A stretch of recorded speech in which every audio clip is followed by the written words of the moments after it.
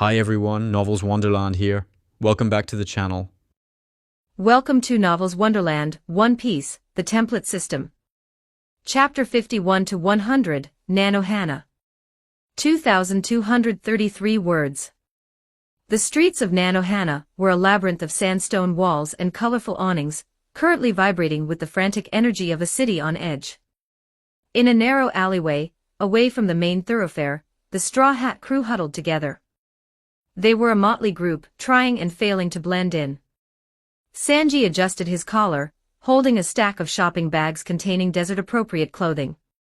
Zoro stood with his hand on his swords, looking bored. Nami and Vivi were peering around the corner, while Chopper, in his small brainpoint form, sat on Karu's back. And standing amidst them was the newest addition, Mary. Loud noises, Mary stated, her voice soft but resonant. Probability of chaos, 99.9%.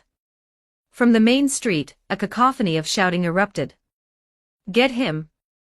Don't let him escape. He's a monster. Usopp adjusted his goggles, trembling slightly. Who do you think they're chasing? Some poor pirate. Probably some idiot who didn't know the Marines were here, Sanji muttered, lighting a cigarette.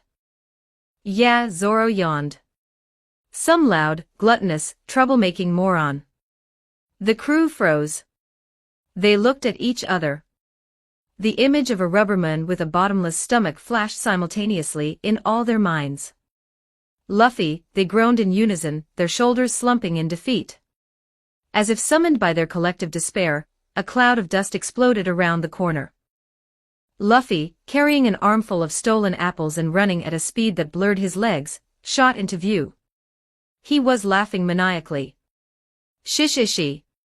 You can't catch me, Smokey. He glanced sideways and spotted the green hair of his first mate. Luffy's face lit up. Everyone. He waved frantically and immediately changed direction, sprinting directly toward their hiding spot. I found you guys. Don't come over here. Zoro screamed, veins popping in his forehead. Lose them first, you moron. Idiot. Nami shrieked. You're leading them right to US. Run. Sanji shouted, grabbing the shopping bags. Everyone, move. Back to the ship. The crew scrambled. They burst out of the alleyway just as Luffy caught up to them, bringing with him a localized sandstorm and a battalion of angry Marines. Hi guys. Luffy grinned, matching their sprinting pace effortlessly. Where's the meat? Shut up and run. Usopp cried. Behind them, the sky darkened. White blow. A massive fist of compressed smoke shot through the air, aimed squarely at Luffy's back. It was fast, faster than before. Smoker was propelled by his own smoke jets, flying low over the rooftops. Straw Hat. Smoker roared. It ends here. Luffy stopped. He turned, dropping the apples. He knew he couldn't outrun the smoke forever while protecting the crew. He winded up his arm. But before he could strike, a wall of heat slammed into the street. Kajiro. Heat haze. A stream of fire intercepted the smoke. Orange flames clashed with white smoke, creating a massive explosion of steam and pressure. The Marines were blown back. The Straw Hats skidded to a halt, shielding their eyes from the intense glare. Standing atop a pile of crates, bathed in fire, was a young man. He wore no shirt, just black shorts and an orange hat with two blue smiley faces. The tattoo on his back, the purple skull and crossbones, was illuminated by the flames rising from his fingertips. You're a lively bunch, the man said, tipping his hat up. Luffy squinted through the heat waves. His eyes went wide. Ace? The crew blinked. Ace? Nami asked. Ace grinned, hopping down from the crates. He landed softly between the Straw Hats and the Marines. Yo, Luffy. You've gotten big. Hope you're doing okay. Luffy's face split into a massive grin. I'm doing great. What are you doing here? Just passing through, Ace said, his left arm turning into a roaring column of fire. He looked back at Smoker, who was reforming from the steam. Go, Luffy. Take your crew and run. I'll handle Smokey here. But. Go. Ace commanded, his voice carrying the weight of a big brother. I'll catch up later. Luffy nodded. He knew Ace. Ace didn't lose. Let's go, guys. The crew didn't need to be told twice. They turned and sprinted toward the rocky cape where the Mary was hidden. Who was that? Chopper asked, clinging to Karoo as the duck ran for its life. He was on fire. That's Ace. Luffy shouted, running alongside them. He's my brother. Brother? The crew screamed together. You have a brother. Usopp yelled. And he's a Logia user. How are you two related? He's 3 years older than me. Luffy laughed. And he's way stronger than me. I never beat him once. Even you? Zoro asked, impressed. As they ran, the sounds of battle erupted behind them, explosions of fire and smoke shaking the city. Luffy, however, had a bad habit. He ran while looking backward, watching the explosions. Cool. Luffy mesmerized. He turned a corner. The crew turned a different corner. Luffy kept running straight. So, guys, Ace is really cool because... Luffy turned his head forward. There was no one there. Just an empty desert path leading away from the coast. Luffy skidded to a halt. He blinked. Where did everyone go? He looked around. Did they get lost? Zoro is a bad influence. Back in the city, the heat was intense. Ace stood in the middle of the street, a wall of fire separating the Marines from the retreat path. Smoker hovered in the air, his jit in hand. Fire Fist Ace, Smoker growled. Why is a Whitebeard commander helping Straw Hat? Because he's my little brother, Ace said simply, spinning a small flame on his finger. And a big brother has to worry about his clumsy sibling. Isn't that right? Smoker scoffed. I don't care. I'm taking you both in. You can try, Ace smiled. But a fight between fire and smoke. We'll never settle it. And we'll probably burn this whole city down in the process. Ace looked around. The civilians were terrified. The buildings were scorching. Tell you what, Ace said, extinguishing the flames on his arms. I'm not here to fight the Marines. I'm looking for someone. Let's call it a draw. You let my brother go for today, and I won't turn this port into a crater. Smoker glared at him. He knew Ace was right. A battle between two Logias of their caliber would destroy Nanohana. His duty was to protect the people, even if it meant letting a pirate slip away. Get out of here, Smoker hissed, turning into smoke and flying away. But tell Straw Hat. I will find him. Ace tipped his hat. I'll pass it along. Ace turned and jogged in the direction Luffy had gone. It didn't take long to find him. Luffy was standing in the middle of a dune, screaming at a cactus. Where are you? Luffy, Ace called out. Luffy spun around. Ace? He launched himself at his brother. Ace braced himself, but the impact of an 8-foot-tall rubber giant was heavy. Ace skidded back 10 feet, laughing. Easy, big guy. You're heavy. Ace? You're awesome. Luffy beamed. Did you beat Smokey? Nah, we stopped. Can't fight forever, Ace dusted himself off. Where's your crew? I dunno, Luffy scratched his head. They got lost. You got lost, Ace corrected. Let's go and find them. The two brothers walked through the outskirts of the city. Ace asked about the crew, about the Grand Line, and Luffy answered with his usual enthusiastic vagueness. Ace couldn't help but stare at Luffy. The scrawny kid he left behind was now a titan of muscle and power. Whatever happened to you, Luffy, you're ready for the new world. They reached the rocky cape. They should be here, Ace said, looking at the empty cove. There was just water, rocks, and a few seagulls. Mary! Luffy shouted. We're here. Silence. Maybe they left. Ace suggested. No way. Luffy shook his head. Ben said to hide the ship here. Mary must be here. Luffy walked right up to the water's edge. He stared directly at the spot where the Going Merry was docked. But the notice me not charm Ben had cast was powerful. To Luffy and Ace, the ship simply registered as background noise. Their eyes slid off it. They looked through it. I don't see a ship, Ace said, looking straight at the mast. Just rocks. Weird, Luffy frowned. Maybe it's a mystery ship. Suddenly, a voice came from the sky. Down there. Ace and Luffy looked up.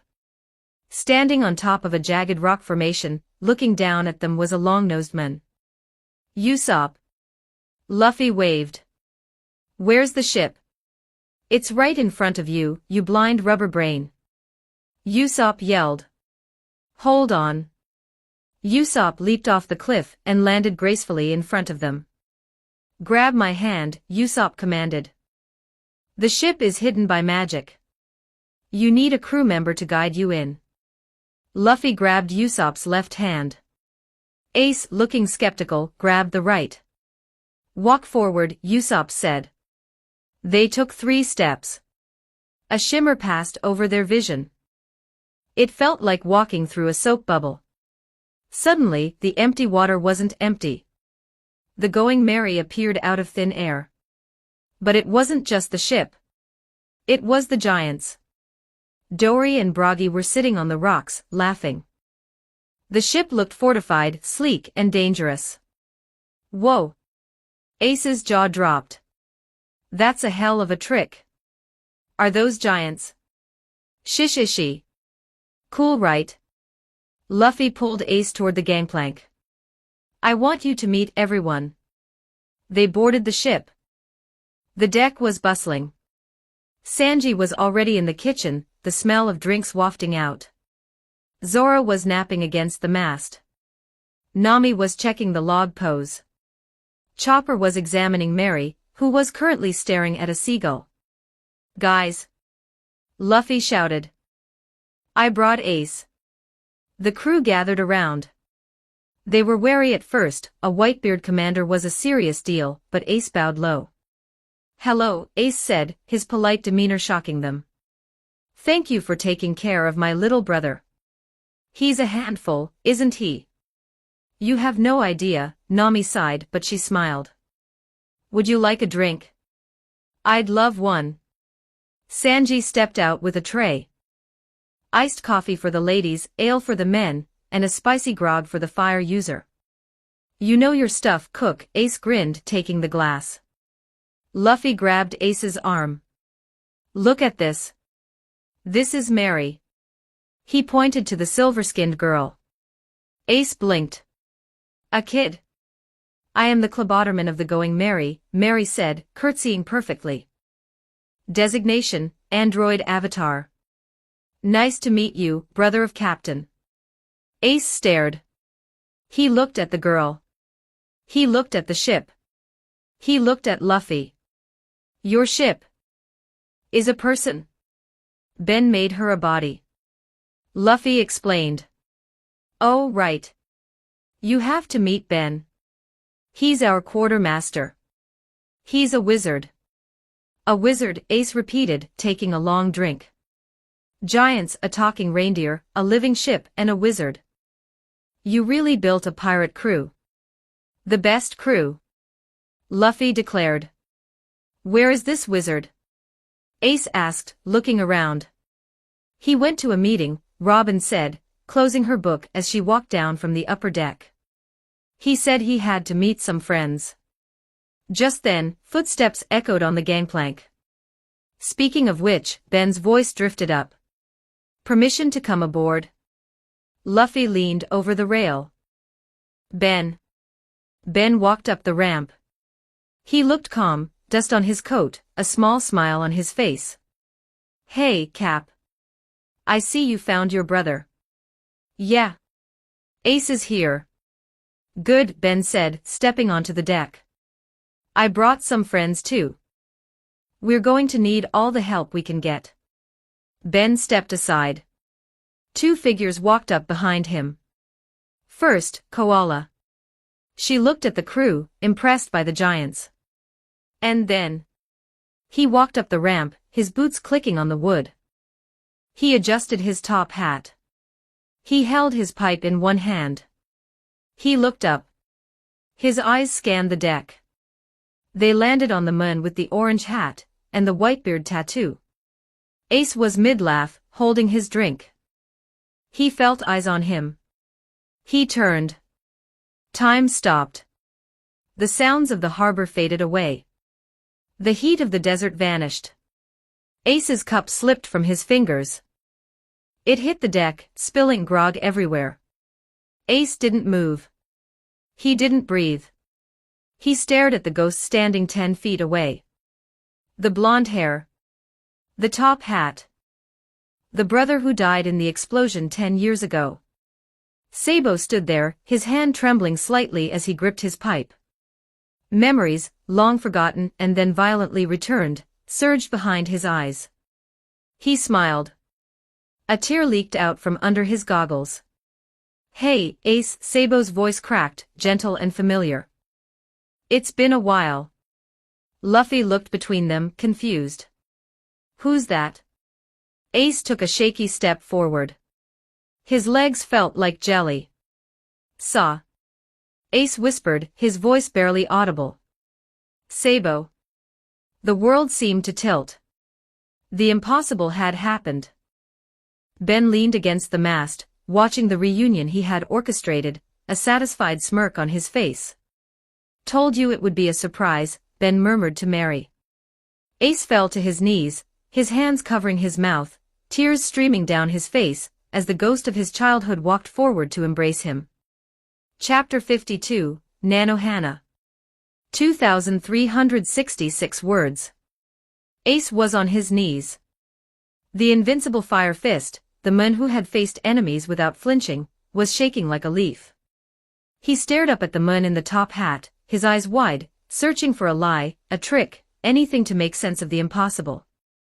Sabo. Ace choked out, his voice cracking into a whisper. The ship, the explosion. Sabo took a step forward. His hands, usually steady with a pipe or a pen, were trembling. He reached up and slowly removed his goggles, revealing the burn scar around his left eye, the mark of the day he almost died, and the day he lost his memories. I survived, Ace, Sabo said, tears spilling over his cheeks. Dragon Sand saved me. I lost my memory for a long time, but when I saw you now, it all came back. I remembered our promise. The sake cups. Luffy, who had been looking between them with a tilted head, suddenly froze. The name registered. Luffy's eyes bugged out. His jaw hit the deck. Sabusa? Yeah, Luffy, Sabo smiled through the tears, opening his arms. It's me. Yuwa. Luffy didn't run, he launched himself. He collided with Sabo, wrapping his rubber arms around him 3 times. Ace, breaking out of his shock, lunged forward, grabbing both of them. The 3 brothers collapsed into a heap on the deck of the pirate ship. They weren't commanders or captains or chiefs of staff anymore. They were 3 kids from the gray terminal. They howled. They snot-cried. They laughed hysterically between sobs. You were dead. Luffy wailed, burying his face in Sabo's coat. I thought you were dead. I'm sorry. Sabo sobbed, hugging Ace's head. I'm sorry I wasn't there. I'm sorry I left you 2 alone. You idiot. Ace yelled, punching Sabo's shoulder while hugging him tighter. The Straw Hat crew stood in a semicircle, watching this display with a mixture of confusion and awkwardness.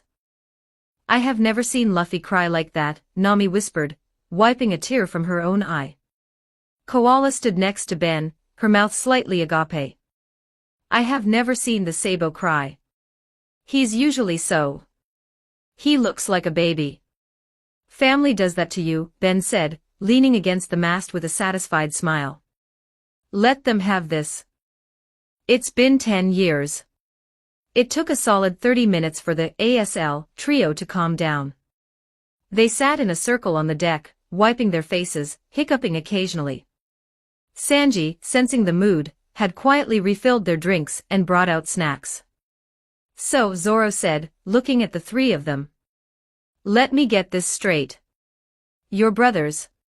He pointed to Ace. You're the 2nd Division commander of the Whitebeard Pirates. He pointed to Sabo. You're the chief of staff, basically the number 2, of the Revolutionary Army. He pointed to Luffy. And you're you. I'm the man who's gonna be king of the pirates. Luffy declared, grinning so hard his eyes were closed. Whitebeard, revolutionaries, and the Pirate King, Usopp shivered, hiding behind Chopper. What kind of monster family is this? Is your grandfather a demon? No, he's a marine, Luffy said casually. Grandpa Garp. Garp the Fist. The crew screamed in unison. Yeah, he hits hard, Ace rubbed his head fondly. But seriously, look at us.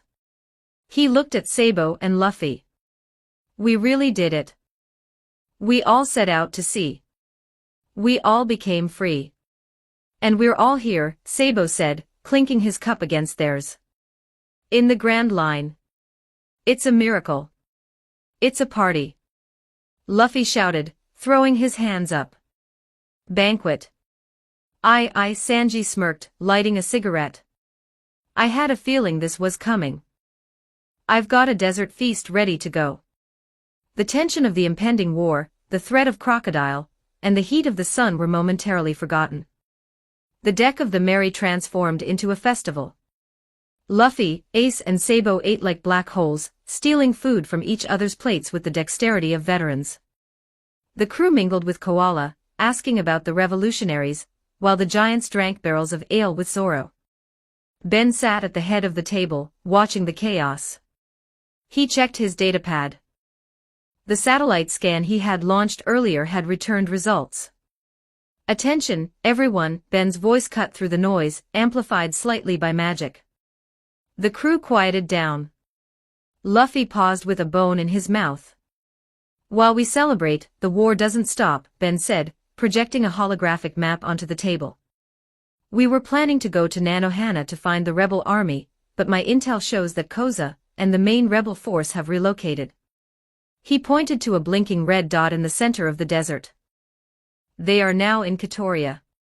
They moved their base to prepare for the final assault on the capital. Vivi gasped, covering her mouth. But that's so far inland. My information was completely wrong. If we had gone to Nanohana, we would have missed them entirely. Exactly, Ben nodded. We saved days of travel. We need to head straight for Katoria. If we can intercept Koza there, Vivi can talk to him before they march on Alyabarna. Sabo stood up, adjusting his cravat. Then we're coming with you. If the rebel army is there, the revolutionary army needs to be present. We can help mediate. That would be reassuring, Vivi said, bowing her head. Thank you, Sabo-san. Ben looked at Ace. What about you, Ace? Coming along for the ride? The mood at the table shifted. The warmth in Ace's eyes dimmed slightly, replaced by a cold, steely resolve. He set his drink down. I wish I could, Ace said, looking at Luffy. But I have business in Nanohana. I'm hunting someone. Hunting? Luffy asked. Who? A former crewmate, Ace said, his voice dropping an octave. A man named Marshall D. He goes by Blackbeard. Ben's eyes narrowed slightly. He remained silent, sipping his drink. He committed the only crime that is unforgivable on a Whitebeard ship, Ace continued, his fist clenching until smoke rose from it. He killed a crewmate. He murdered Thatch, the 4th Division commander, and fled. I'm his commander. It's my duty to find him and punish him. A heavy silence fell over the banquet. The Straw Hats, who valued loyalty above all else, looked horrified. He killed his own nakama. Nami whispered. That's scum. He's in Alabasta, Ace said. I have reports that he was seen in Nanohana. I have to go check it out. Ben watched Ace. He knew the tragic future that awaited this hunt. He knew about Bonero Island. He knew about Marineford. I can't stop him, Ben thought. If I tell him not to go, he'll go anyway. It's his duty. I can arm him. If you're going to hunt a traitor, Ben said, standing up, you should go prepared. Ben walked over to his lab entrance and returned a moment later with a metal case. He opened it, revealing 3 vials of glowing blue liquid. The super soldier serum. What's this? Sabo asked, peering at the vials. A little science project, Ben said. It enhances physical prowess, reaction time, and regeneration. The entire crew has taken it. That's why Luffy is the size of a bear now. Ace looked at Luffy. I was wondering about that. I thought you just ate too much. It makes you super strong. Luffy flexed. Takes a while to work though. I don't need drugs to be strong, Ace scoffed lightly. I'm a Logia. Teach isn't a normal pirate, Ben said, his voice cuttingly sharp. If he killed a commander, he's dangerous. This serum will ensure that your physical body can keep up with your fruit. Ace looked at Ben. He saw the seriousness in the wizard's eyes. He looked at Sabo and Koala. Fine, Ace shrugged. If Luffy took it, it can't be that bad. Ben handed a vial to Ace, Sabo, and Koala. Drink up. It'll integrate over the next few hours. You'll feel a fever, then you'll feel like you can punch a mountain. They drank. Ace wiped his mouth. Tastes like blueberries. Right, Ben said. Now we rest. Tomorrow we part ways. The sun rose over the desert, painting the sky in violent shades of orange and purple. The Going Merry rocked gently in the cove. Ace stood at the railing, his pack slung over his shoulder. Luffy and Sabo stood with him. Well, Ace said, tipping his hat. This is it. I'm heading to Nanohana. You guys go save the country. He reached into his pocket and pulled out a piece of white paper. He tore it into 3 pieces. He handed one to Luffy and one to Sabo. Here. Luffy held the scrap of paper. What's this? Paper? Ace laughed, chopping Luffy on the head. It's a Vivre card. It shows my life force. As long as I'm okay, the paper stays whole. If it burns, it means I'm in trouble. And the pieces will always point toward each other. This way we can meet again. Sabo clutched the paper tight. A promise that we won't be separated again. Exactly, Ace grinned. Wait, Ben walked up to the trio. I have something for you too, Ace. Ben handed Ace a small, metallic coin with complex runes etched into it. This is a 2-way port key. Port what? Ace squinted at the coin. Teleportation, Ben explained. If you are ever in a situation you can't handle, or if you find Teach and need backup, hold this coin and say, "Take me to Mary." It will instantly transport you to the ship's location, no matter where we are. Conversely, if we need to get to you, I can use the frequency of that coin to teleport us to you. Ace looked at the coin, impressed. Instant travel. You really are a wizard. He pocketed it securely. Thanks, Ben. I'll keep it as an ace up my sleeve. And the bracelet, Ben pointed to the beads. Kimoyo beads. It's a communicator. It has a holographic map, and it monitors your vitals. Ben handed similar bracelets to Sabo, Koala, and every crew member. We stay connected. No matter how far apart we are in this desert, we are one unit. Ace put on the bracelet. He grinned, tipping his hat. Thanks, Ben. You take care of my brother. I always do. Ace jumped onto the railing. Next time we meet, it'll be at the top. Yeah. Luffy shouted. Stay safe, Ace. Sabo called out. With a burst of fire, Ace launched himself off the ship. Ace? Luffy shouted. Ace waved without looking back, speeding off toward the city of Nanohana. Once Ace was a speck on the horizon, Ben clapped his hands. Vacation is over. We have a desert to cross. Katoria is one day if we hustle. What about the ship? Usopp asked. We can't leave Mary here exposed. We aren't, Ben said. He walked to the figurehead. Everyone off. Clear the deck. The crew jumped onto the rocky shore. Ben tapped the hull. Command T, reduce. The air warped around the caravel. With a sound like a deflating balloon, the Going Merry began to shrink. It shrank from a full-sized vessel to the size of a rowboat. Then a toy boat. Then a model. Finally, it was the size of a shoebox. Sabo and Koala's eyes popped out of their heads. He shrank the ship, Koala stuttered. Is the physics, how does the mass?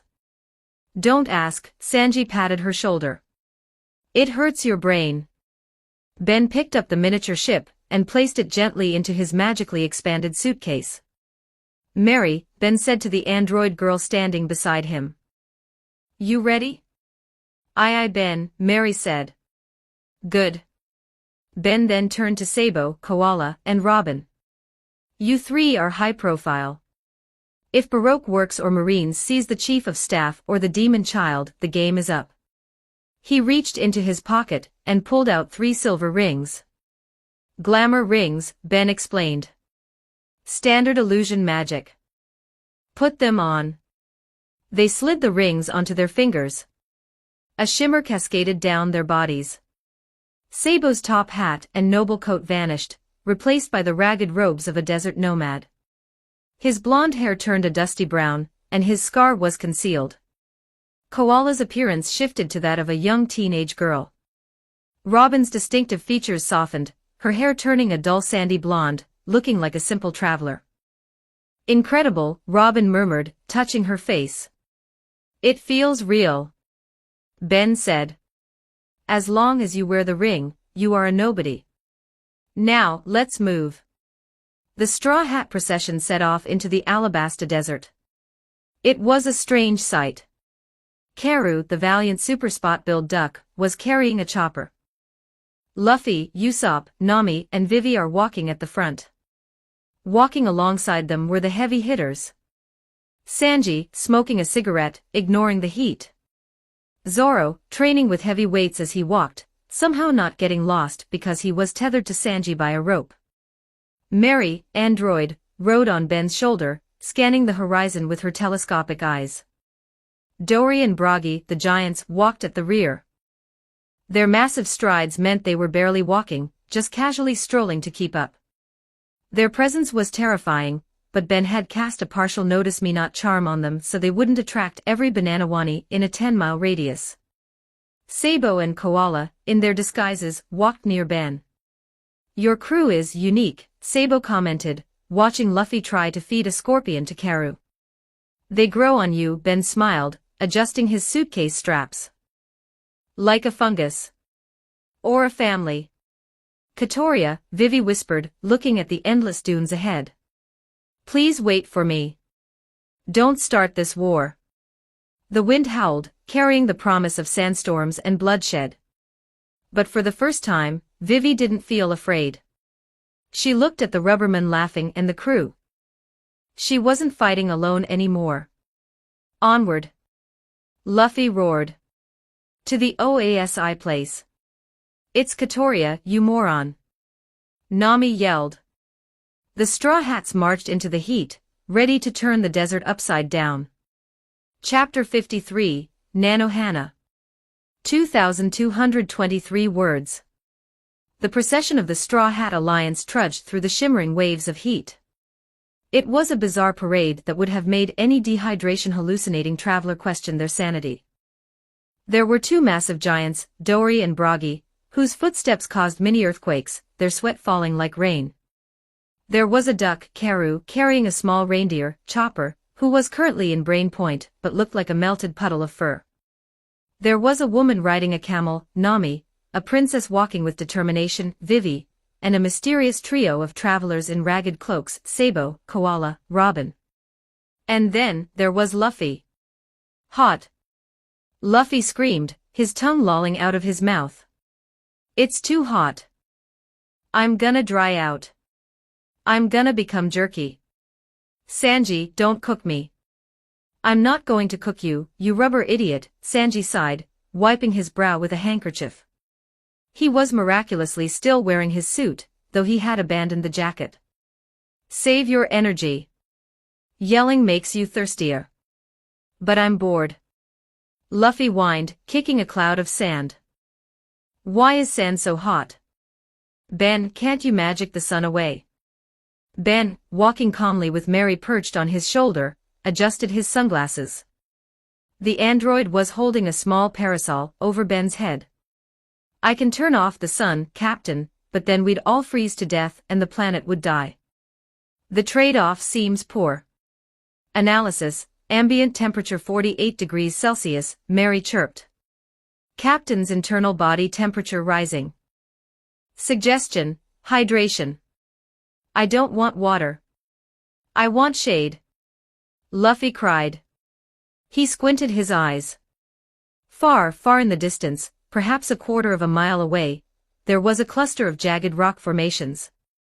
They cast a deep, dark, inviting shadow on the sand. Luffy's eyes sparkled. Shade. His brain, simplified by heat stroke, formulated a plan. Step 1, go to shade. Step 2, take friends. Step 3, happiness. He stopped walking. He stretched his arms back. Gomu Gomu no. Usopp, who was trudging along beside him, dragging his feet, and moaning about his delicate skin, looked up. What are you? Eh? Usopp shrieked. Nanny? Zoro woke up instantly, his hand going to Wado Ikimonji. Rocket! Luffy roared. The tension in his rubber arms snapped. With a sound like a giant rubber band breaking the sound barrier, Luffy launched himself toward the rocks. But because he was holding two human anchors, they went with him. Jaya-wa. Usopp screamed, his legs flailing in the air as he was dragged at Mach 1 across the desert. You damn rubber bastard. Zoro roared, being dragged upside down, his face plowing through the top layer of sand before he was yanked into the air. They were a blur of screaming limbs and rubber. They flew over the dunes. They flew over scorpions. They flew over a confused desert lizard. And then... crash! They slammed into the rock formation. Luffy, being made of rubber, bounced happily and landed perfectly in the cool, dark shade. Usopp slammed face first into the stone wall. Zoro tumbled through the air and landed headfirst in a pile of rocks. Dust settled. Luffy sat cross-legged in the shade, wiping sweat from his forehead. He took a deep breath of the cooler air. Ah, Luffy sighed contentedly. This is paradise. Hey, guys, isn't this better? He turned to look at his friends. Usopp was peeling himself off the wall, his nose bent at a 90-degree angle, temporarily. Zoro was pulling his head out of the rock pile, a vein throbbing on his forehead so hard it looked like a second eyebrow. Shishishi. Luffy laughed. You guys look funny. Doom. A dark aura flared up. Two demons stood over the rubber captain. Luffy. Zoro growled, drawing the back of his sword. You. Usopp hissed, pulling out a heavy mallet from his bag. Warn us before you do that. Wham! A cartoonish cloud of violence erupted in the shade. Stars and birds circled the air. I was helping. Zoro, that hurts. Usopp, not the nose. 5 minutes later, the rest of the crew arrived at the rocks. They found a peaceful scene. Zoro was napping against a cool stone. Usopp was checking his goggles for cracks. Luffy was sitting on the ground, sporting 3 massive, steaming lumps on his head, his lips swollen. I'm sorry, Luffy mumbled, bowing his head. Serves you right, Nami huffed, stepping into the shade and collapsing. Though I admit the shade is nice. Lunchtime. Sanji announced, clapping his hands. Food. Luffy healed instantly. The lumps vanished. Meat. Where is the food? Sabo asked, looking around. We didn't bring many supplies on the trek to keep weight down. Sanji smirked. He reached into his pocket and pulled out a small, unassuming leather pouch. Courtesy of our resident wizard, Sanji said. He opened the pouch. He reached in. His arm went in. Deeper than the pouch was long. Up to his shoulder. He pulled out a massive, icy barrel of water. Then a portable stove. Then a crate of fresh vegetables. Then a cooler full of meat. Then a folding table. Sabo's eyes popped out. Koala jaw dropped. Is that a devil fruit pouch? Koala asked. Extension charm and spatial distortion, Ben explained, sitting down and letting Mary hop off his shoulder. It holds about a warehouse's worth of goods in a pocket dimension.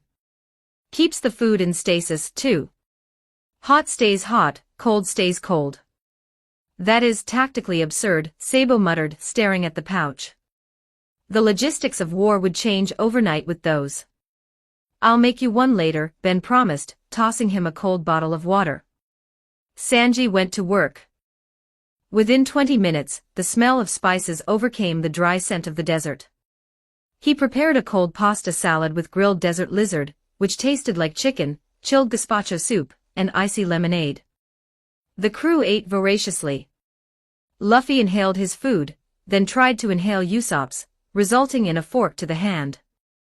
The giants ate massive portions that Sanji had pre-prepared and shrunk, which Ben enlarged back to giant size with a wave of his wand, another feat that made Sabo shake his head in disbelief. This crew, Sabo whispered to Koala as they ate. They defy every logic of the Grand Line. It's charming, Koala admitted, watching Chopper chase a butterfly. In a chaotic sort of way. By the time lunch was finished and the worst of the midday heat had passed, they resumed their march. The sun began to dip, painting the sky in violent streaks of orange and purple. The temperature dropped rapidly, shifting from oven to freezer as the desert night took hold. Ahead of them, rising from the dunes like a mirage, was Katoria. It was an oasis city, built around a massive lake. But unlike the bustling Nanohana, Katoria was silent. Tents, thousands of them, surrounded the city walls. Fires burned in iron braziers. The air smelled of smoke, unwashed bodies and tension. The rebel army. That's a lot of people, Usopp whispered. They look. And tired. They've been pushed to the brink, Vivi said softly, her heart aching. They think my father abandoned them. They're desperate. We're here to fix that, Nami said, putting a hand on Vivi's shoulder. They stopped behind a dune overlooking the encampment. All right, Ben said. Strategy time. We can't just walk in there with giants and a pirate crew. They'll shoot first and ask questions never. I can knock them all out. Luffy suggested, cracking his knuckles. No, Ben said firmly. We are here to talk, not dominate. If you attack, they'll think we're attacking. We need diplomacy. Ben raised his wand. He tapped the top of his head, then gestured to the group. A shimmer passed over them. This charm makes us uninteresting, Ben explained. People will see us but their brains will slide off us. Unless we draw attention to ourselves or interact with them directly, we are effectively invisible. Cool. Luffy touched his face. Am I a ghost? No, you're just ignorable. Which, for you, is the strongest magic I possess, Ben deadpanned. Now, Ben continued. We need a small team to enter the main tent and speak to Koza. The rest stay back. I'm going. Luffy stepped forward. Then he paused. He sniffed the air. A breeze blew from the dunes behind them. The smell of Sanji starting a campfire. The smell of roasting marshmallows. The smell of meat on a stick. Luffy froze. He looked at the rebel camp, politics. He looked back at the campfire, food. Marshmallows. Luffy turned to Nami. Nami. Yes? You're smart, right? Obviously. And Vivi is brave, right? Yes. And Zoro is strong. Hey. Zoro grunted. I think you guys can handle the talking, Luffy said solemnly, placing a hand on Nami's shoulder. I have a very important mission back at the campfire. Call me when it's time to beat up Crocodile. Or if there's a dragon. Or a robot. Nami rolled her eyes. You just want to eat. Shishishi. Bye. Luffy bolted back to where Sanji was setting up the field kitchen, leaving a dust cloud in his wake. Unbelievable, Usopp sighed. He's the captain. He trusts us, Zoro said, checking his swords. Let's get this over with. The infiltration team, Ben, Zoro, Vivi, Nami, Sabo, and Koala. The group moved down the dune and into the encampment. Ben's magic worked perfectly. They walked past guards who were sharpening spears. The guards looked right at them, their eyes glazed over, and then looked away, their minds filling in the blank with just some refugees or nothing important. They walked through the maze of tents. They heard the murmurs of the rebels. No water again today. My son is sick. We attack Alyabarna at dawn. King Cobra must die. Vivi bit her lip, tears pricking her eyes. I'm sorry. Just wait a little longer. They reached the center of the camp. A massive command tent stood there, guarded by 4 elite soldiers. Ben didn't slow down. He walked right between the guards. The guards didn't even blink. They slipped inside the tent flap. Inside, the air was thick with tobacco smoke and stress. Maps were strewn across tables. A man with bleached hair, wearing sunglasses even at night, stood over a map of the capital. He had a scar running down his cheek. He looked exhausted, ragged, and dangerous. Leader of the rebel army. Around him were his top lieutenants. We don't have enough water for a siege, one lieutenant argued. We don't need a siege, Koza rasped. We storm the gates. We take the palace. We end this. Ben stepped into the center of the room. The infiltration team fanned out behind him. Ben raised his wand. He swept it in a wide arc around the perimeter of the tent. Muffliato Maxima. A faint buzzing sound filled the air for a microsecond, then vanished. The tent was now soundproofed from the outside world. Ben lowered his hand. Like a veil being lifted, the disillusionment evaporated. Suddenly, 6 people appeared in the middle of the room where there was previously nothing. The reaction was instantaneous. Intruders. Assassins. Schwing. Click-clack. Koza drew a saber. His lieutenants pulled pistols and swords. 10 weapons were pointed directly at Ben's chest. Who are you? Koza roared, his voice rough with lack of sleep. How did you get in here? Royal Guards. Zoro stepped forward, his hand resting casually on Wado Ikimonji. He didn't draw, but his killing intent flooded the room, cold and sharp. The rebels flinched. "Put the toys away," Zoro said lazily. "If we wanted you dead, you'd be dead." "We are not enemies," Ben said calmly, raising his hands to show they were empty except for the wand. "We are here to give you the truth." "Truth?" Koza scoffed, sweat dripping down his face. "The only truth is that the king is stealing our reign. Speak or I'll cut you down." Sabo stepped forward, his disguise ring shimmering. He decided to stay incognito for a moment longer. "You're marching into a trap, Koza. The king isn't stealing the reign." "Lies."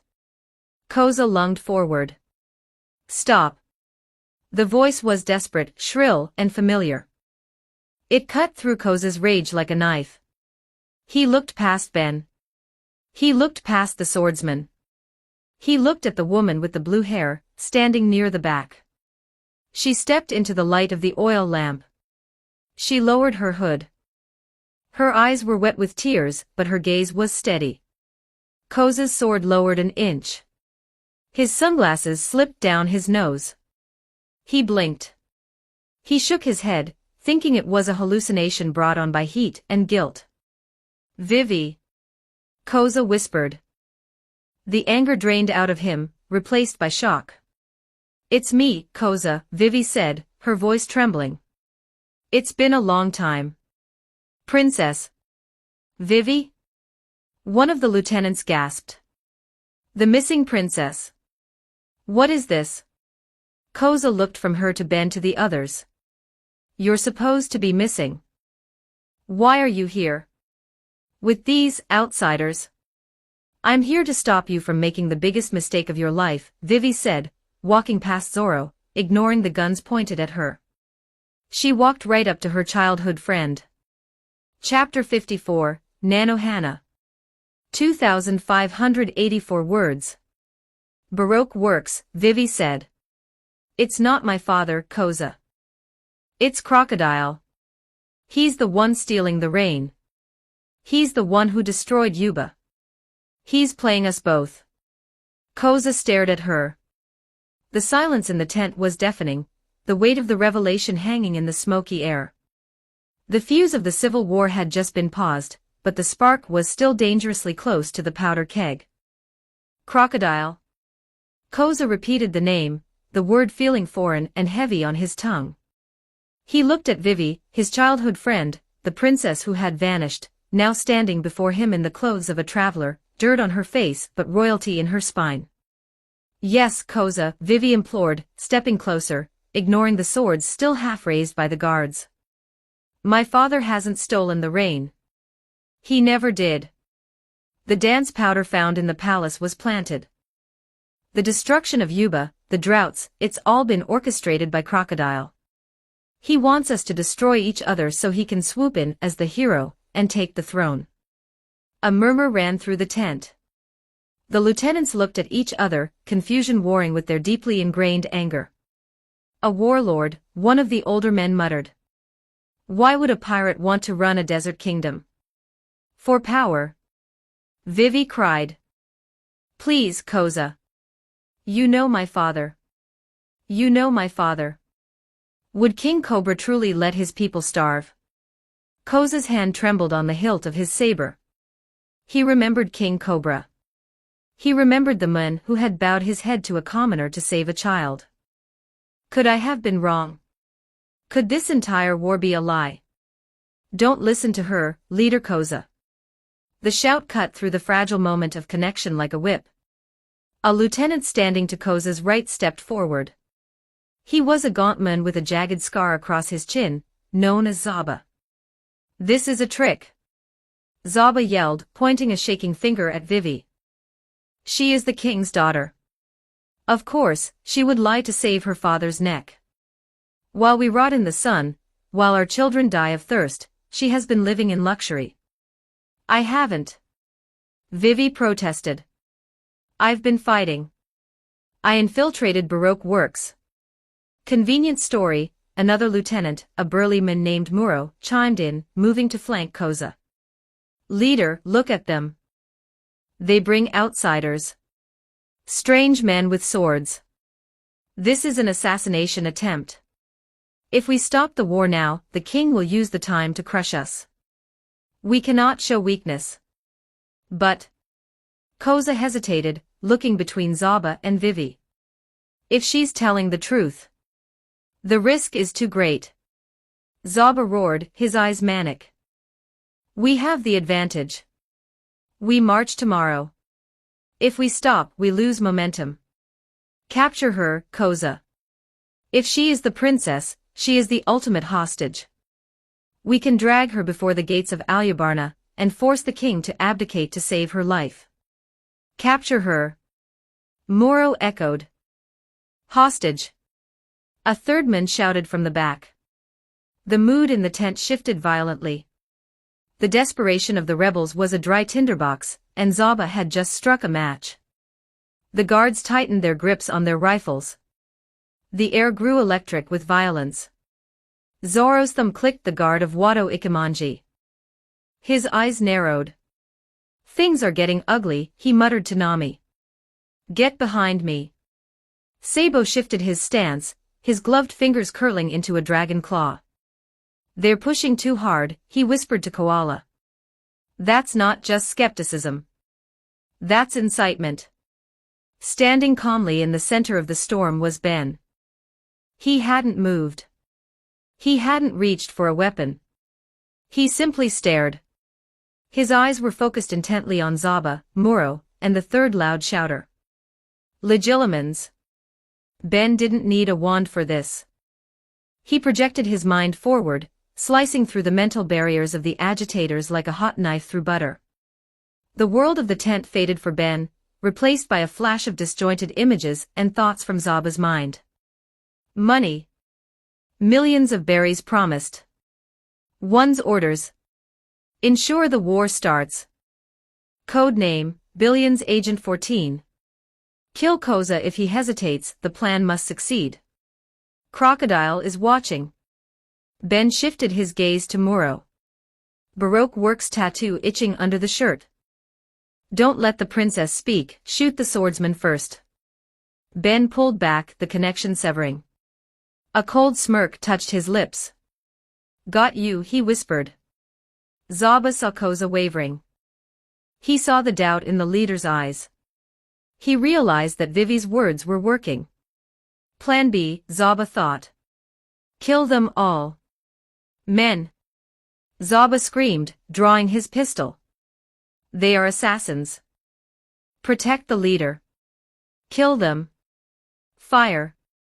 Wait. Koza shouted, reaching out. But it was too late. The tension snapped. Zaba, Moro, and the third agent raised their guns. Following their lead, 5 other confused rebels raised their rifles, panicked by the shouting. The barrels were leveled at Vivi, Nami, and Ben. Muzzle flashes illuminated the dim tent. Smoke erupted. Vivi flinched, closing her eyes, waiting for the impact. Koza screamed her name. But the impact never came. Protego Maxima. Ben didn't yell. He merely flicked his wand, a blur of movement that no eye could track. A translucent, shimmering blue dome erupted around the Straw Hat group. The bullets slammed into the barrier. The lead rounds flattened against the magical shield, glowing red-hot, and then dropped harmlessly to the dirt floor like heavy rain. Absolute, stunned silence. The rebels stared at the floating blue wall. They looked at their smoking guns. They looked at the bullets on the ground. What? Zaba stammered, his pistol shaking. Devil fruit. Ben lowered the shield. He stepped forward, the smoke swirling around his trench coat. The lenses of his sunglasses glinted in the lamplight. You attacked a princess under a flag of truce, Ben said, his voice cold, echoing slightly with a menacing reverb. Bad move. Zaba panicked. Kill the monster. He raised his gun again. Moro drew a jagged sword and charged. The confusion was total. The other rebels didn't know who to fight, so they prepared to attack everyone. Ben sighed. I don't have time for this. He raised his wand high. The tip glowed with a harsh, violet light. He swept it in a wide, horizontal arc, encompassing everyone in the room except Koza and his own team. Petrificus totalis totalum. Total body bind. The effect was instantaneous and terrifying. It wasn't a wave of force.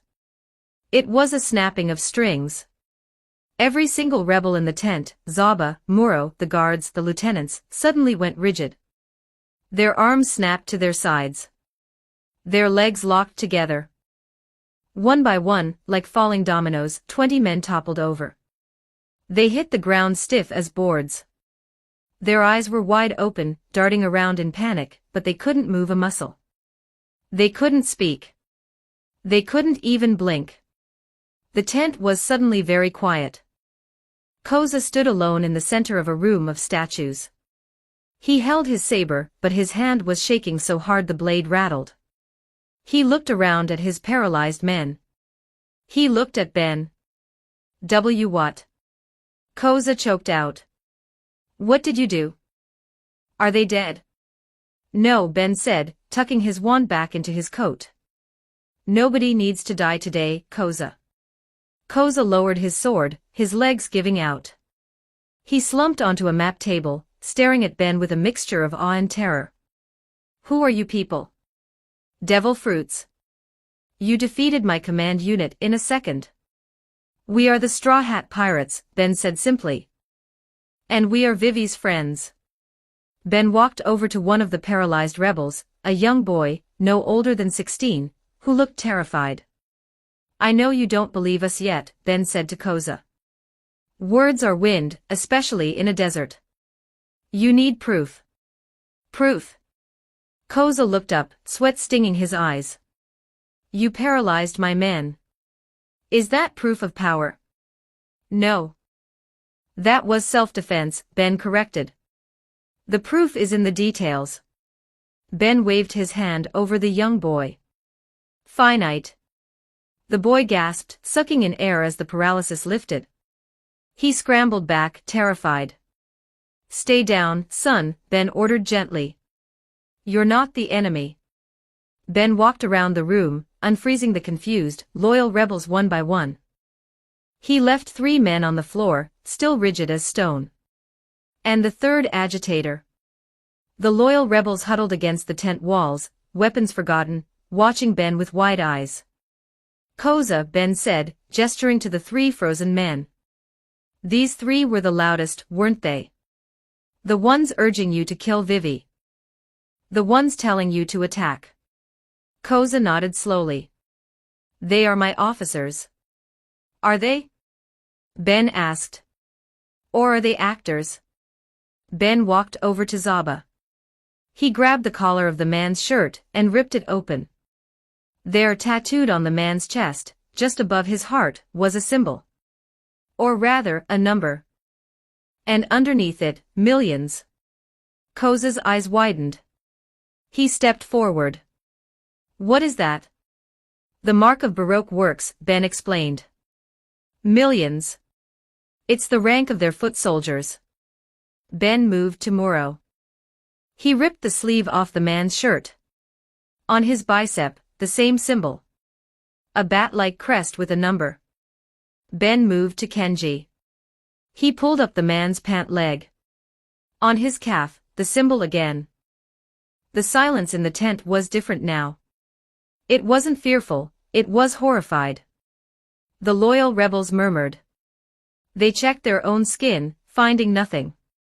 They looked at the men they had fought beside, realizing they had been sleeping next to vipers. They infiltrated you, Ben said, his voice hard. They aren't fighting for water, Koza. They are fighting to make sure you die. They are fighting to ensure the rebel army crashes into the royal army so that Crocodile can sweep up the ashes. Koza stared at the tattoo on Zaba's chest. He remembered Zaba whispering in his ear for months. The king hates us. Attack now. Burn the villages. Every bad decision, every escalation, there was always one of these men pushing for it. Koza fell to his knees. The saber clattered to the floor. Koza's voice broke. Tears of frustration and guilt welled up. I almost killed Vivi. I almost destroyed the country because I listened to snakes. Vivi rushed forward. She knelt beside him, wrapping her arms around her childhood friend. It's not your fault, Koza. Vivi cried. Crocodile is a warlord. He's a genius at manipulation. He fooled my father too. Koza gripped Vivi's arm, his knuckles white. I'm sorry, Vivi. I'm so sorry. Sabo stepped forward, his face grim. Apologies can wait. Right now, you have a crisis. If there are 3 in this tent, there are dozens more outside. Koza looked up, the steel returning to his eyes. The grief was replaced by a cold fury. Yes, Koza hissed. He stood up, towering over the frozen form of Zaba. Traitors, Koza spat. He turned to his loyal men. Listen to me. Koza commanded. Round up every officer. Every soldier. Strip them. Check everyone. If they have this mark, bind them. If they resist, cut them down. Yes, sir. The loyal rebels shouted, their fear of Ben replaced by rage at the betrayal. They scrambled out of the tent to execute the orders.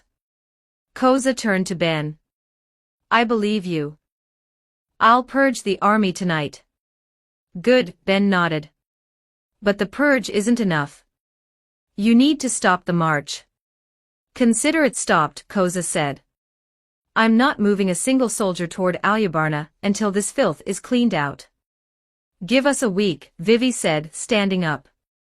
1 week. We will go to Rain Base. We will take down Crocodile. We will prove to the world what he did. 1 week, Koza agreed. He looked at Vivi with a sad smile. You always were stubborn, Vivi. I'm glad you are. Ben waved his wand. I'm leaving these 3 frozen. They'll stay that way for about 4 hours. Use them for interrogation. I will, Koza said darkly. They have a lot to answer for. Ben motioned to his team. Let's go. We're done here. He tapped the top of his head again. Like a heat shimmer, Ben, Zoro, Nami, Vivi, Sabo, and Koala faded from view. To Koza, it looked like they simply dissolved into the air. Good luck, Koza whispered to the empty space. Thank you. The night air outside the camp was freezing, a sharp contrast to the heated emotions inside the tent. The invisible group walked away from the rebel army, moving past the confused shouts, and the beginning of the Great Purge as officers began checking soldiers for tattoos. Once they were over the first dune, and well out of earshot, the shimmer faded. They reappeared under the starlight. Vivi let out a long breath, her legs shaking. That was close. You did good, princess, Zoro said, adjusting his swords. You stood your ground. And Ben was terrifying, Nami shivered. That spell, you froze them all instantly. Remind me never to steal your wallet. It's just a body bind, Nami, Ben shrugged. Sabo was looking at Ben with a calculating expression. You neutralized a command squad without drawing blood. The Revolutionary Army could use techniques like that. Dragon would be very interested in your powers. Maybe one day we'll trade notes, Ben deflected smoothly. For now, let's get back. I'm starving. They crest the final dune. Below them, nestled in a small canyon protected from the wind, was the Straw Hat campsite. It was a scene of utter, chaotic domesticity. A magical campfire, courtesy of Sanji, burned with a steady, smokeless blue flame. Sanji was at the stove, flipping steaks with the elegance of a conductor. Usopp and Chopper were chasing each other around a rock, screaming about a desert ghost, which was probably just a tumbleweed. The giants, Dory and Bragi, were sitting back to back, drinking, laughing so hard the ground shook. Mary was sitting on a rock, holding a stick with a marshmallow on it. And in the center of it all sat Luffy. He was holding a bone the size of his head, gnawing on it with ferocious happiness. His face was covered in sauce. He looked like the happiest creature on the planet. The infiltration team walked down the slope. Luffy's ears perked up. He swallowed the meat whole. Oi! He waved the bone. You're back. Luffy stretched his arm, grabbing Nami and Vivi, and pulling them down the dune, much to Nami's annoyance. Did you fix the war? Luffy asked as casually as asking if they picked up milk. Yes, Luffy, Vivi smiled, exhausted but relieved. We fixed it. Koza stopped the march. Awesome. Luffy grinned. I knew you could do it. Nami is scary, so she probably yelled at them, right? I did not yell. Nami protested, though she grabbed a plate of pasta that Sanji offered her immediately. And Zoro didn't get lost? Luffy asked, shocked. Shut up, Zoro grunted, grabbing a bottle of sake. So Sabo asked, accepting a skewer of grilled lizard from Sanji. What now? Ben sat down on a crate, accepting a cup of coffee from Mary. He looked at the map projected from his wristband. Phase 1 is complete. The civil war is paused. Crocodile has lost his shield. Chapter 55, Nanohana. 1861 words. The morning sun over Katoria brought no relief from the heat, but the atmosphere in the rebel camp had shifted entirely. The suffocating smog of suspicion and impending doom had lifted, replaced by the crisp, frantic energy of a purge. Koza stood by the edge of the oasis, watching his loyal men strip the shirts off officers and soldiers alike, checking for the damning Baroque works tattoo. Already, a pile of bound and gagged spies sat baking in the sun, nearly 50 of them. It makes me sick, Koza spat, adjusting his sunglasses. To think I shared bread with these snakes.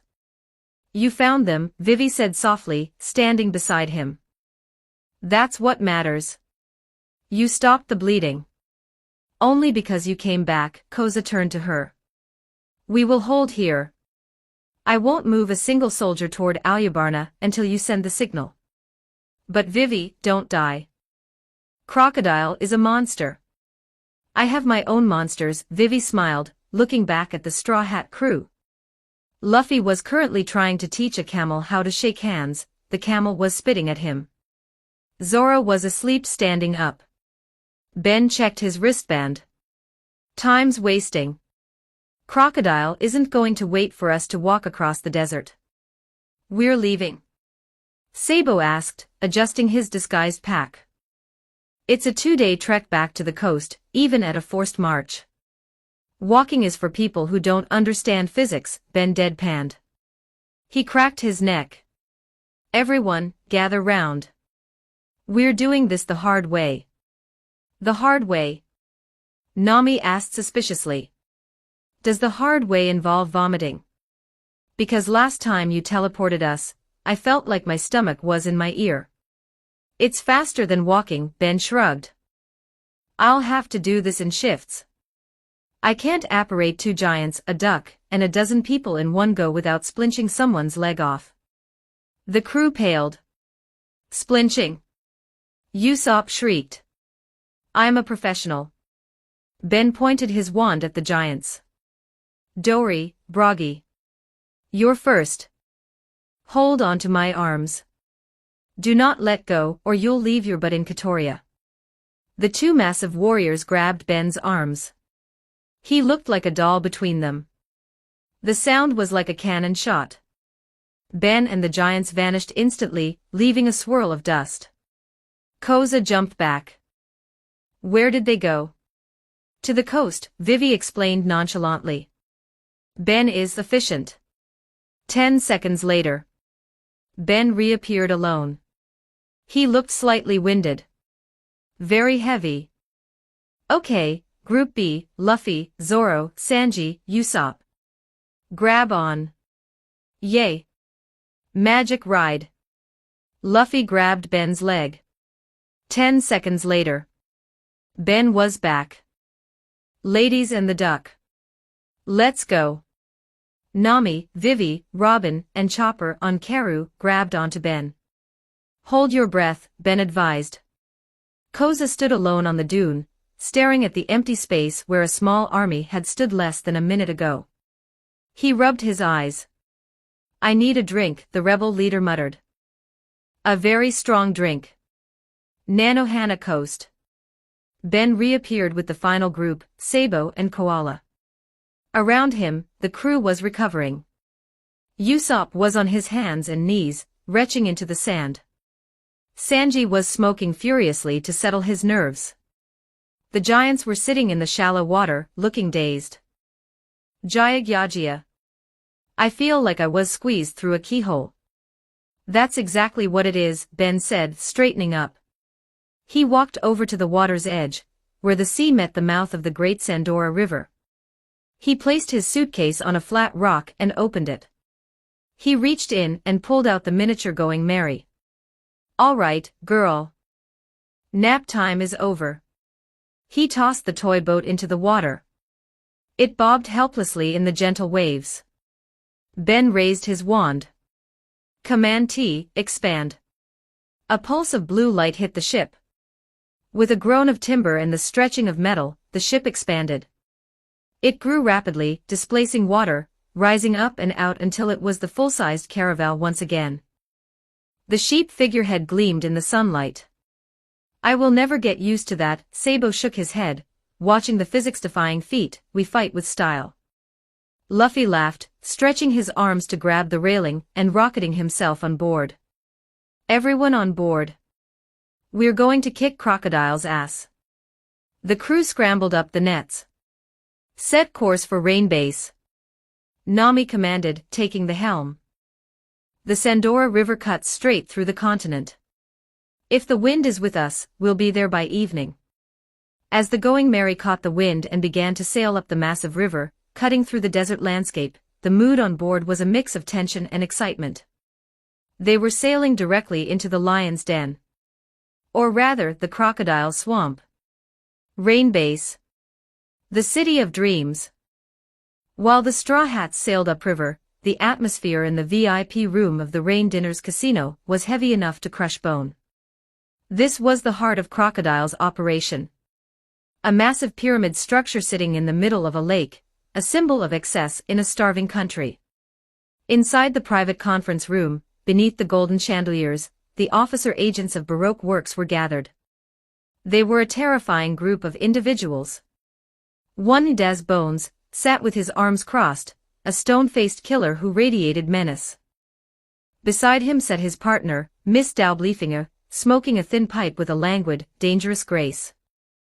Bon Clay was spinning in his chair, humming a song, seemingly oblivious to the tension, though his eyes were sharp. 4. A massive, slow-witted man sat hugging his gun dog, Lasso. Miss Merry Christmas was twitching nervously, tapping her fingers on the table. The door at the far end of the room creaked open. The temperature in the room seemed to drop 10 degrees. All moisture evaporated from the air.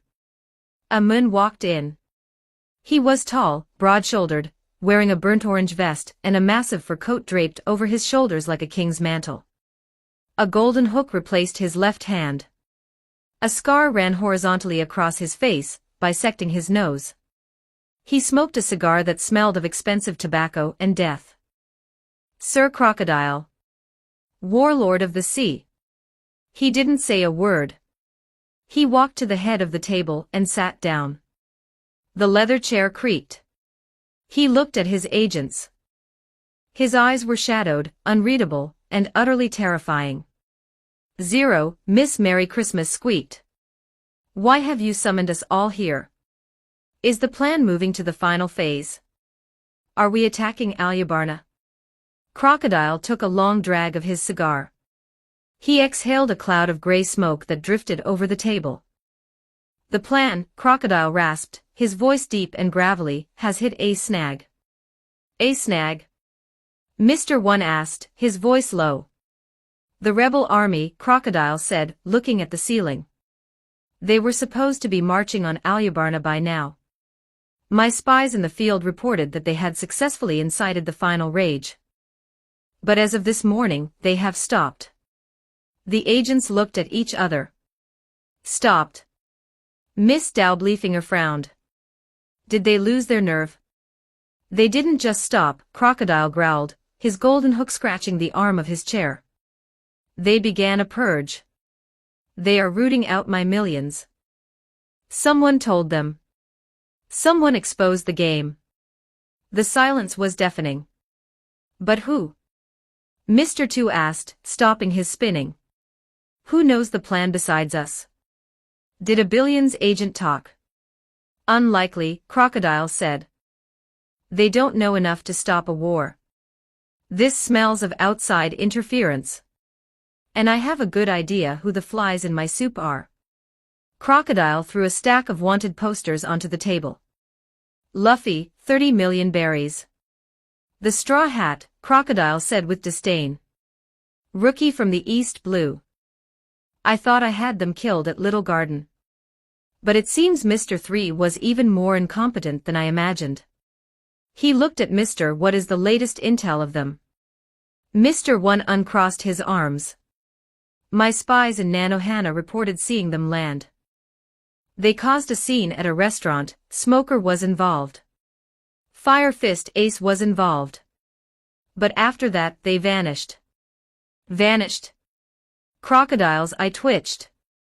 No ship leaving the harbor. No tracks in the desert. They were there and then they were gone. It's as if they dissolved into the sand. Crocodile ground his cigar into the ashtray. Magic, he muttered. The wizard. I heard a rumor but assumed it was a nickname for a gadgeteer, but perhaps he has a devil fruit that facilitates movement. If they are the ones who stopped the rebellion in Katoria. They are dangerous. Not because of their strength, but because they are undoing my web. He stood up, towering over the table. I don't like complications. If they are in Alabasta, they are coming here. They will come for me.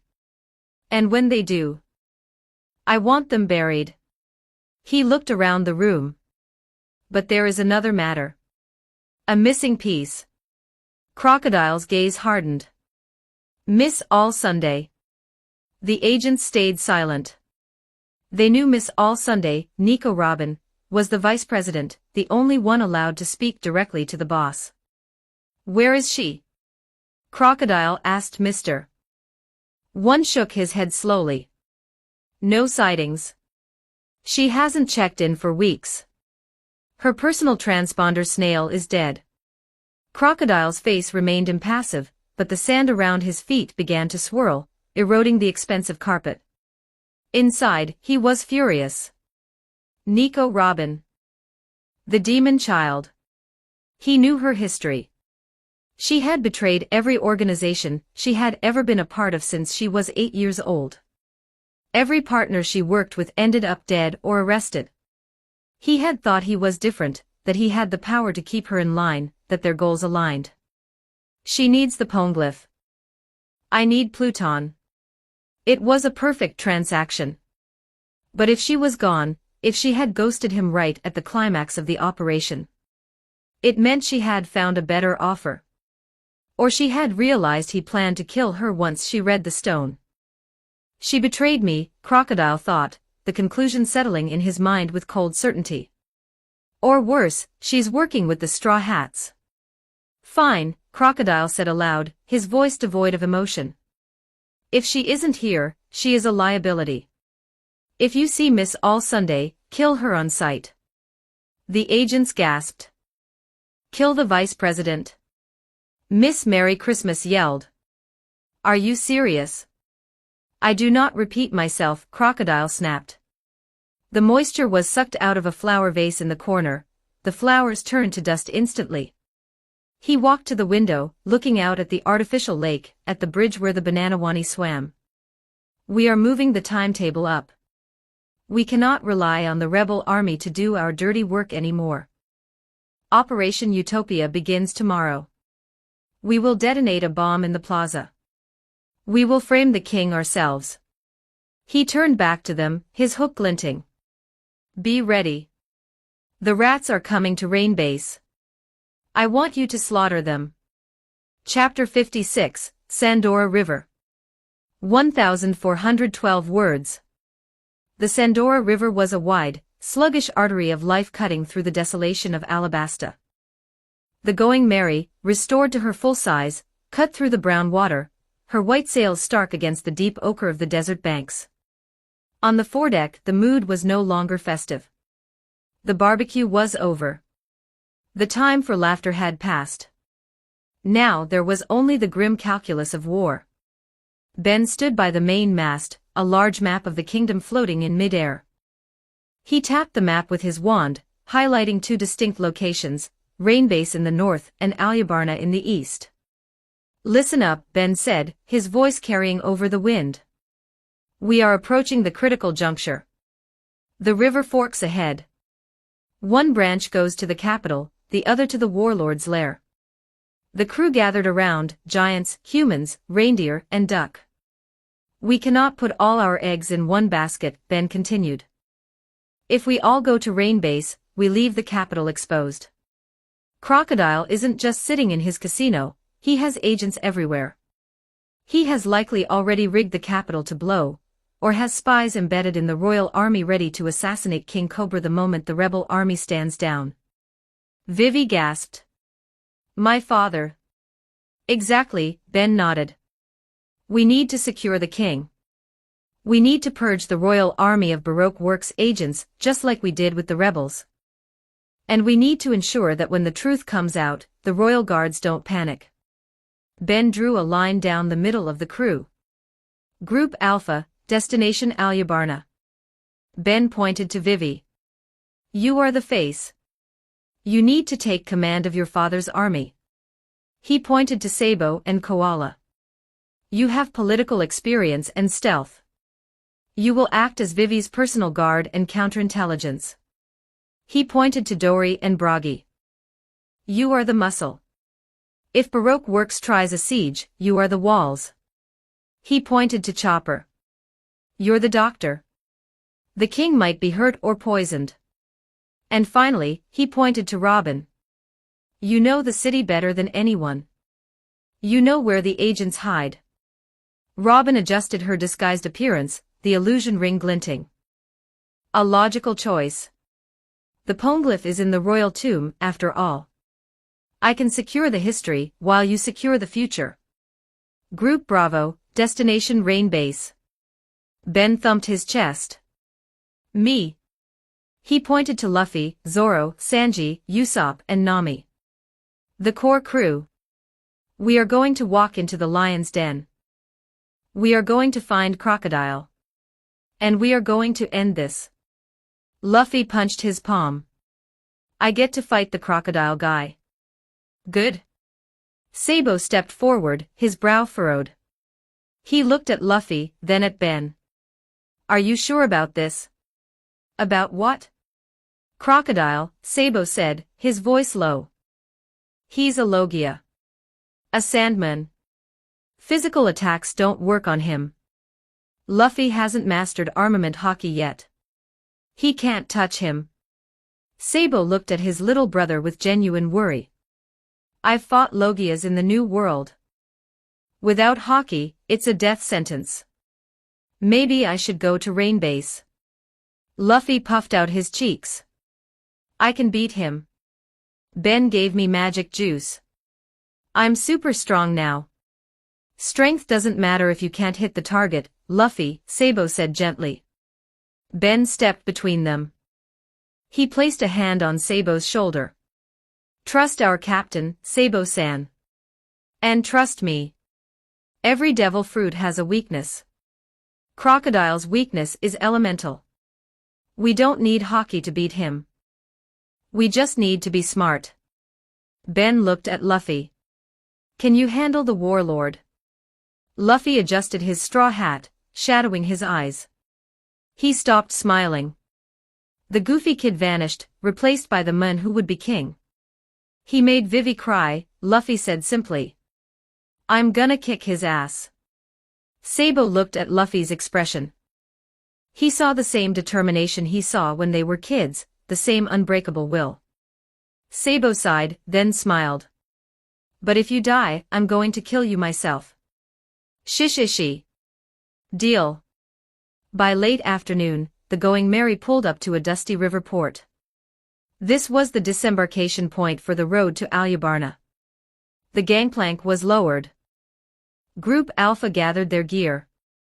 Dory and Bragi stepped off first, their size now about 10 feet, the wooden dock groaning under their weight. Gabba Baba. We shall march to the capital. Little princess, you ride on my shoulder. Dory lifted Vivi up. She looked tiny perched on the giant's massive pauldron. Be careful, everyone, Nami called out. Don't let the king do anything stupid. I won't, Vivi promised. She looked down at the crew. Everyone, thank you. Be safe. We'll meet you at the palace. Luffy shouted, waving frantically. Have a big banquet ready. I will. Vivi wiped a tear. Sabo adjusted his pack. He looked at Ace's Vivre card in his pocket, then looked at Luffy. Go get brother. He turned and joined Koala. Let's move.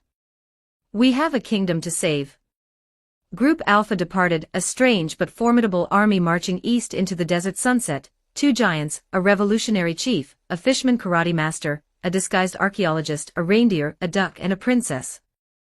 They'll be fine, Zoro said, watching them go. With the giants and Sabo, Alyabarna is the safest place on the planet right now. Yeah, Sanji lit a cigarette. Now let's go skin a reptile. Ben waved his wand at the ropes. Cast off.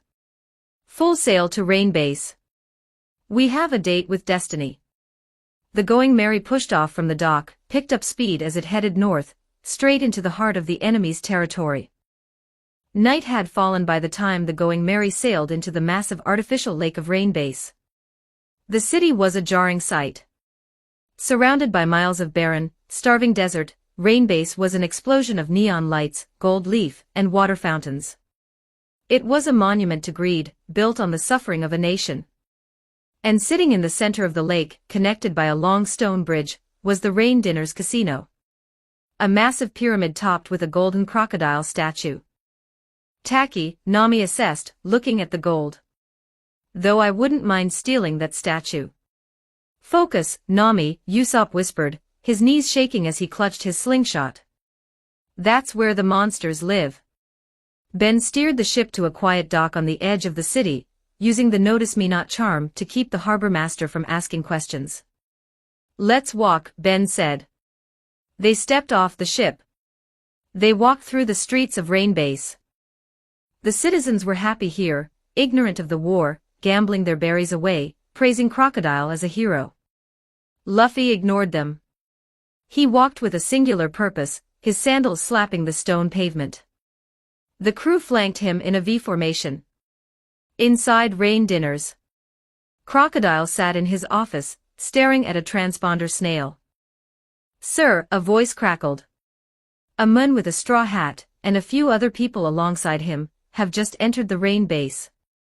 Crocodile hung up. He didn't rage. He didn't shout. He simply smiled, a dry, cracking expression that reached nowhere near his eyes. So, the rats have walked into the trap. He pressed a button on his desk intercom. All agents. They are here. Assume battle positions. And let them come to me, Crocodile whispered to the empty room. I want them to see the hopelessness of their situation before I crush them. He stood up and walked to the secret entrance behind his bookshelf. Down below in the basement, beneath the water where the Bananawani swam, was the cage. Made of sea prism stone. The straw hat stood before the massive double doors of the casino. Luffy stood in front of the doors. They were made of mahogany and reinforced with gold plating. He pushed open both the doors. Inside the casino, hundreds of people were laughing. Slot machines were ringing. Roulette wheels were spinning. Jazz music played softly. It was a cacophony of indulgence. Luffy stepped into the light. He looked furious. He looked dangerous. He looked like a pirate. He took a deep breath, filling his lungs to capacity. Crocodile.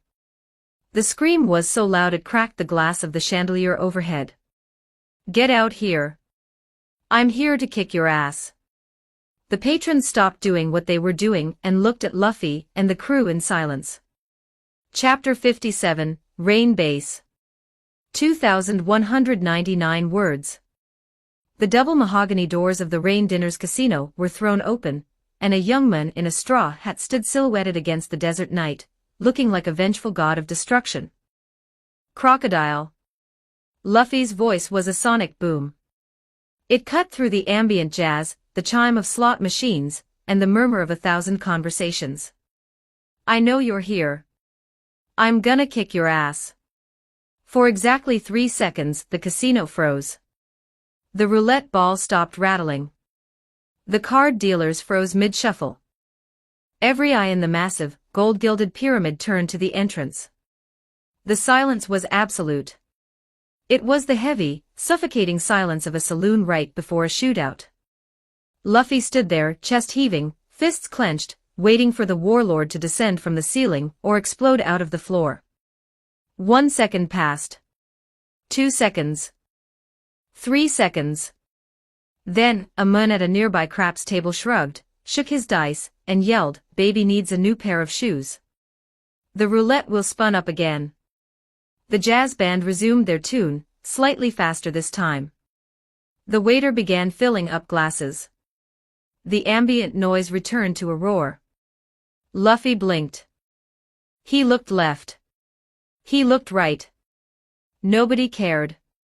In a city like Rain Base, amidst the desperation of the desert, a crazy person screaming at the door wasn't an event, it was Tuesday. Luffy tilted his head, his intimidation aura deflating instantly.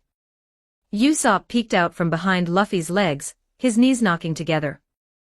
Maybe he's not here, Luffy. Or maybe we should keep our voices down. This place looks expensive. If we break a vase, we'll be in debt for 3 lifetimes. But I want to fight the sand guy. Luffy whined.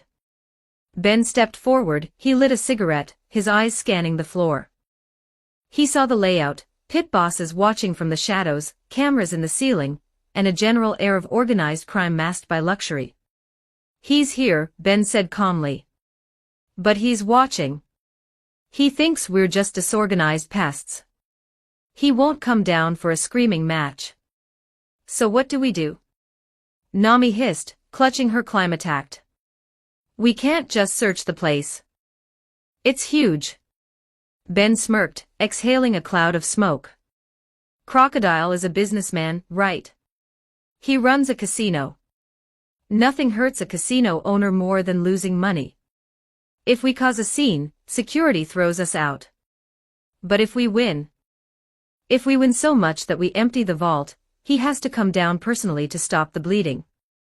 Luffy's eyes turned into stars. We play games. We play games, Ben confirmed. We gamble until the house breaks. Nami's eyes narrowed. The berry symbols appeared, but they were guarded by suspicion. She grabbed Ben's collar. You want us to gamble my treasure in the enemy's territory? The house always wins, Ben. That's the rule. Are you trying to make us broke before we die? Trust me, Ben tapped his temple. I have a system. Besides, look at the captain. Does he look like someone who follows the laws of probability? Nami looked at Luffy, who was currently trying to eat a poker chip he found on the floor. Fair point, Nami sighed. She reached into her cleavage and pulled out a heavy pouch of berries, the crew's allowance. She handed a small stack to Luffy, a stack to Usopp, and kept a large stack for herself. Listen to me. This is an investment. If you lose this money, I will charge you 300% interest. Do not lose. Sanji, Zoro, Ben turned to the fighters. You guys mingle. Keep an eye out for security. On it, Sanji said, his voice drifting. He was already floating away, hearts in his eyes. In the corner, near the VIP lounge, a beautiful waitress in a bunny outfit was waving a tray of cocktails. Melorine. Sanji squealed, turning into a noodle of love. Wait for me, my desert flower. I shall order every drink on the menu. Idiot cook, Zoro grumbled. I'm going to find something drink. Zoro looked around the confusing maze of flashing lights and spinning wheels. The bar should be that way. He pointed confidently at a wall of slot machines and began walking. All right, Ben cracked his knuckles. Let's break the bank. Ben sat down at the High Rollers Texas Hold'em table. The buy-in was 500,000 berries. The other players were serious gamblers, a wealthy merchant from the Grand Line, a cowboy type chewing a toothpick, and a disguised Baroque Works Billions agent who was acting as the house cooler. New blood, the dealer said, shuffling the cards with fluid grace. Buy in. Ben tossed a stack of bills onto the felt. All of it. The game began. Ben didn't look at his cards. He sat back, his sunglasses reflecting the green felt. He didn't need to look at his cards. He needed to look at theirs. Legilimens. He focused on the merchant. Image, pair of queens. Weak kicker. He's nervous about the cowboy. He focused on the cowboy. Image, 2 and 7 offsuit. He's bluffing. He's going to raise big to scare the table. He focused on the billions agent. Image, ace and king of spades. A strong hand. He thinks, I'll trap this trench coat idiot. The flop came, queen of hearts, 5 of spades, 10 of spades. Raise, the cowboy grunted, pushing chips forward. Call, the merchant sweated. Raise, the agent smirked. Ben smiled. He hadn't checked his cards yet. He picked them up slowly. Jack of spades. 9 of spades. He had a straight draw and a flush draw. Re-raise, Ben said softly, pushing his entire stack forward. The table went quiet. The agent stared at Ben. Is he crazy? Or does he have the straight already? Ben projected a thought into the agent's mind. I have the king and queen. You're dead. The agent paled. He folded. The merchant folded. The cowboy, knowing he had nothing, folded angrily. Ben raked in the massive pot without showing his cards. Beginner's luck, Ben said dryly. 10 minutes later, Ben had cleared the table. He had a mountain of chips in front of him. The pit boss was watching him like a hawk, whispering into a transponder snail. Keep watching, Ben whispered to himself. Call your boss. Come on, come on, come on. Nami sat in front of the golden crocodile slot machine. Her eyes were spiraling. She pulled the lever. Whir. Gah. Nami slammed her fist on the machine. So close. One more lemon and it would have been a jackpot. She fed another bill into the machine. It's rigorous statistics, Nami muttered, her navigator brain trying to justify her gambling addiction. The machine hasn't paid out in 4 hours. The probability curve has to spike. She pulled the lever. Whir, fishbone. Why is there a fishbone? Nami shrieked, shaking the heavy machine. That's not even on the pay table. This thing is rigged. A passing old lady pulled the lever on the machine next to Nami. Coins poured out in a waterfall of gold. Nami froze. She looked at the old lady. She looked at her own machine. A dark aura appeared around the navigator. Ben. She growled low in her throat. If I lose this money, I'm selling your organs on the black market. At the blackjack table, the situation was descending into madness. Usopp sat with his goggles down. He was sweating profusely. Okay, Usopp muttered. The deck has 52 cards. 3 face cards have passed. The probability of the next card being a 10 is 32.4%. My hand is 16. If I hit, the statistical likelihood of busting is high. Therefore, I stand. Stand, Usopp said firmly. The dealer revealed his card. House wins. He swept Usopp's chips away. No. Usopp cried, clutching his head. Hit me. Luffy shouted. Luffy sat next to Usopp. He had a pile of chips so high he couldn't see over it. Luffy's hand was showing a king and a 6. That's 16. Sir, the dealer said, sweat dripping down his nose. You have 16. Are you sure you want to hit? Yeah. Luffy picked his nose. Give me the meat card. The dealer dealt a card. It was a 5. Total, 21. Blackjack, the dealer choked out. Yay. Luffy cheered. I win. Usopp stared at Luffy. How do you keep winning? You don't even know the rules. I do too know the rules. Luffy insisted, stacking his chips into a tower. Okay, Usopp challenged. Explain them to me. Why did you hit on 16? Luffy looked at Usopp like he was stupid. Because of the colors, Usopp. See, the king is wearing a red coat. And the 6 is red. So they are friends. If I got a black card, they would fight and I would lose. Usopp's eyes popped out. That's not the rule, he screamed. Color has nothing to do with it. It's math.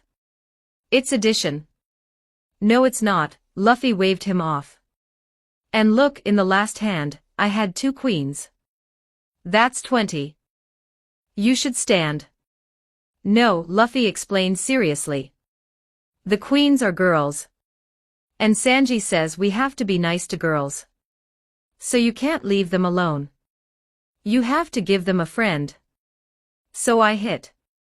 You hit on 20. Usopp shrieked, attracting the attention of the pit boss. You're insane. You should have busted. But I got an ace, Luffy grinned. Which counts as 1 or 11. That makes 21. Usopp grabbed his own nose. You hit on 20 and got the 1 card that saves you because of chivalry. See? Luffy laughed. I'm good at this. Hit me again.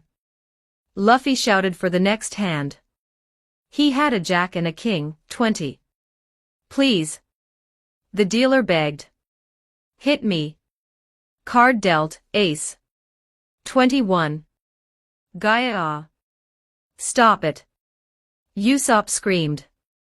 The math. The math is crying. Around the table, a crowd was gathering. They whispered in awe. Who is this guy? He plays like a madman but he can't lose. Is he a genius? No, look at his face. He's definitely an idiot. But a lucky idiot. Luffy's stack of chips was now taller than Chopper. He looked at the dealer. Hey, old guy. Where's the crocodile? I'm winning all his money. Tell him to come down, or I'll take the shiny statue too. Gary was trembling.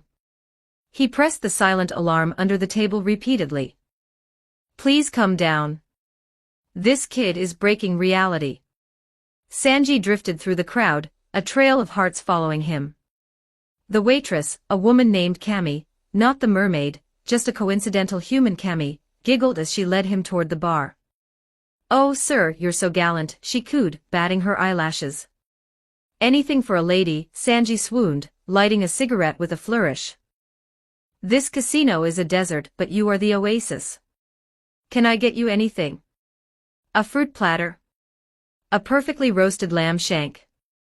My heart on a silver platter. Just buy a drink, handsome, she winked. Sanji slapped a stack of Nami's money on the counter. The finest wine. And one for the lady. And one for every lady in this room. As Sanji engaged in aggressive philanthropy, He didn't notice the hulking men in suits slowly encircling him. He was too busy vibrating with joy. Mission, ever. Zoro walked with purpose.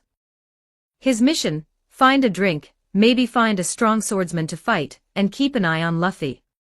He turned left at the slot machines. Too loud, he grunted. He saw a sign that said, Restrooms Bar. He looked at the arrow pointing right for the bar. He went left. He walked down a hallway lined with plush red carpet. This hallway is long, Zoro muttered. He turned right into a door marked Authorized Personnel Only. Must be the VIP lounge, Zoro reasoned. He walked through a kitchen. Chefs shouted at him. You can't be in here. I'm just looking for the booze, Zoro replied, walking past a boiling pot of soup and exiting through the back delivery door. He stepped out. The air was hot. The ground was paved. The sky was dark and full of stars. Zoro looked around. He was in a dark alleyway behind the casino. A stray cat hissed at him. Zoro blinked. He looked back at the door he just came through. Ha! Zoro scratched his green head. This casino has a really open concept floor plan. Where did the slot machines go? He looked down the street. He saw a neon sign for a pub 3 blocks away. Ah, there's the bar, Zoro nodded, completely convinced he was still inside the Rain Dinners complex. They really make you walk for a drink in this place. He started walking down the street, away from the casino, away from his crew, and deeper into the city of Rain Base. Luffy better not get lost while I'm gone, Zoro grumbled. That guy has no sense of direction. Chapter 58, Rain Base. 1985 words. The chaotic symphony of the Rain Dinners casino floor was reaching a crescendo. The blackjack dealer had been carried away on a stretcher, mumbling about the heart of the cards and red kings. The pit boss was weeping into his communicator. And at the center of it all, Monkey D., Luffy sat atop a throne made entirely of poker chips, laughing with the pure, unadulterated joy of a man who doesn't understand probability but is conquering it anyway. Ben sat nearby, casually stacking his own winnings, a fortress of gold and crimson chips that represented the GDP of a small island. He lit a cigarette, his eyes scanning the perimeter. Here it comes, Ben thought. A man in a pristine white tuxedo, sweating so profusely that his collar was turning translucent, approached the group. He forced a smile that looked more like a grimace of pain. Excuse me, the manager stammered, bowing low. Straw hat. Yeah. Luffy chirped, stuffing a handful of peanuts into his mouth. You want chips? I have lots. Usopp said I broke the bank, but I didn't break anything. No, sir. The manager waved his hands. You are simply. Our current tables cannot contain your immense luck and skill. The owner, he wishes to invite you to the VIP lounge. VIP. Luffy tilted his head. Is there meat? The finest meats. And the steaks are unlimited. The manager's eyes darted nervously to Ben. It is a private room. For our most distinguished guests. Would you care to join us? Luffy jumped up, scattering a few million berries worth of chips. Meat and games? Let's go. Wait a minute, Luffy.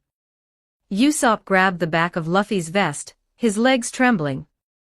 Think about it. We just humiliated them. Why would they invite us to a special room? This screams trap. But Usopp, Luffy said seriously. He said unlimited steaks. That means unlimited meat. That's not what steaks means. Usopp cried. Nami stepped forward, her eyes narrowed. She clutched her bag of winnings to her chest. She looked at Ben. Her gaze was a silent question, do we walk into the lion's mouth? Ben met her gaze. He didn't speak. He simply took a drag of his cigarette, and gave a barely perceptible nod. His eyes were calm, calculating. Let them lead us, his expression said. It saves us the trouble of hunting. Fine, Nami sighed, trusting the wizard. We'll go. But if this is a trick, I'm charging you a life-threatening situation fee. Sanji materialized from the crowd, looking dejected. The bunny girl waitress said she had a boyfriend, he murmured, lighting a cigarette to match Ben's. My heart is shattered. I am ready for violence. Let us proceed. Right this way. The manager beamed, looking relieved that he didn't have to call security on the monsters. They followed the manager away from the noise of the main floor, through a pair of velvet curtains, and into a long, quiet corridor. The floor was covered in a plush red carpet that swallowed the sound of their footsteps. The walls were lined with expensive art, paintings of oases, golden statues of crocodiles, and tapestries depicting the glory of Rainbase. They walked for a few minutes until the corridor forked. To the left, VIP guests. To the right, pirates. The crew stopped. Usopp stared at the signs. He adjusted his goggles. He rubbed his eyes. Okay, Usopp said flatly. This isn't even a trap anymore. It's an IQ test. We go left, right. Obviously, we go left. Luffy stared at the signs. He pointed to the right. It says pirates, Luffy read. I'm a pirate. Luffy, no. Usopp grabbed his arm. That is the come here to die tunnel. It's obviously the trap.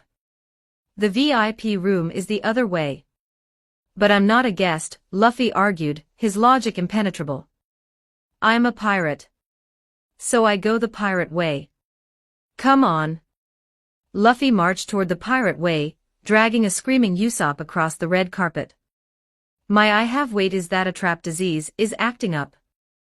Stop him. Nami face-palmed. He's an idiot. A complete idiot. He's our captain, Sanji sighed, following them. Ladies first, Nami Swan. Ben chuckled softly, bringing up the rear. At least he's honest. They entered the pirate corridor. As soon as the last member of the crew stepped past the archway, suddenly, the floor beneath them vanished. It was a trapdoor dropping out from under their feet. Jaya Wea. Usopp screamed. Wahoo! Luffy cheered. Damn it. Nami shrieked. They fell. They slid down a slick, polished stone chute, tumbling over each other in a tangle of limbs. They slid for 10 seconds, picking up speed, spiraling down into the bowels of the pyramid. Then, the chute ended. They were ejected into midair. They landed in a heap on a hard stone floor. Ouch! Nami groaned, pushing Usopp's foot off her face. I'm increasing the fee. Definitely increasing the fee. Where are we? Sanji asked, jumping up and dusting off his suit instantly. He looked around. They were in a large, dimly lit room. But they weren't free. They were inside a massive cage. The bars were thick, dark gray, and exuded a cold, metallic aura. Beyond the bars, the room was furnished like a high-end office. There was a long banquet table, comfortable leather chairs, and a large aquarium built into the wall. And sitting at the head of the table, looking utterly bored, was Sir Crocodile. Welcome, the warlord rasped, his voice deep and scratching like sand against stone. I must say, you made that easy. Most rats try to scurry to the VIP room before I drop them. Crocodile. Luffy saw him. The man who made Vivi cry. The man who dried up the country. Reason left Luffy's brain. Rage took over. Luffy launched himself at the bars of the cage. I'm gonna kick your... Luffy's hands grabbed the thick gray bars to rip them apart. It wasn't electricity. It was an instant, overwhelming drain. Luffy's eyes rolled back. His rubbery strength evaporated instantly. His knees buckled. Ugh. He collapsed against the bars, sliding down to the floor like a wet towel. He panted heavily, unable to lift his finger. Luffy! Nami cried, rushing to him. What's wrong? Strength gone. Luffy wheezed. Move. Sanji rushed forward and kicked the bars. His leg vibrated from the impact. The bars didn't even dent. These things are hard. Harder than steel. Of course they are, Crocodile sneered, taking a sip of his wine. He stood up slowly, his fur coat swaying. You are rookies, but surely you recognize Kairoseki. Sea Prism Stone. Sea Prism Stone. Usopp squeaked, hiding behind Ben. It emits the same energy as the sea, Crocodile explained, walking closer to the cage, looking down at the paralyzed Luffy with contempt. For a devil fruit user, touching these bars is no different than drowning in the ocean. You are powerless, Straw Hat. Just a rubber toy with no bounce. Luffy gritted his teeth, trying to stand, but his limbs wouldn't obey. Cheater. It's not cheating, Crocodile laughed darkly. It's preparation. I knew you were coming. Did you really think you could just waltz into my base and challenge me? Crocodile turned his back on them, walking toward the aquarium where massive Bananawani swam hungrily. You are trapped. And in a few hours, this room will be submerged in water, and you will be nothing more than crocodile food. He turned back, a cruel glint in his eyes. But since you have front row seats to the end of the world, I suppose I can tell you. You tried so hard to stop the rebellion in Katoria. A valiant effort. But it doesn't matter. What do you mean? Nami asked, her voice trembling. Operation Utopia, Crocodile spread his arms wide. It begins tomorrow. While the rebel army is confused and stalling, my billion agents are already in Alubarna. They won't incite a riot. They will trigger a catastrophe. A massive cannon, Crocodile continued, enjoying the look of horror on their faces. Hidden in the clock tower plaza. It will fire a shell into the marketplace. Hundreds will die. And who will they blame? The confusion will reignite the war instantly. The rebels will charge. The royal army will fire back. And in the chaos, I will kill King Cobra and take the throne as the savior. You're a monster. Nami shouted. I am a visionary, Crocodile corrected. This country is weak. It needs a strong hand. It needs me. He looked at his pocket watch. You have about 1 hour before the room fills with water. I'd say get comfortable, but... He chuckled. You're about to die. Throughout the entire monologue, Ben had been leaning against the back wall of the cage. He hadn't touched the bars. He hadn't screamed. He had simply watched Crocodile with a look of mild interest, like a professor listening to a student's thesis defense. As Crocodile finished his speech and turned to leave the room, Ben cleared his throat. Hey, Croc boy. Crocodile stopped. He turned his head, his single eye narrowing. You have any last words? Not last words, Ben said, pushing off the wall and stepping toward the front of the cage. He stepped over the groaning form of Luffy. Just a critique. Your plan is solid. The cannon, the framing, the sea stone cage, it's all very classic villain stuff. Solid B+ work. Critique. Crocodile turned fully around, amused.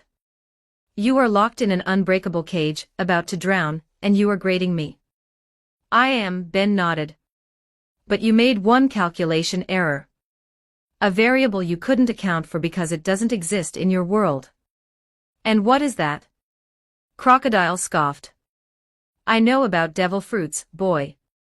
Whatever paramecia trick you have, it won't work on sea stone. That cage neutralizes powers. You can't break it. Ben stopped inches from the bars. He looked Crocodile dead in the eye. That's the error, Ben said softly. You think I'm a devil fruit user. Ben reached into his trench coat. Crocodile tensed, expecting a gun. Ben pulled out a sleek, polished wooden stick. "I'm not a rubberman," Ben said. "And I'm not a fruit user." He twirled the wand in his fingers.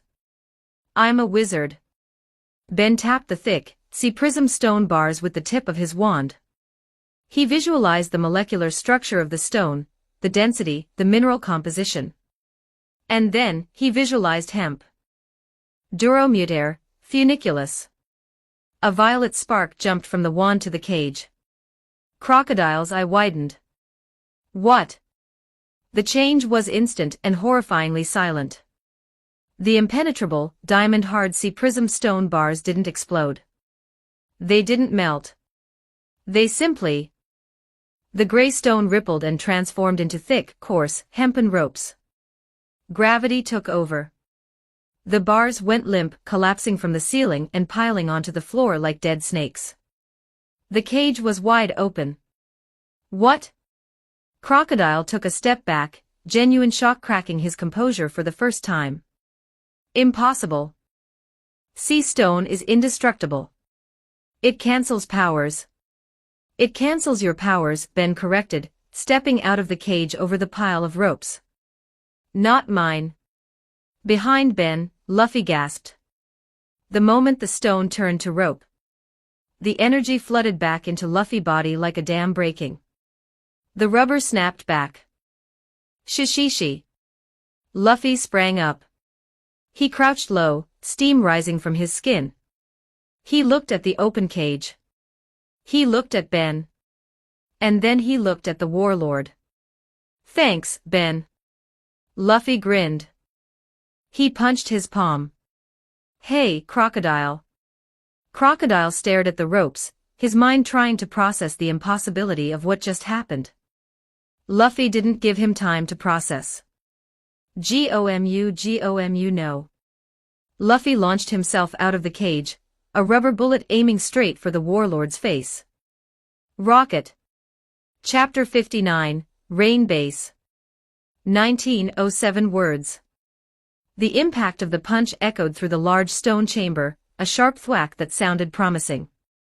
Luffy's fist, traveling at the speed of a rocket, collided squarely with Sir Crocodile's face. The warlord's head snapped back violently. But there was no crunch of bone. There was no spray of blood. Instead, Crocodile's head simply exploded into a dry, swirling cloud of sand. The grain scattered into the air, drifting lazily before swirling back together. Luffy's fist had passed clean through the space where the warlord's brain should have been, stretching out behind him, vibrating from the force of the missed connection. Luffy retracted his arm, the rubber snapping back with his wing. He blinked, tilting his head. "I hit him. Why didn't he go flying?" "You idiot." Two voices screamed in unison from behind him. Nami and Usopp were clutching their heads, their faces twisted in a mix of terror and frustration. "He's a Logia." Usopp shrieked, pointing at the reforming Sandman. "We talked about this on the ship. Sabo talked about this. Ben talked about this. Physical attacks don't work unless you use Haki or his weakness. Did you listen to anything?" "Oh right," Luffy punched his palm, his face lighting up with realization. "He's the sand guy. I forgot." "How do you forget the main villain's power 5 seconds into the fight?" Nami yelled, her voice reaching a pitch that could shatter glass. Crocodile's face finished reforming. He looked utterly unimpressed. He dusted off his fur collar, his golden hook glinting in the dim light of the aquarium room. "I expected a challenge," Crocodile sighed, the smoke from his cigar swirling around his scarred face. "But it seems I overestimated. You are just a monkey flailing in the desert." He snapped his fingers. The sound was sharp and commanding. "I have no time to play with vermin personally. Kill them." From the shadows of the room, doors hidden in the stone walls slid open.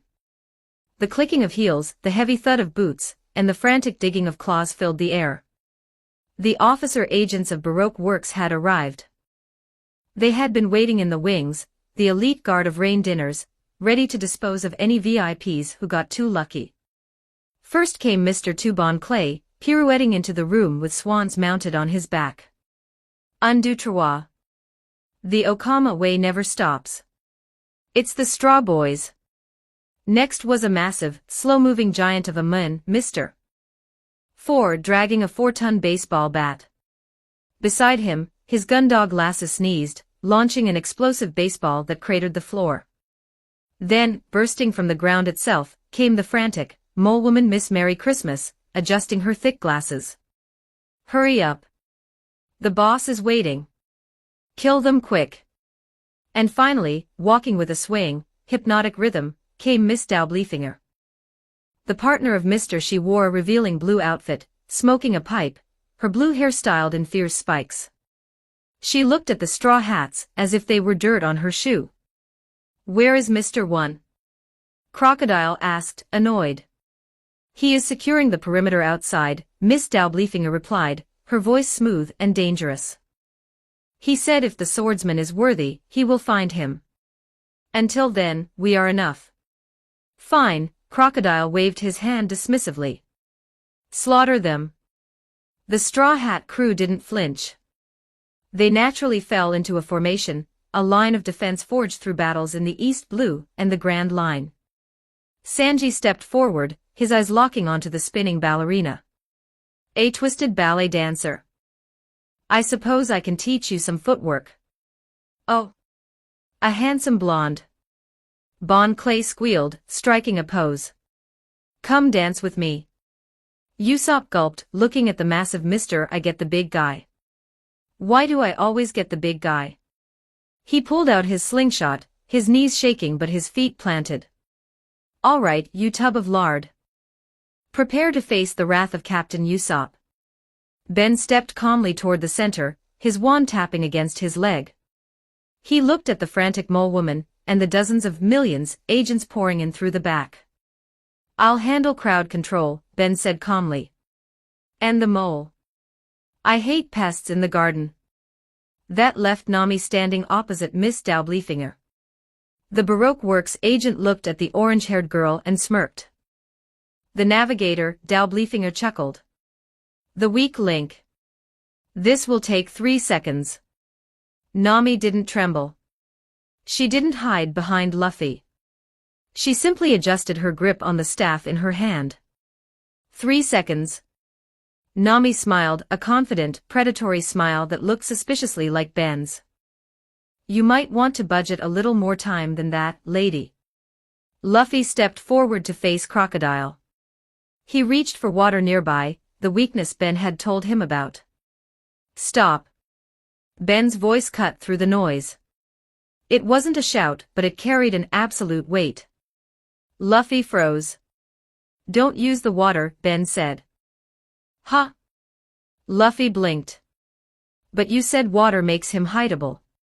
If I don't use it, my punches go whoosh. Exactly, Ben said, his eyes hidden behind his sunglasses, his tone serious. Luffy, you want to be the Pirate King, right? In the New World, there are monsters far scarier than a Sandman. You can't always rely on finding a convenient weakness. You need to overpower them. Ben pointed a finger at Luffy's chest. Armament hockey. You've sparked it a few times. But it's weak. It's inconsistent. Hockey blooms in the heat of extreme danger. If you use the water, you win a tactical victory, but you learn nothing. If you fight him without it. If you force your will to bypass his logic. You will evolve. Ben lowered his hand. Throw away the crutch, Captain. Fight him with your spirit. The room went silent. Even Crocodile looked intrigued by the audacity of the suggestion. Luffy stared at Ben. Then, he looked at his hands. He clenched them into fists. The rubber skin stretched tight. He grinned. A wide, reckless grin. Shishishi. You're right, Ben. Hey, Crocodile. Luffy shouted, cracking his knuckles. I'm gonna beat you up. And I don't need water to do it. Crocodile stared at the barrel rolling away. His eye twitched. A vein pulsed in his forehead. Arrogance, Crocodile hissed, the sand around him turning into jagged spikes.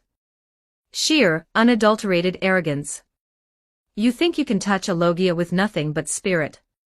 You are spitting in the face of a god. I'm not spitting. Luffy crouched low, steam rising from his skin as he pumped his blood, activating Gear Second unconsciously in flashes. I'm fighting. Kill them all. Crocodile roared, launching a massive sand blade at Luffy.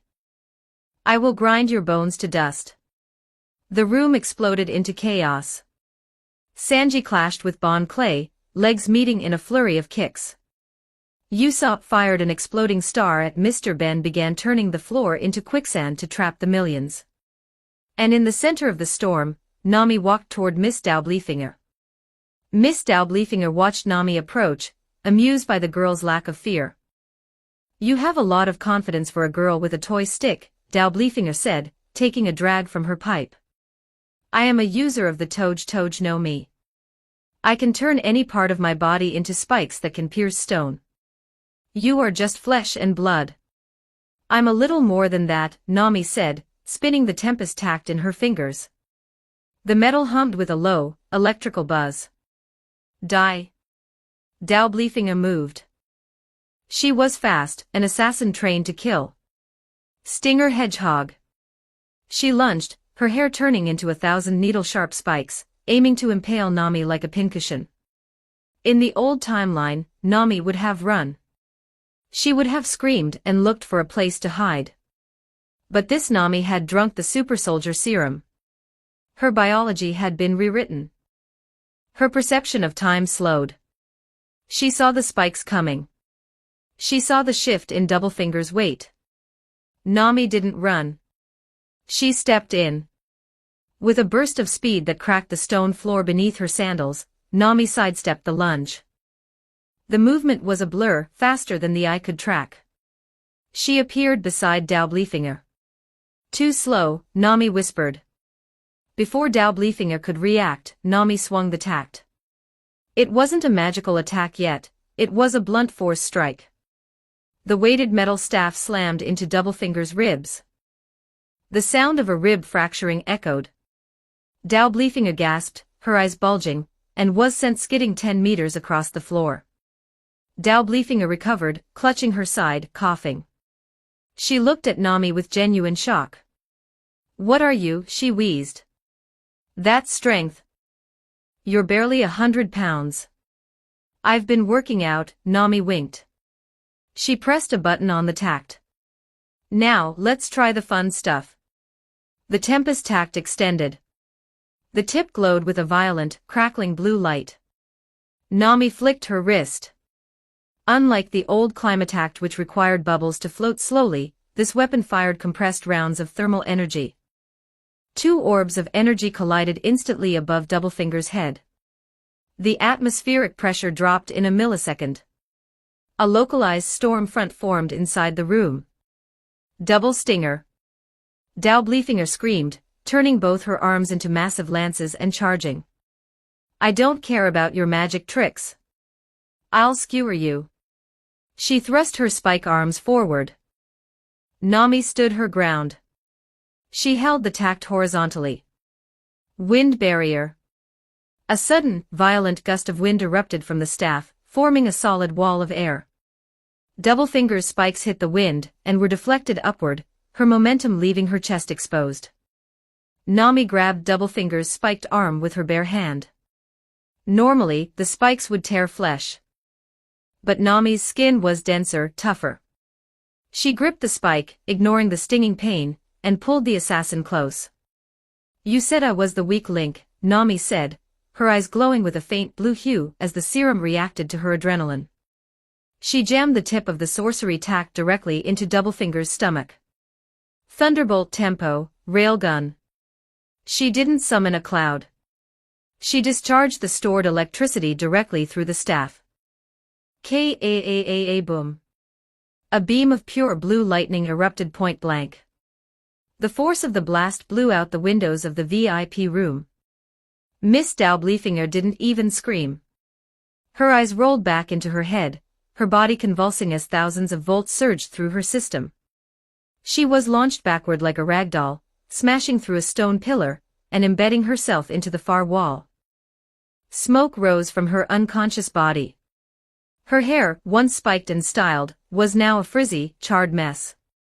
Nami stood amidst the crackling electricity, twirling her staff before holstering it on her hip. She brushed a speck of dust off her shoulder. 3 seconds, Nami checked her imaginary watch. Actually, that took 4. I need to work on my efficiency. She looked over at the rest of the battlefield. All right, boys. Nami shouted, her voice brimming with command. I'm done. Don't slack off. Ben, who was currently holding Miss Merry Christmas upside down by her ankles with a levitation charm, smirked. Atta girl, he muttered. He looked toward the center of the room. The real test was just beginning. Luffy stood before Crocodile, his fists blackening slightly, then fading, then blackening again. He was struggling, failing, and trying again. The rubberman launched himself into the sandstorm, no water, no tricks, just raw will. Chapter 60, Rain Base. 2006 words. The air in the VIP aquarium room was thick with ozone and dust. Nami's victory had been absolute, a thunderclap that signaled the shifting tides of the battle. Miss Daublefinger, the second strongest female agent of Baroque works, was embedded in a stone pillar, smoking and unconscious. But the battle wasn't over.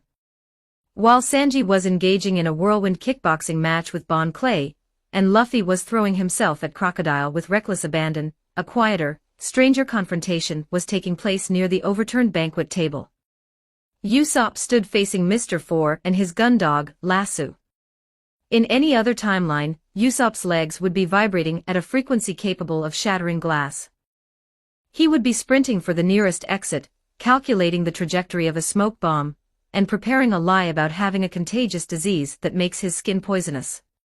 And to be fair, inside his head, Usopp was doing exactly that. Oh God, oh God, oh God, Usopp's inner monologue screamed. Look at him. He's huge. He's round. He looks like a sumo wrestler who ate another sumo wrestler. And the dog is a gun. Nature shouldn't allow that. For a man of few words and slow processing speed, slowly lifted his massive, 4-ton baseball bat. He breathed in deeply, his chest expanding like a bellows. 4. Mr. Four grunted, holding up 4 fingers. Ton. Woof. Lasso barked. The dog sneezed. A baseball shot out of the dog's mouth.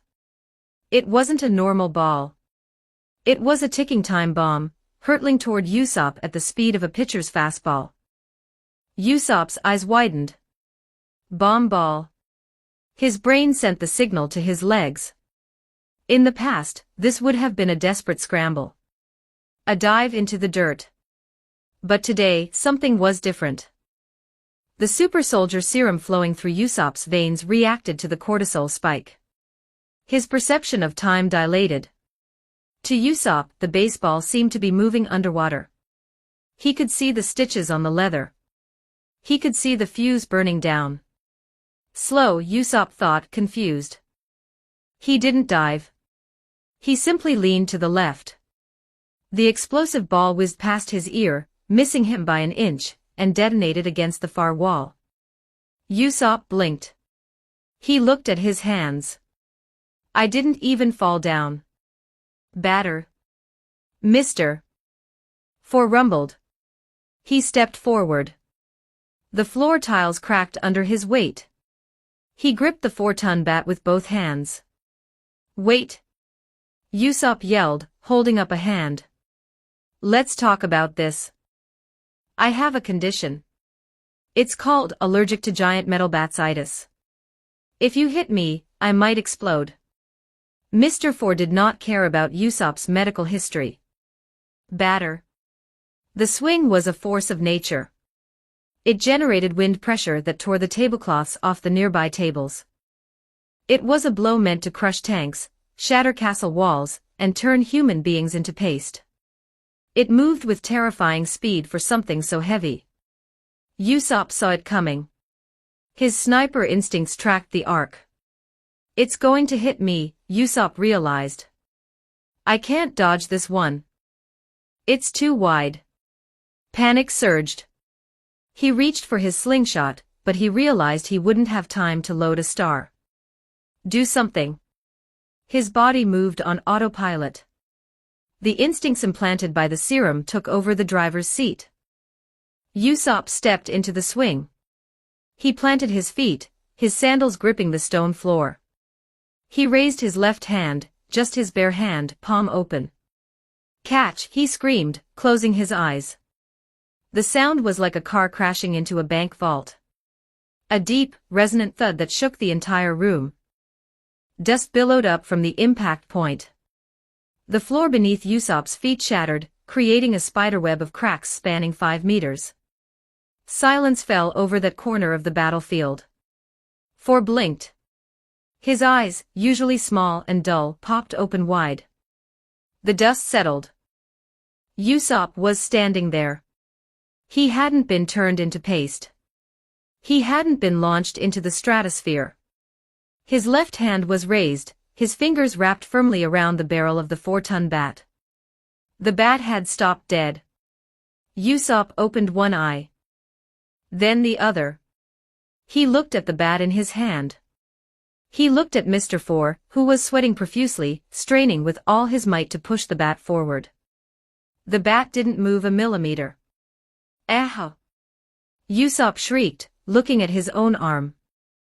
"I caught it. I caught the 4-ton thingy." He squeezed. The metal of the bat groaned. Usopp's grip left deep indentations in the solid steel. "It feels light," Usopp whispered, a grin slowly spreading across his face. A dangerous, arrogant grin. "Impossible." Mr. Four grunted, veins popping in his neck as he tried to pull the bat back. He couldn't. Usopp's grip was like an iron vice. "Is that all you got, Tubby?" Usopp laughed. It was a manic laugh, born of sudden, absolute power. "I thought you were strong. But you're just playing t-ball." Usopp yanked the bat. With a casual flick of his wrist, he ripped the 4-ton weapon out of Mr. Four's hands. He tossed the massive weapon aside over his shoulder. It crashed into the wall with a deafening clang, embedding itself in the stone. Four stood empty-handed, trembling. "Bat. You don't need the bat," Usopp said, clenching his right fist. He looked at his knuckles. "I am the great Captain Usopp," he declared, striking a pose. "Warrior of the sea. And I have been training." He had not been training, he drank a potion, but the details didn't matter. Usopp. Usopp wound up his arm. He didn't use a technique. He didn't use a weapon. He just threw a punch. Four tried to cross his arms to block. It didn't matter. Hammerbuster. Usopp's fist connected with Mr. Four's crossed arms. The impact created a visible shockwave. Four's radius and ulna snapped like dry twigs. The fist continued through the block, burying itself into Mr. the Giant Man's eyes rolled back instantly. He folded around Usopp's fist. Then, physics caught up. Four was launched. He flew backward as if he had been shot out of a cannon. He flew across the room, past the fighting Sanji, past the fighting Luffy, and slammed into the far wall next to Miss Daublefinger. The wall exploded. Four was buried 10 feet deep in the rubble. He didn't move. Usopp stood there, his fist extended, smoke rising from his knuckles. Lasso the gun dog looked at his master, then at Usopp. The dog whimpered, tucked its tail between its legs, and played dead. Usopp blew on his knuckles. Humph, he sniffed, adjusting his goggles. "I didn't even need my slingshot. I guess I'm just too strong for this island." Inside, Usopp was screaming, "Holy crap, I'm a monster. I'm a literal monster. I punched the fat guy into orbit. Thank you, Ben. Thank you, Wizard Juice. While Usopp was discovering his newfound godhood, the center of the room was a chaotic mosh pit of millions, the lower-ranked agents of Baroque works. There were 50 of them, swarming like angry ants, brandishing swords, axes, and guns. Standing calmly in the middle of the swarm was Ben. He held his wand in his right hand, his movements fluid and lazy.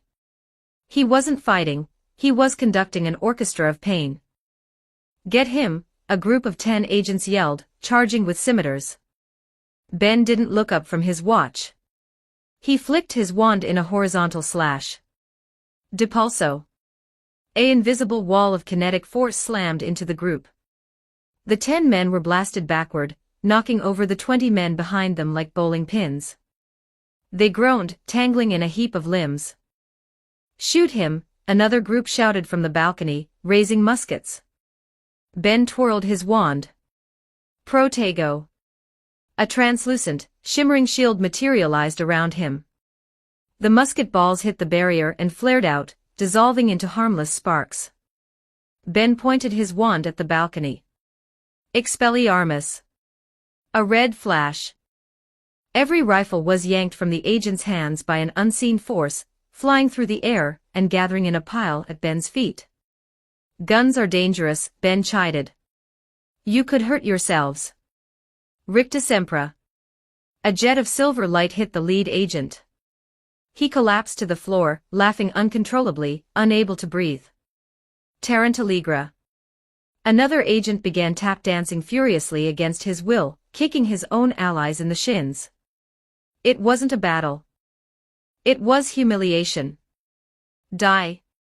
A screeching voice cut through the noise. Miss Merry Christmas broke through the line of agents. She had transformed into her hybrid form, a human-sized mole with massive claws and thick glasses. She was fast, scurrying on all fours, darting in a zigzag pattern to avoid Ben's aim. You think you're funny, wizard boy, she shrieked. You think magic scares me? I'm a digging human. I own the ground.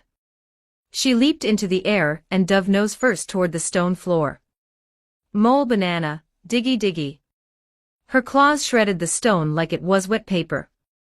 She vanished underground in a spray of gravel, leaving a hole behind. The floor began to rumble. A bulge in the stone moved rapidly toward Ben, circling him like a shark in water.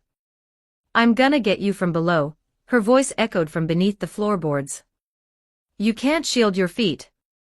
I'll drag you down and suffocate you. Ben sighed. He looked down at the moving bump in the floor. Why do they always want to go underground? Ben muttered. It's so dirty down there. He watched the trail. She was circling, building up speed for a surprise upward strike. Ben raised his wand. He didn't aim at the mole. He aimed at the floor itself. The bump in the floor was rushing straight toward Ben's feet. She was 2 meters away. 1 meter. Die, she screamed from below. Ben tapped the floor. Duromutaire, ferrum solidus. A metallic sheen rippled out from Ben's wand tip, spreading across the floor faster than the eye could follow. The gray limestone turned a cold, gleaming silver. In an instant, the entire floor of the aquarium room was transmuted into a single, solid sheet of high-grade industrial steel, 3 feet thick. Miss Merry Christmas, currently tunneling at high speed through what she thought was soft rock, didn't realize the change until it was too late. Clea Wong. The sound was deafening. It was the sound of a high-speed car hitting a solid steel bunker. The entire room vibrated. The bump in the floor stopped instantly. From beneath the steel, a muffled, pained groan echoed up. Ow! Ben tapped the steel floor with his heel. Solid, he noted. Good quality. He knelt down near the spot where she had hit the ceiling of the underground tunnel. He placed the tip of his wand against the steel. She's probably concussed, Ben mused. But let's be sure. Bomb Arta. He cast a localized blasting curse through the metal. The shockwave traveled through the steel, and detonated in the small tunnel space directly onto the mole woman's head. The ground shook one last time. Then, silence from below. "You monster!" A remaining Millions agent stammered, dropping his sword. Ben stood up and looked at the remaining agents. There were maybe 10 left standing. They looked at Miss Daublefinger embedded in a wall, Mr. Foray embedded in a wall, and the spot where Miss Merry Christmas was buried under solid steel. Ben raised his wand. "Soper. A sleeping fog charm." A thick, purple mist erupted from his wand, rolling over the remaining agents. As soon as the mist touched them, they yawned, their eyes drooped, and they collapsed to the floor in a deep, magical slumber. Ben dusted off his trench coat. He hadn't broken a sweat. He looked over at Nami, who was looting Miss Doublefinger's unconscious body for cash. He looked at Usopp, who was currently posing on top of Mr. Four's unconscious body. "Clean sweep," Ben said. Chapter 61, Rain Base. 2042 words. While Nami was conducting a symphony of lightning and Usopp was discovering the joys of becoming a physical juggernaut, the battle between the cook and the ballerina raged on the other side of the aquarium room. To the untrained eye, it looked like a blur of black and pink. To a martial artist, it was a high-speed collision of two distinct kicking styles. Sanji, the master of the black leg style, moved with hands in his pockets, his body a fluid line of aggression. Bon Clay, Mr. 2, the master of Okama Kenpo, moved with frantic, dizzying energy, spinning like a top and striking with the grace of a swan and the impact of a bullet. "Swan arabesque!" Bon Clay shouted, launching a high kick that aimed to decapitate the cook. Sanji didn't even take his cigarette out of his mouth. He leaned back, the heel of the ballet slipper missing his nose by a millimeter. "Too wide," Sanji critiqued. He planted his hand on the floor and pivoted. "Epal shoot." Sanji's heel drove downward like a pile driver, slamming into Bon Clay's shoulder. The stone floor beneath Bon Clay shattered. The Okama agent grunted, his knees buckling under the sheer weight of the attack. "Gaia!" Bon Clay shrieked, backflipping away to create distance. He rubbed his shoulder, grimacing. "You kick like a mule. A very stylish, well-dressed mule. But you cannot defeat the beauty of the Okama way." Sanji exhaled a stream of smoke. He adjusted his tie. "You're annoying," Sanji said flatly. "And your kicks are light. Are you sure you're an officer agent? Because I've fought appetizers tougher than you." Bon Clay's eyes narrowed. He was losing. He knew it.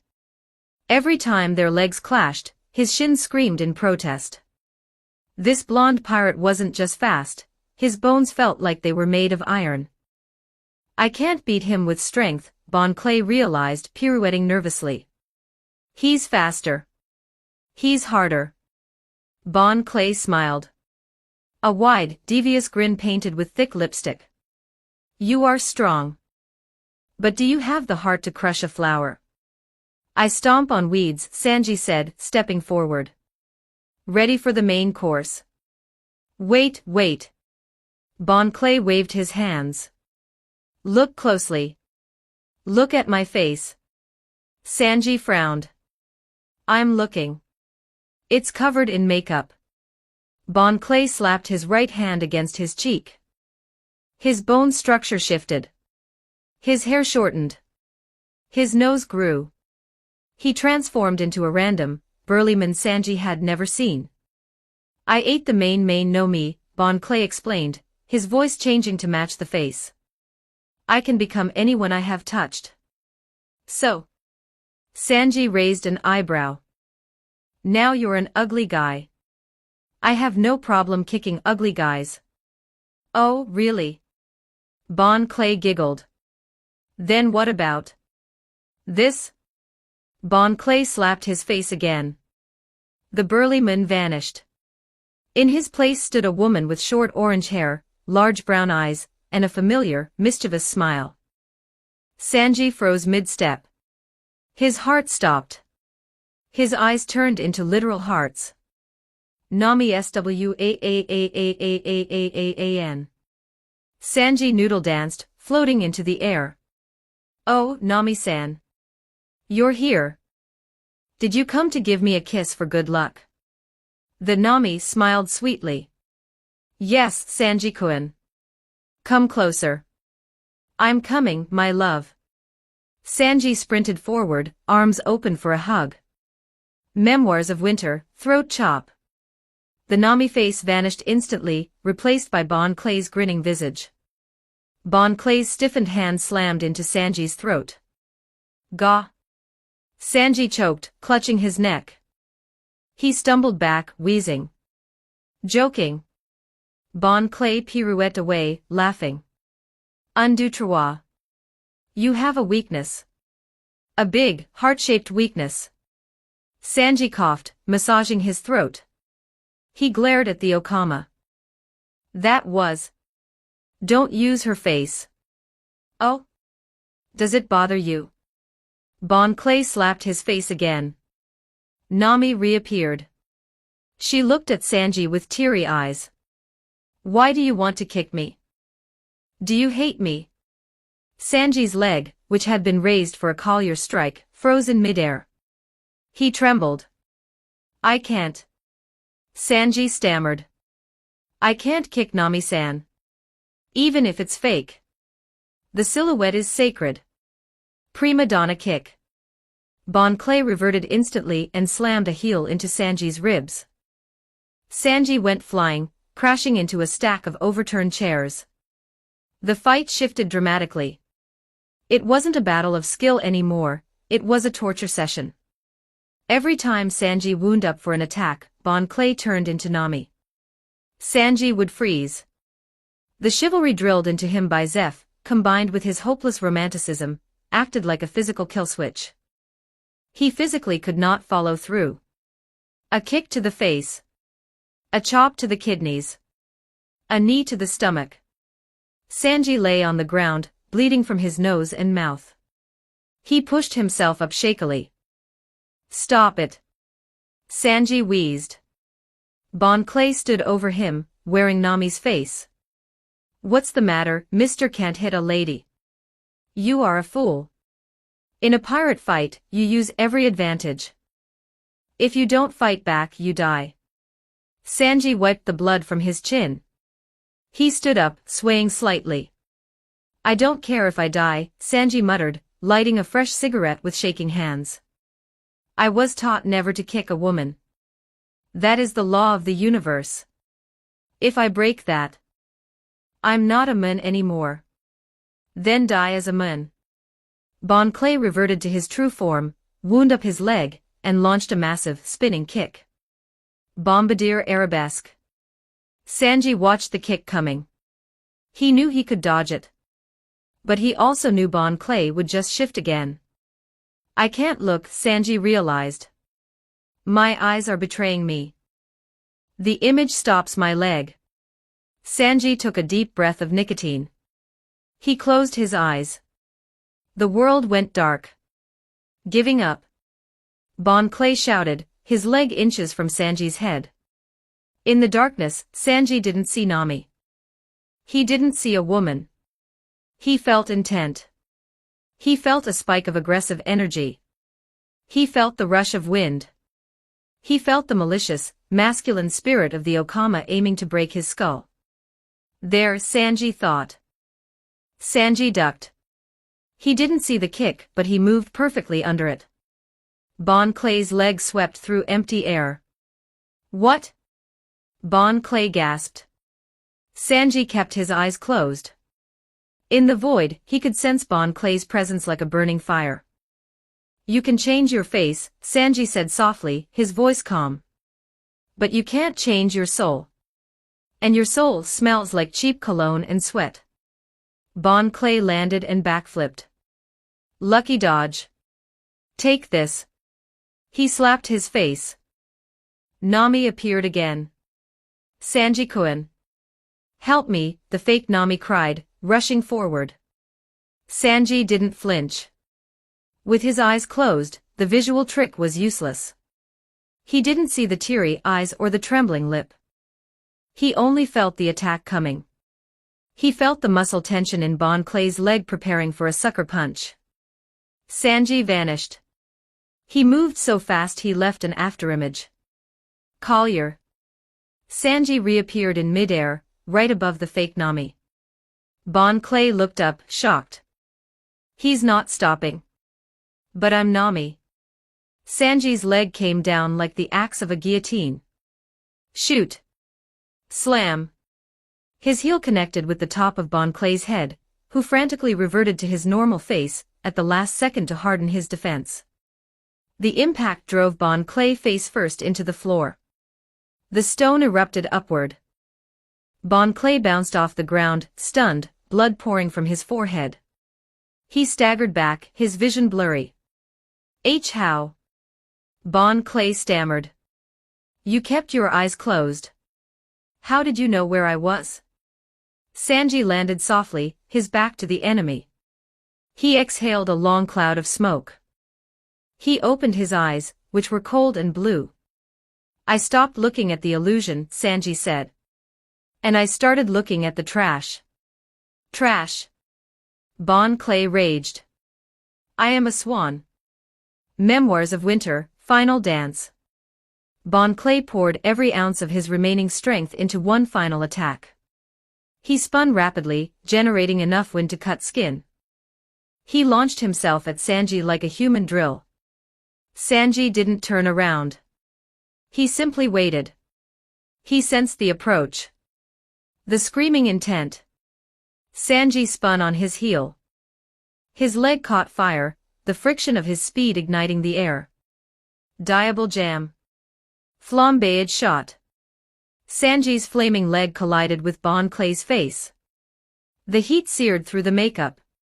The force rearranged the bone structure. Bon Clay was launched like a meteor. He flew across the room, smashing through 3 pillars, skipping off the ceiling, and finally embedding himself into the far wall, forming a star-shaped crater. Bon Clay hung there for a moment, smoking. The Okama way dies. He mumbled. Then his eyes rolled back, and he slumped forward, unconscious. Sanji lowered his leg. The flames died down. He patted the dust off his suit. Using a lady's face for a cheap shot, Sanji muttered, looking at the defeated agent. That's a flavor I can't forgive. He looked around the room. Nami was counting money. Usopp was flexing. Looks like we're done here, Sanji said. Outside the casino. While the interior of Rain Dinners was a cacophony of destruction, the street directly behind the casino was eerily silent. The wind blew gently, carrying grains of sand down the cobblestones. The moonlight cast long, sharp shadows. The street, however, looked like a natural disaster had passed through it. Buildings on either side were sliced cleanly in half. Some cuts were diagonal, some horizontal. The cuts were smooth, polished, as if a laser had severed the stone. A lamppost slid slowly off its base, cut at a perfect 45-degree angle, and clattered to the ground. In the middle of the street lay a man. One Das Bones. The assassin. The dice human. A man who could turn his entire body into steel blades. He was lying on his back, staring up at the moon. His trench coat was in ribbons. His steel body, the body he prided himself on, the body that was supposed to be invincible, was covered in a single, terrifyingly deep slash mark across his chest. Blood pooled beneath him, dark and viscous. Monster. Mr. One wheezed, blood bubbling at the corner of his mouth. Are a monster. Standing 10 feet away was Roronoa Zoro. The pirate hunter was perfectly calm. He wasn't panting. He wasn't bleeding. There wasn't a speck of dust on his clothes. He held Wado Ikemanji in his right hand. The white blade gleamed under the streetlights. Zoro looked down at the defeated assassin with a look of mild disappointment. Is that it? Zoro asked, his voice low and raspy. I thought this would take longer. He flicked Wado Ikemanji to the side, clearing the blood from the blade. The fight had been short. Brutally short. One had arrived, confident, turning his arms into rotating buzzsaws. He had attacked with the intent to mince Zoro into ribbons. Zoro had simply walked through it. He had parried the steel blades as if they were made of tin. And then, with a single, decisive strike, Lion Song, he had cut through Mr. One's strongest defense like it was butter. It wasn't a duel. It was an execution. Straw Hat. Mr. One gritted his teeth, his consciousness fading. What kind of crew are you people? Zoro slowly guided Wado Ikimonji back into its white scabbard. The sound of the sword locking home echoed in the silent street. We're the crew that's going to the top, Zoro said, turning his back on the fallen agent. You were just a stepping stone. And a small one at that. Zoro looked at the massive pyramid of rain dinners. He could hear explosions coming from inside. He could feel Luffy's chaotic energy spiking. Looks like the cook and the others are having fun, Zoro yawned, stretching his arms. I guess I should go in. Maybe there's a liquor store in the lobby. He began to walk toward the casino entrance, stepping over the unconscious body of Mr. One without a second glance. The strongest agent of Baroque works, the man who was supposed to be Crocodile's right hand, had been neutralized before the main party even started. Chapter 62, Rain Base. 2,266 words. The interior of the Rain Dinners casino had transformed from a palace of greed into a gladiatorial arena of shifting sand and shattered steel. The air was hot, dry, and thick with the tension of a stalemate that defied the laws of physics. Luffy, the man who would be king of the pirates, was moving like a rubber bullet ricocheting inside a metal box. He bounced off walls, vaulted over pillars, and twisted his body in midair with impossible flexibility. Opposite him, Sir Crocodile, the warlord of the sea, was a storm of frustration. Desert Spada. Crocodile roared, swinging his arm. A blade of compressed sand, sharp enough to cut a galleon in half, tore through the air. Luffy didn't panic. With the power of observation haki, he saw the intent before the sand even moved. He tilted his head to the left. The sand blade missed his ear by a millimeter, slicing a stone pillar behind him cleanly in two. Too slow. Luffy shouted, using his momentum to snap back. Gomu Gomu no. Pistol. His fist flew forward, stretching 20 meters in a heartbeat, aiming directly for Crocodile's solar plexus. Crocodile didn't bother to dodge. He stood his ground, a sneer on his face. Luffy's fist connected, but it felt like punching a cloud of dust. Crocodile's torso dissipated into swirling grains of sand on impact, the rubber fist passing harmlessly through his body. Luffy retracted his arm, frustrated. He's still doing the sand thing. It's called a logia, you insolent brat. Crocodile reformed his body, looking bored. How many times must we do this? You can dodge my attacks, yes. You are surprisingly slippery. But you cannot hurt me. I am the desert itself. You can't punch a desert. I'll figure it out. Luffy yelled, preparing to launch himself again. The crew, Zoro, Sanji, Usopp, Nami, and Ben, stood near the ruined entrance, watching the spectacle. They had cleared their respective opponents, but they knew better than to interfere in a duel of this magnitude. This was the captain's fight. This is bad, Sanji murmured, lighting a cigarette. Luffy has the speed advantage. But without a way to touch Crocodile, he's just burning energy. He needs water, Nami said, biting her lip. He needs haki, Zoro corrected, his eyes glued to the fight. Real armament haki. If he doesn't unlock it, he dies.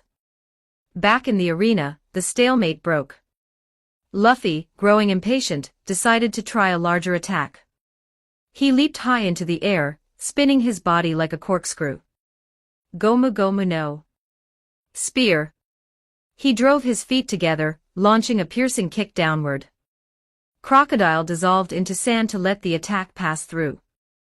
Luffy's feet slammed into the floor. The force was so great that Luffy's sandals and feet punched straight through the ground, burying themselves deep in the ground. "Uh-oh," Luffy said, trying to pull his legs out. "I'm stuck." Crocodile reformed instantly beside the trapped rubberman. A cruel, predatory grin stretched across his scarred face.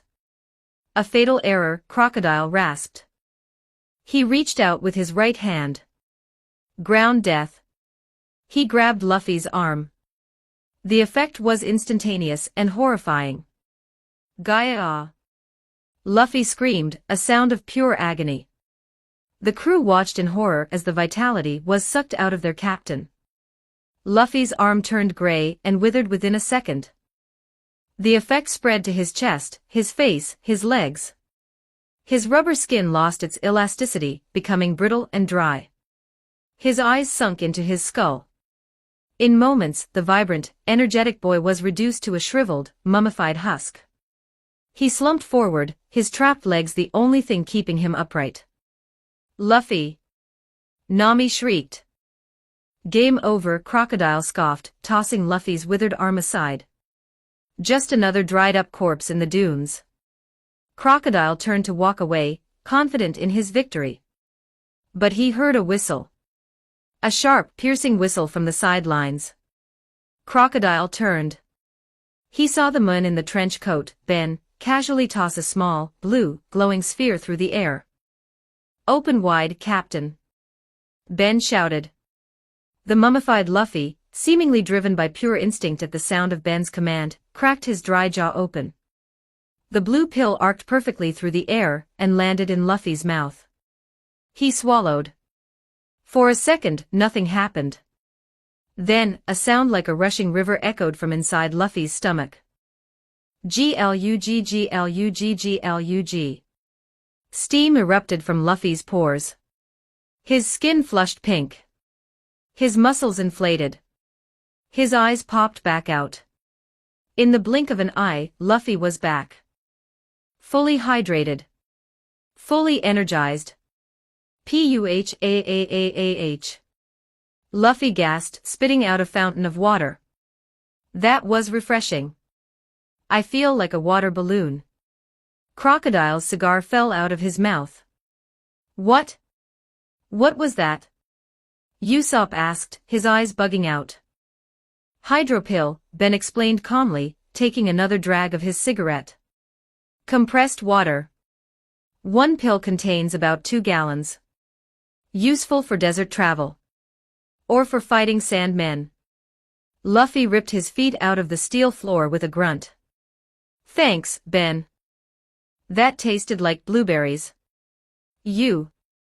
Crocodile trembled with rage. You dare make a mockery of my power. I'm not mocking, Luffy grinned, bouncing on his toes.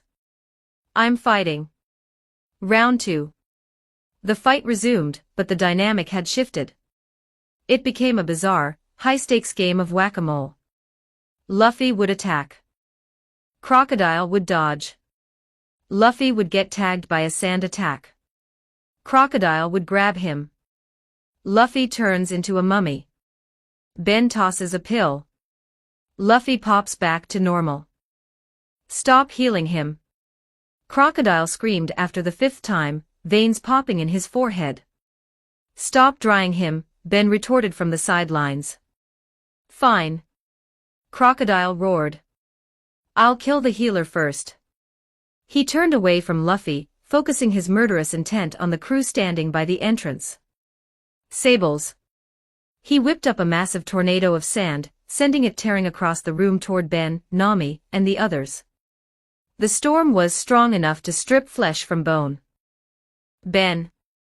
Nami cried, raising her tact, though she knew wind wouldn't stop sand. Ben didn't flinch. He raised his wand. He didn't shout. He simply slashed the air in a protective arc Protego Maxima. A shimmering, translucent blue dome erupted around the crew.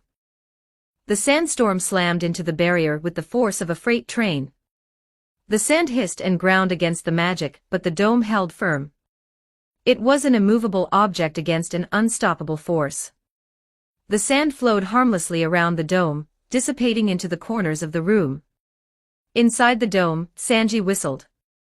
Handy. Crocodile stared at the barrier, dumbfounded. Devil fruit. What kind of trickery is this? Pay attention to me. Luffy shouted, slamming a foot into the side of Crocodile's head, which turned to sand again. The battle dragged on. 30 minutes. 2 hours. The underground casino was in ruins. The walls were gone. Luffy was panting heavily. Even with the hydro pills keeping him hydrated, his physical stamina was draining. He was covered in cuts and bruises from the sand blades. Crocodile was also slowing down. Reforming his body constantly and using massive sand attacks was taking a toll on his energy. He was sweating, his breathing ragged. Die. Crocodile wheezed. Why won't you die? Luffy stood up, wiping blood from his cheek. Because I haven't kicked your ass yet. Ben watched closely. He saw the change in Luffy. The desperation was gone, replaced by a hyperfocused trance. The constant dodging, the constant failure to connect, it was pushing Luffy's spirit to evolve. Luffy looked at his hands. I can see him, Luffy thought. I know where he is. But my hand goes through. Ben said. Don't hit the sand. Hit the moon. Luffy charged again. Gomu Gomu no. Crocodile didn't bother to dodge. He was too tired. It's useless. Crocodile yelled. Luffy didn't listen. He focused. He didn't think about rubber. He didn't think about water. He thought about hitting.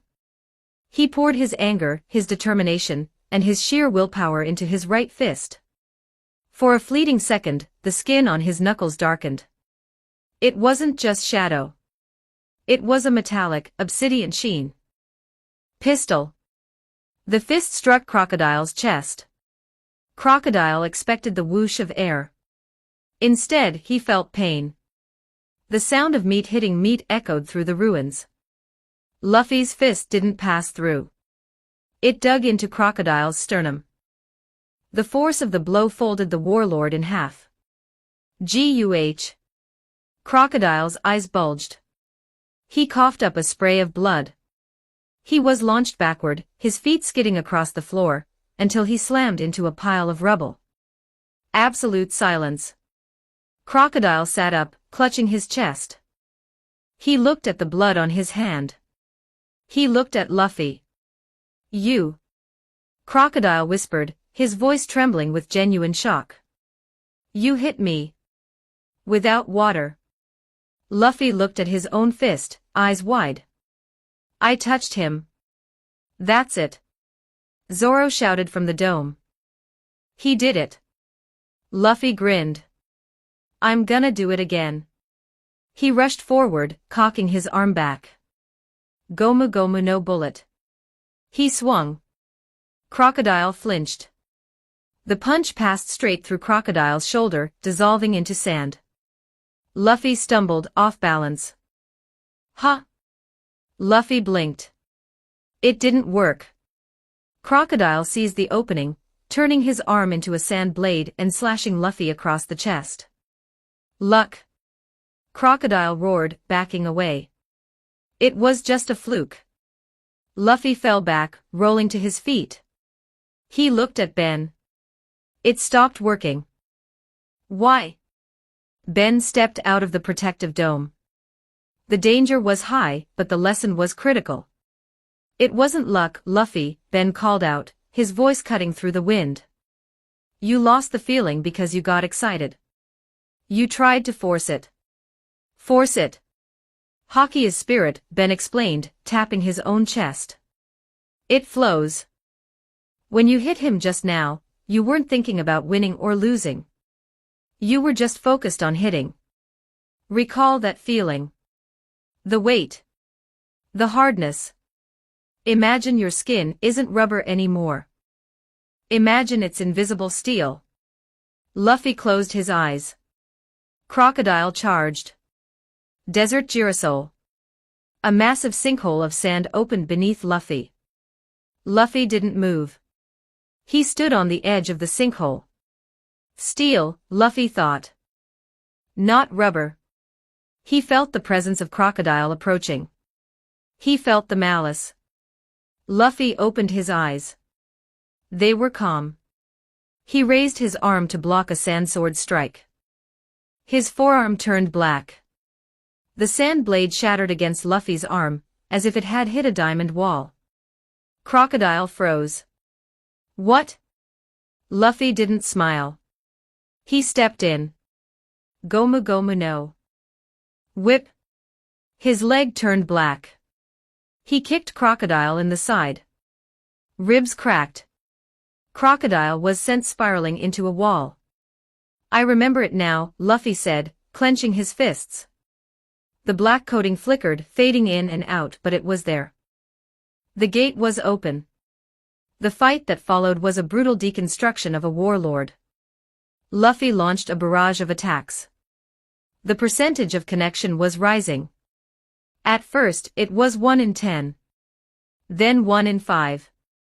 Then every other punch was landing with the weight of a cannonball.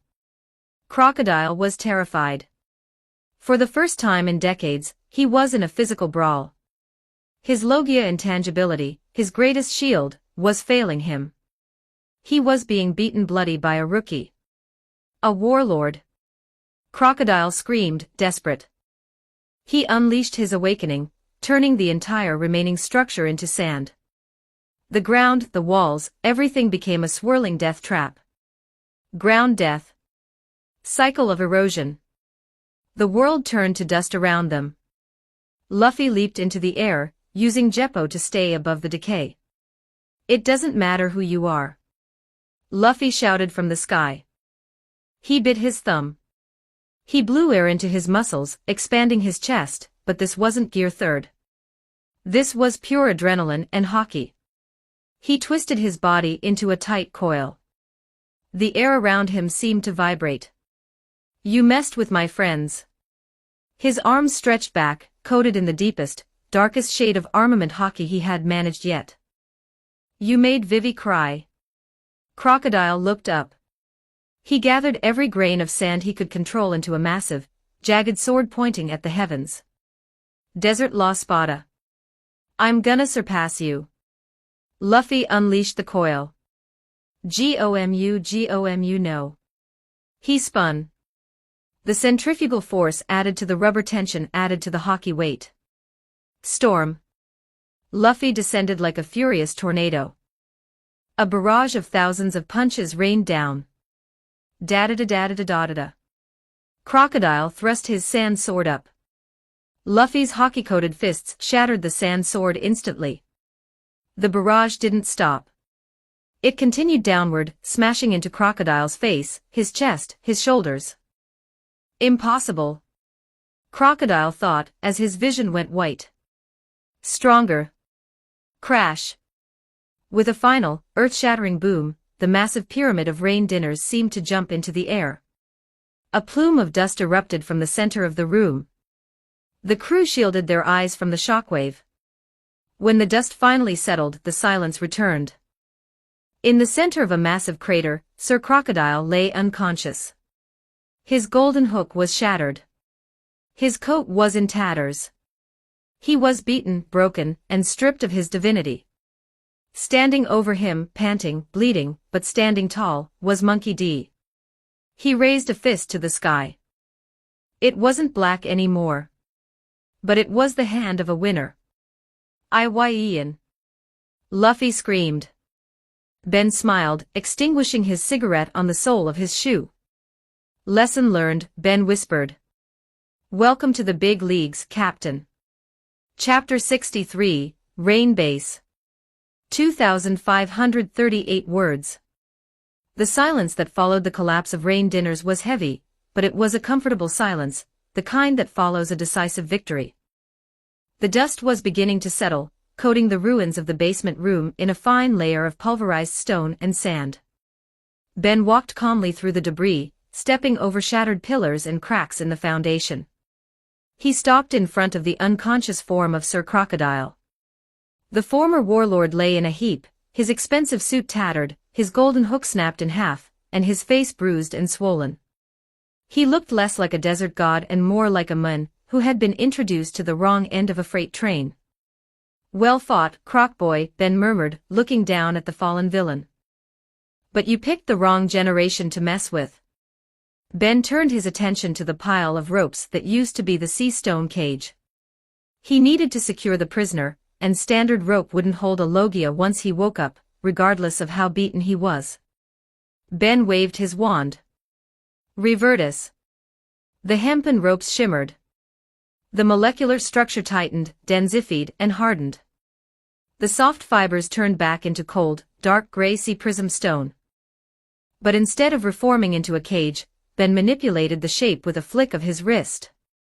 The metal flowed like liquid mercury for a split second before snapping solid into the shape of heavy, unbreakable handcuffs. Ben clamped them onto Crocodile's wrists. The connection was absolute. With the sea stone touching his skin, Crocodile's ability to turn into sand was completely nullified. He was now just a regular, unconscious human.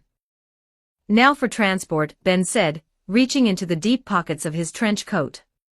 He pulled out a small, matchbox-sized suitcase. It looked like a toy. He placed it on a flat piece of rubble and tapped it with his wand. Ingorgo. The suitcase expanded rapidly, growing until it was a large, vintage leather trunk with brass fittings. Ben clicked the latches open and lifted the lid. Inside, instead of clothes or travel gear, there was a ladder leading down into a dark, expansive space that defied the laws of physics. "In you go," Ben said. He pointed his wand at Crocodile. The warlord's body floated into the air, drifted over the suitcase, and was gently lowered into the magical depths. "Collection time," Ben sighed, cracking his neck. He walked around the battlefield like a janitor cleaning up after a rowdy party. He found Mr. 1 outside, bleeding and unconscious. He found Mr. 4 embedded in a wall. He found Miss Daublefinger and Miss Merry Christmas. He even scooped up Bon Clay, who was still muttering about swans in his sleep. Once the entire officer corps of Baroque works was safely stored in the magical trunk, Ben slammed the lid shut and shrank it back down to the size of a matchbox. He slipped it back into his pocket. "Prison transport complete. Impel down has nothing on me." Ben turned back to the crew. They were gathered near the center of the ruins. The adrenaline was fading, replaced by the aches and pains of the brawl. "So," Ben announced, his voice carrying over the wind. "The landlord is evicted. The guards are packed away. We are currently standing in the center of the richest casino in the Grand Line." He paused for effect. "Shall we loot the place?" The reaction was instantaneous. "Loot?" Nami, who had been checking her Tempest tact for scratches, whipped her head around so fast her neck cracked. Her eyes, usually a lovely shade of brown, had literally transformed into sparkling belly symbols, $. Her tongue lolled out slightly.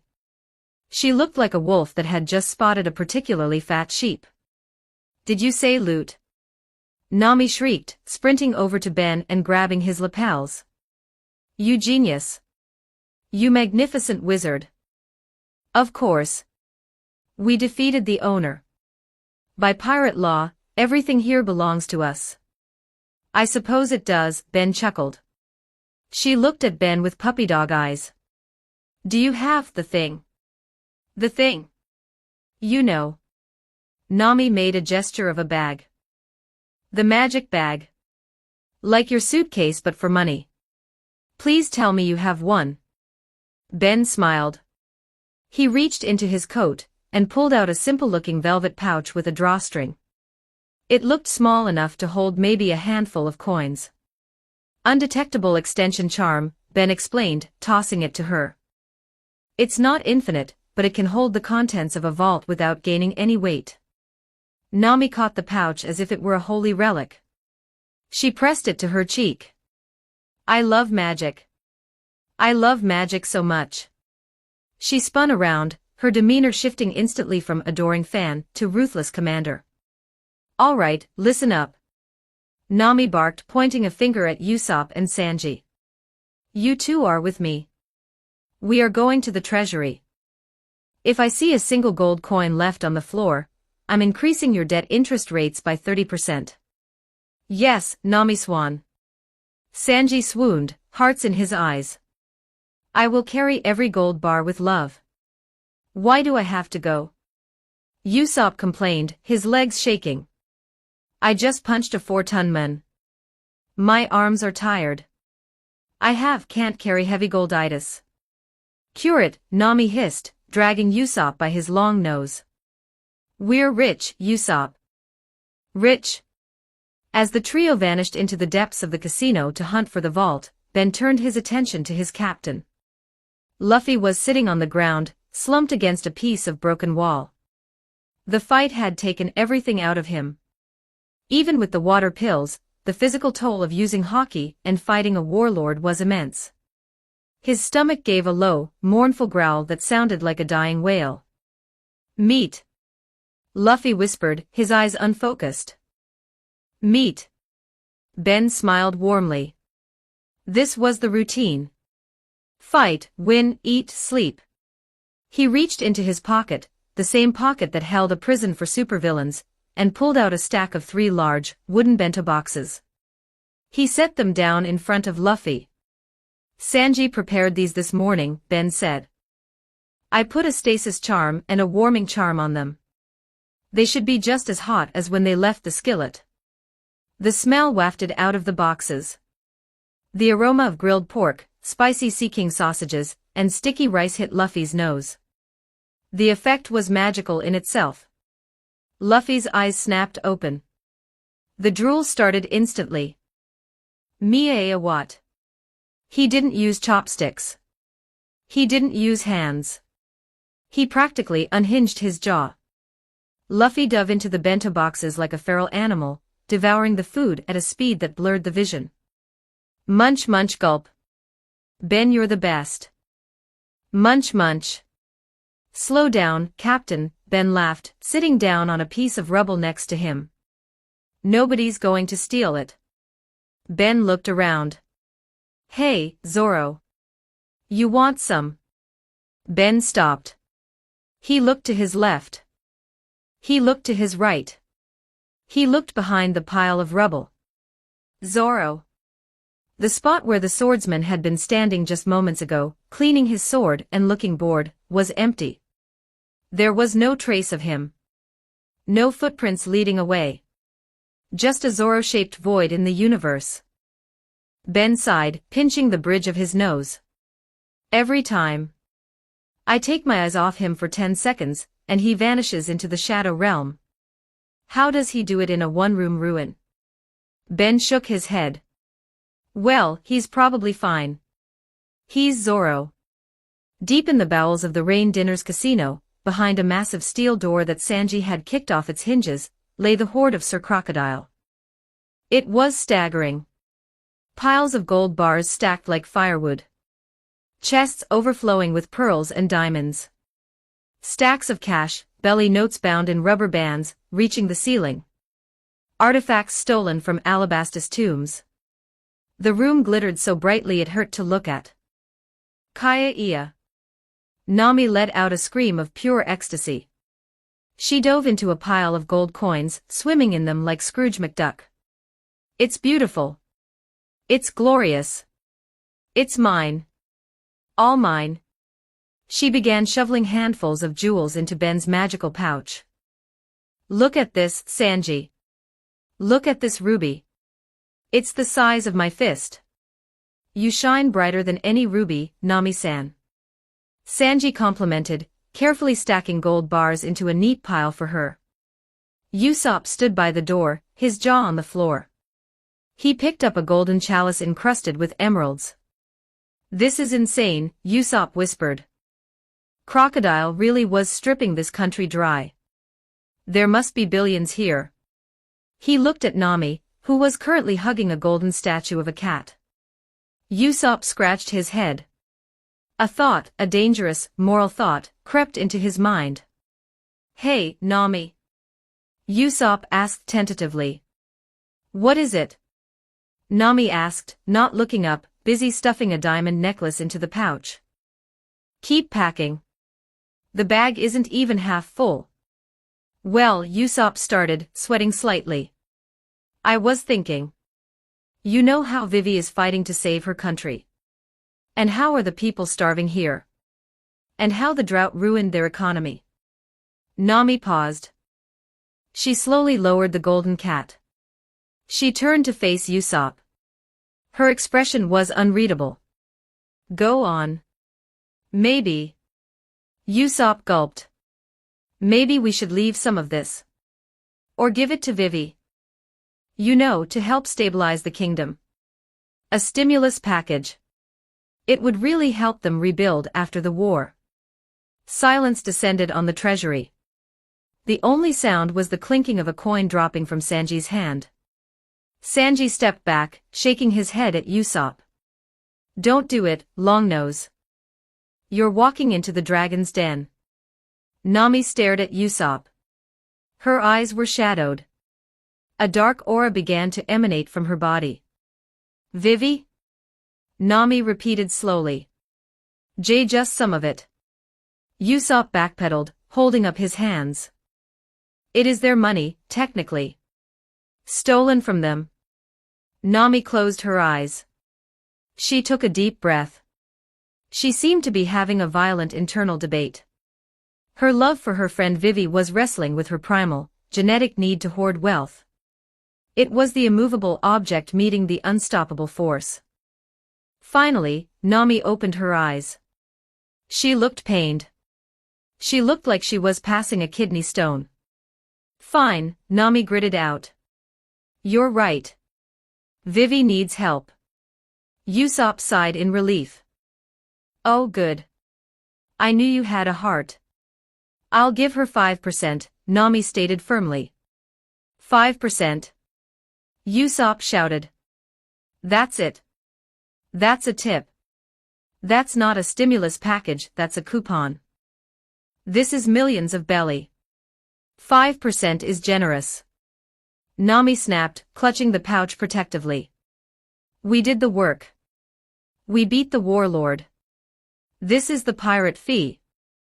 Mercenaries charge way more. 5% is the friends and family discount. You're a demon, Usopp deadpanned.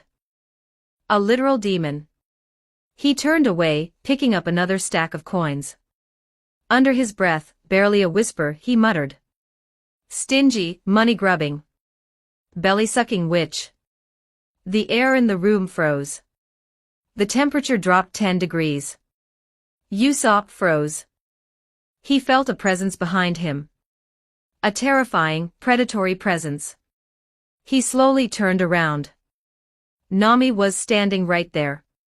She hadn't been there a second ago. Her enhanced physique, courtesy of Ben's serum, gave her speed and senses far beyond a normal human. And her hearing. It picked up everything. Nami was smiling. But it wasn't a nice smile. It was the smile of a shark that had just smelled blood. Usopp, she whispered sweetly. Ah. Usopp trembled. I said you're a plucking person. Whack. Nami's fist, hardened by anger and serum, descended on Usopp's head with the force of a meteor. A massive, cartoonish bump erupted instantly on Usopp's skull, steam rising from it. Ow wow wow. Usopp crumpled to the floor, holding his head. Nami stood over him, blowing on her fist. Because of that little comment, Nami said coldly, your share of the treasure is reduced by 50%. 50%? Usopp cried through his tears. I didn't even get a share yet. Wait, 50% of 0 is still 0. Then you owe me money, Nami declared, turning back to the gold. Keep packing. She's a tyrant, Usopp wept into the stone floor. Sanji, who had watched the whole exchange with a dreamy expression, sighed. Nami Swan looks so cute when she asserts dominance, Sanji swooned, swaying back and forth. Her fiscal responsibility is so sexy. You're both crazy. Usopp yelled. Meanwhile, the great sandy desert of Alabasta. Night had fallen completely. In the desert, devoid of the sun's heat, the temperature plummeted rapidly. The scorching sands of the day turned into a freezing landscape of ice-cold dunes and biting wind. In the middle of nowhere, miles away from Rain Base, miles away from civilization, a lone figure walked. Roronoa Zoro shivered, wrapping his arms around himself. His teeth chattered loudly. Damn, it's CC cold. He stopped and looked around. To his left, sand. To his right, sand. Behind him, sand. In front of him, more sand. Weird, Zoro muttered, squinting into the darkness. I swear the lobby was right here. I just walked down the hallway, turned right at the cactus, and walked through the door. He looked back at his footprints. They didn't move in a straight line. They moved in circles, loops and zigzags, as if he had been drunk, which he wasn't. Where did the casino go? Zoro grumbled, kicking a rock. Stupid building. It must have moved. Buildings in the Grand Line are tricky like that. He adjusted his swords on his hip. Ben said something about a bomb in Alyabarna. Maybe I'm already there. He looked at a scorpion skittering across the sand. Hey, you. Is this the capital? The scorpion hissed and ran away. Rude, Zoro scoffed. He picked a direction completely at random, south, though he thought it was north, and started walking again. I'll just keep walking straight. I'm bound to hit a liquor store eventually. The wind howled, blowing sand into his face. Hey, Luffy. Usopp. Zoro shouted into the void. Quit hiding. It's not funny. No one answered, just the empty, freezing silence of the desert night. Zoro sighed. I can't believe they got lost. The whole crew is hopeless without me to guide them. If this goes on, I will be the one to lead the crew to One Piece. He trudged on, walking deeper into the wasteland, confident that he was going the right way, while in reality, he was heading toward a cliff edge 20 miles in the wrong direction. At least it can't get any worse, Zoro muttered. A giant desert lizard, the size of a bus, rose up from the sand behind him, drooling. Zoro didn't even turn around. He just sensed it. A flash of steel in the moonlight. The lizard fell in 2 pieces. Zoro sheathed Wado Ikimonji. Not edible, he critiqued. I want booze. He continued his lonely trek, the future king of hell lost in a sandbox, waiting for his crew to inevitably come find him, and apologize for leaving him behind. Chapter 64, Rain Base. 2,217 words. The wind howled through the skeletal remains of the Rain Dinners casino. What had once been a pristine pyramid of avarice and vice was now a broken shell, its innards exposed to the cold desert night. The primary threat, Sir Crocodile, was safely tucked away in Ben's suitcase, and the officer agents were enjoying a similar, albeit cramped, accommodation. The crew stood outside the entrance, ready to leave. Or at least, most of them were. Ben adjusted his collar, looking up at the roof of the casino. Or rather, what was left of the roof. Perched precariously on the apex of the structure was the casino's crowning jewel, a gargantuan, solid gold statue of a banana gator, the symbol of Crocodile's dominance. It glinted under the moonlight, massive, tacky, and undeniably valuable. Ben, Nami's voice was low, trembling with a mixture of lust and menace. She was tugging on the sleeve of his trench coat. Ben, look at it. I see it, Nami, Ben sighed, already knowing where this was going. It's a very large, very tacky statue. It's solid gold, Ben, Nami whispered, her eyes physically throbbing with belly symbols. Do you know how much gold is in that? That's not just a statue. That's a retirement plan. That's a small island. That's beautiful. Nami, we have the contents of the treasury, Ben reasoned, gesturing to the magical pouch hanging at her hip. We have millions. That thing weighs at least 20 tons. It's structural damage waiting to happen. Nami turned to him, clutching his lapels with surprising strength. We are pirates. We don't leave our loot behind. If we leave it there, the Marines will take it. Do you want the Marines to have my gold? Do you want Smoker to buy a new bike with our funds? Ben looked at the desperate hunger in her eyes. He looked at the massive crocodile statue. He looked at the rest of the crew. Luffy was picking his nose. Usopp was trying to calculate the weight. Sanji was swooning over Nami's physical passion. Fine, Ben relented. Yes'll. Nami shrieked, holding open the magical pouch. Put it in. Put it in now. Ben raised his wand. He aimed it at the roof of the pyramid. Wingardium Leviosa. A hum of magic vibrated through the air. The 20-ton golden reptile shuddered. Then, with a groan of metal and stone, it lifted. The statue floated gracefully into the air, hovering like a golden cloud. Ben flicked his wrist. The massive object drifted downward, shrinking rapidly as it approached the mouth of the pouch due to the extension charm's proximity field. The giant crocodile vanished into the small velvet bag. Nami immediately cinched the drawstring tight. She hugged the pouch to her chest, nuzzling it with her cheek, letting out a giddy, high-pitched giggle that was both adorable and slightly terrifying. I love you, Gold-chan. You're safe with Mama now. She's lost it, Usopp whispered to Sanji. She's found paradise, Sanji corrected, hard eyes pulsing. All right, Ben clapped his hands, breaking the trance. We have the villain. We have the loot. We have the food. The rebellion is still raging in Alyabarna, and there's a massive bomb ticking down. We need to move. Luffy punched his palm. Let's go kick some more butt. To Alyabarna. The crew gathered their things, ready to march. Ben did a quick head count. 1, 2, 3, 4, 5. Ben stopped. He frowned.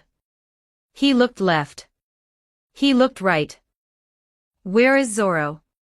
The question hung in the cold night air. The crew froze. They slowly turned their heads to scan the surrounding desert. Just the whistling wind and the chirping of crickets. Oh, come on. Usopp threw his hands in the air. We were all standing right here. How does he do it?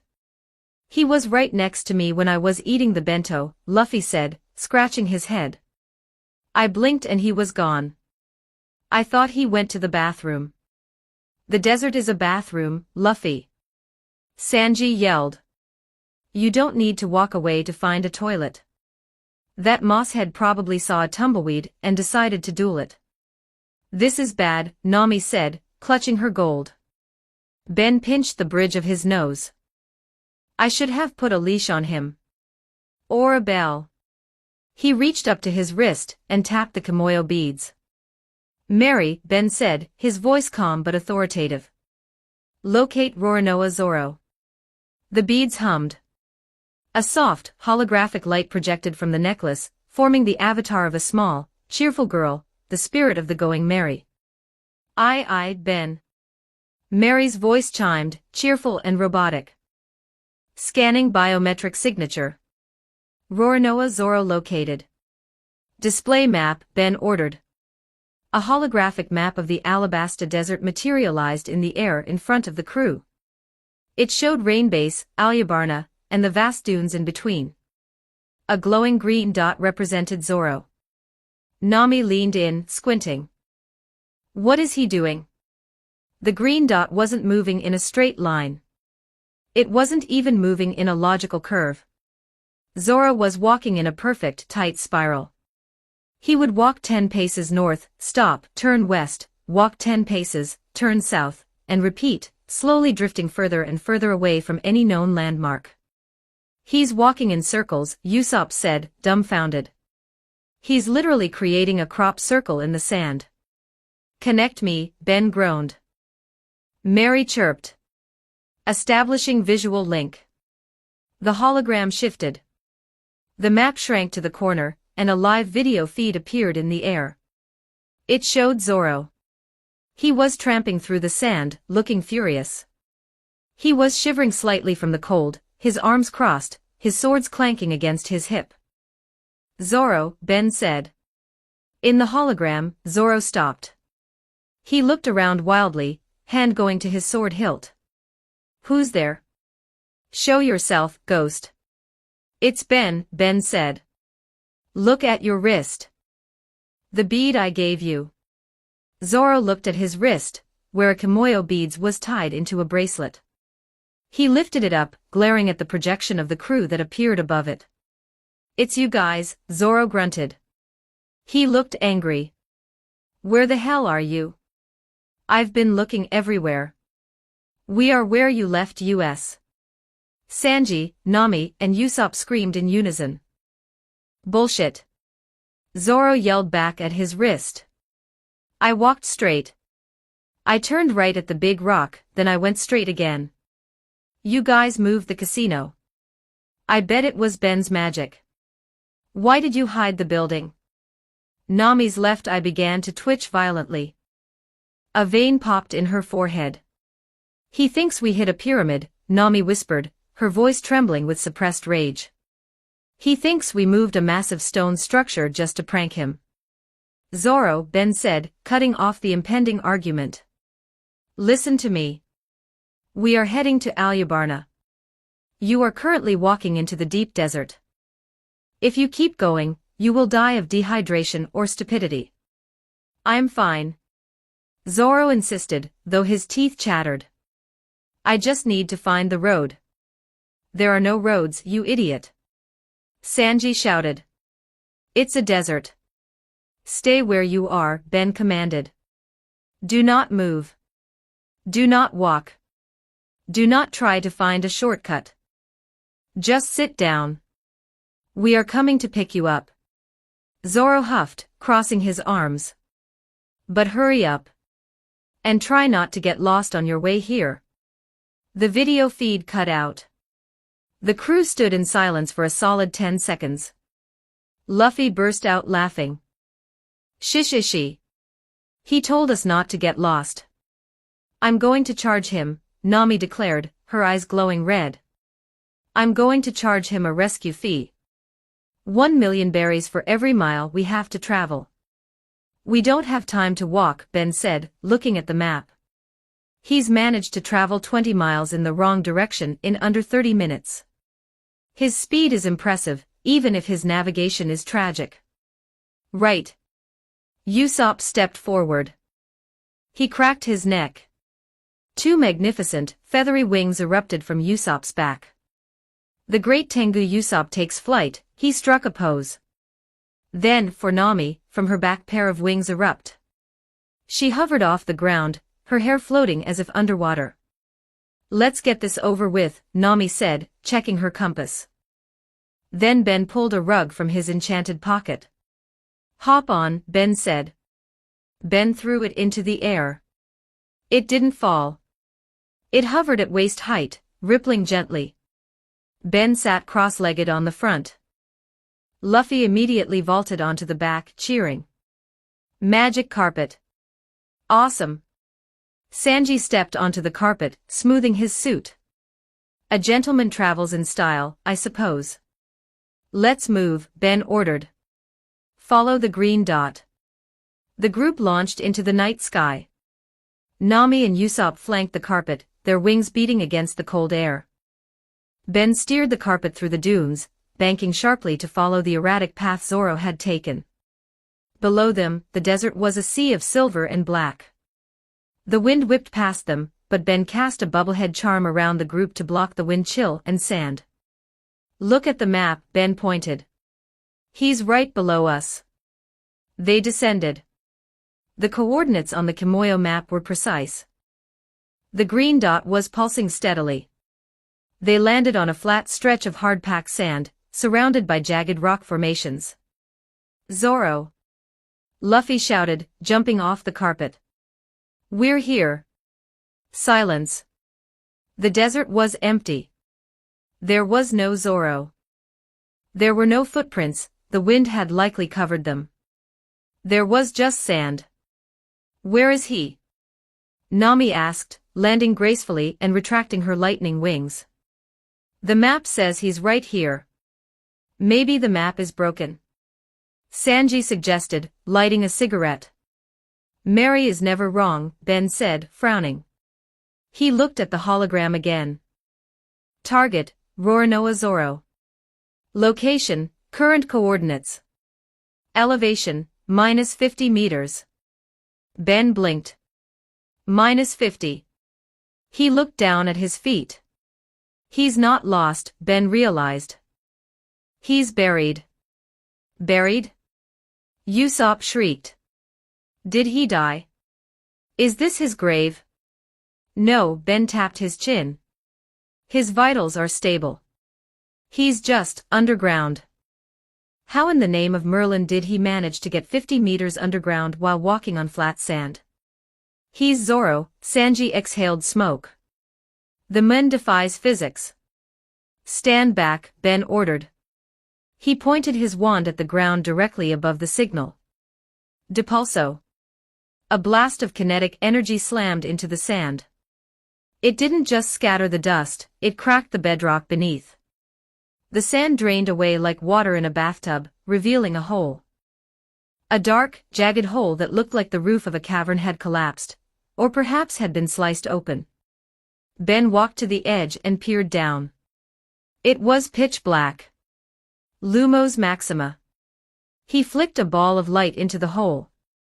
It fell, illuminating the depths. Down, down, down it went. Finally, it hit the bottom, revealing a stone floor. And sitting there cross-legged, leaning against a pillar, was a green-haired swordsman. Zoro looked up, squinting at the light. Oh, Zoro's voice echoed up from the abyss. You guys finally came. Took you long enough. I was getting tired of waiting in this lobby. Lobby? Nami screamed down the hole. You fell into a hole, you idiot. It's not a hole, Zoro shouted back. It's a shortcut. I found some stairs. There were no stairs. Let's go, Ben sighed. Everyone, jump. I'll slow the fall. Luffy didn't wait.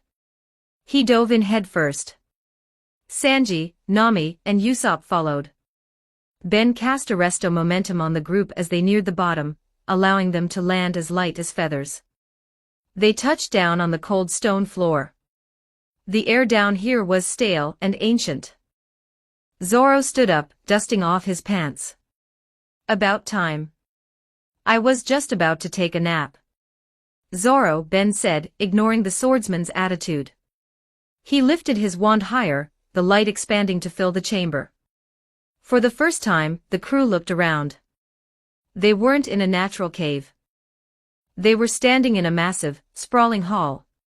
Immune columns, carved from solid sandstone, stretched up into the darkness. The walls were covered in intricate reliefs, depictions of kings, battles, and strange creatures. Hieroglyphs covered every inch of surface. Statues of jackal-headed gods stood guard at massive archways. It was a ruin. A magnificent, untouched ruin hidden beneath the sands of Alabasta. Whoa, Luffy whispered, his voice echoing. It's a castle. It's not just a castle, Nami said, her eyes widening as she walked up to a wall covered in writing. These markings, they're ancient. Older than the kingdom above. This is pre-dynastic Alabasta. Why is there a castle underground? Usopp asked, hiding behind Sanji. Is it haunted? It feels haunted. I told you, Zoro grunted, pointing his thumb behind him. I was walking, and the ground just. I fell in. I figured this was the basement of the casino. The casino is 20 miles that way, Sanji pointed. You fell into an archaeological discovery. Ben walked toward the center of the hall. He sensed something here. Not just the hum of history, but the hum of something. In the center of the room, half buried in rubble, was a massive stone slab. It was dark blue, almost black, and etched with square text. Chapter 65, Rain Dinner. 1,526 words. The underground chamber hummed with the weight of centuries. The air was cool and stagnant, a stark contrast to the biting wind of the desert surface 50 meters above. The straw hats stood in the center of the antechamber, surrounded by statues of jackal-headed gods, and walls covered in hieroglyphs that seemed to dance in the light of Ben's wand. Ben stood before the massive, dark blue stone slab, the poneglyph. It radiated a silent, imposing history. It was a message from the void century, an indestructible record of truth. To most, it was a holy relic. To Ben, it was loot. He tapped the Kimoyo beads on his wrist. "Mary," Ben said, his voice echoing in the vast hall. "Full scan. I want a complete topographical map of this complex, structural integrity analysis." "Aye, Ben," the cheerful, synthesized voice of the going Mary chirped. The black beads flared. A grid of blue laser light exploded outward from Ben's wrist. It moved like a wave, washing over the stone floor, climbing the pillars and passing through the walls. The light mapped every crack, every carving, and every hidden void. The crew watched in awe. A few seconds later, the light retracted. A detailed, 3D holographic projection materialized in the air above Ben's wrist. It showed the room they were in, a long corridor leading deeper, and several collapsed side chambers. "Scan complete," Mary announced. "Structure analysis indicates this is a lost palace from 1,000 years in the past. It appears to be a vault." "A vault?" Nami's ears perked up.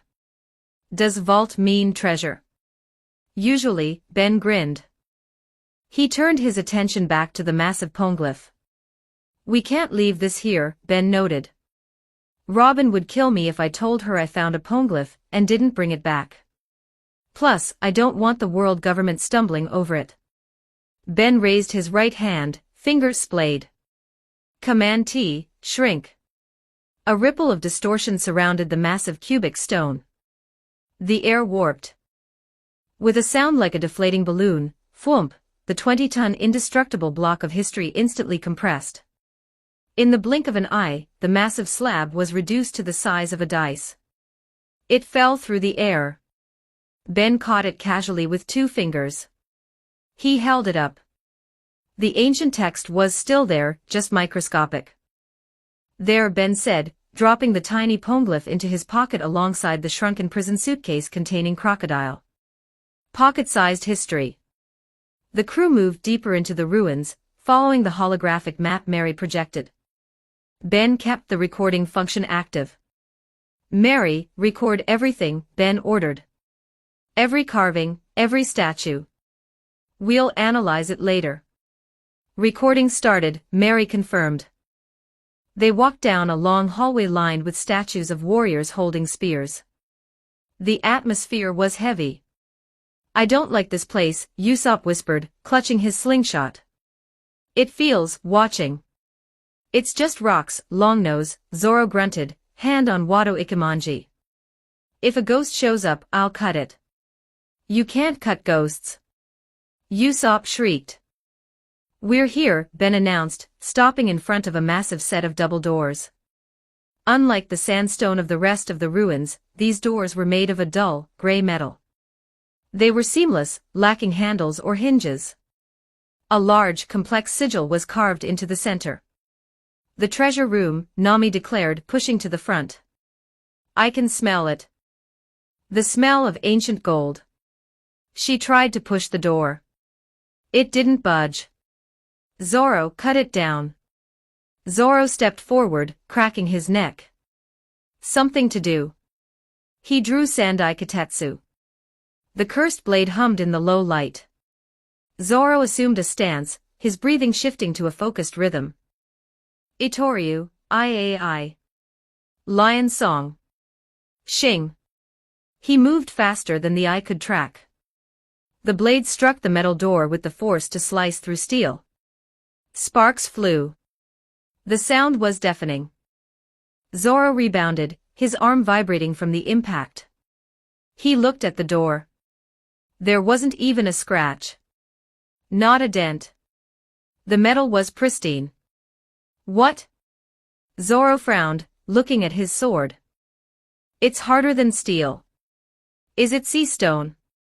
Move aside, Zoro. Luffy shouted, stepping up. You just didn't hit it hard enough. Luffy bit his thumb. Gear third. He blew air into his skeletal structure. His arm inflated rapidly, growing to the size of a giant's limb. The sheer mass was intimidating. But Luffy didn't stop there. He recalled the feeling from the fight with Crocodile. The black armor. He concentrated. Armament hockey spread over his giant fist, turning it a glossy, metallic black. Gomu Gomu no. Elephant gun. Luffy swung the gargantuan, hockey-clad fist. The impact shook the entire underground complex. Dust fell from the ceiling. The ground trembled. But when Luffy retracted his arm, shrinking back to normal size, the door remained. Mocking them. Eh? Luffy cried. It didn't break. That was my super punch. It's an alloy from the ancient kingdom, Ben observed, examining the door.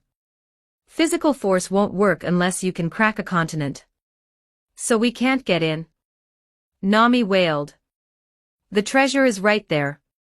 I didn't say that, Ben smiled. He pulled out his wand. Magic didn't care about tensile strength. Magic cared about concepts. A lock is a lock, no matter how strong the door is. Ben pointed the wand at the center sigil. Alohomora. Click. A sound came from deep within the metal. Then the grinding of gears. The seamless metal split down the middle. The massive doors slowly, heavily, swung inward. Open sesame, Ben quipped. Gold. Nami screamed, sprinting into the room before the doors were even fully open. The crew followed her in. It was a small, circular chamber. There were no piles of coins. No statues. No jewels. In the center of the room, on a solitary stone pedestal, sat a single, small chest. Nami skidded to a halt. She looked around frantically. She checked the corners. She checked the ceiling. Where is it? Nami asked, her voice trembling. Where is the loot? Where is the mountain of jewels? She ran to the small chest. It was the size of a lunchbox. Is this it? Nami cried, shaking the chest. I came all this way for a box. Maybe the treasure is inside. Usopp suggested. A really big diamond? It better be the Hope Diamond times 10, Nami growled. Ben walked up to the chest. It was locked with a similar mechanism to the door. Alohomora. The lid clicked open. Nami threw the lid back. Everyone leaned in. Inside, resting on a bed of velvet, was a fruit. It was shaped like a melon, but it was a deep, swirling violet color. The skin was covered in intricate, spiral patterns that seemed to glow faintly in the darkness. The stem was jagged, looking like a lightning bolt. A fruit? Nami slumped, defeated. It's just a fruit. I can't pay off a debt with a fruit. That's not just a fruit, Nami, Sanji said, his eye visible through his hair narrowing. Look at the swirls. That's a devil fruit. A devil fruit. Usopp gasped. Like Luffy's. And Chopper's. Yeah, Ben nodded, picking it up. He examined it. I don't recognize the pattern from the encyclopedia. It's not a standard Zoan or Paramecia pattern.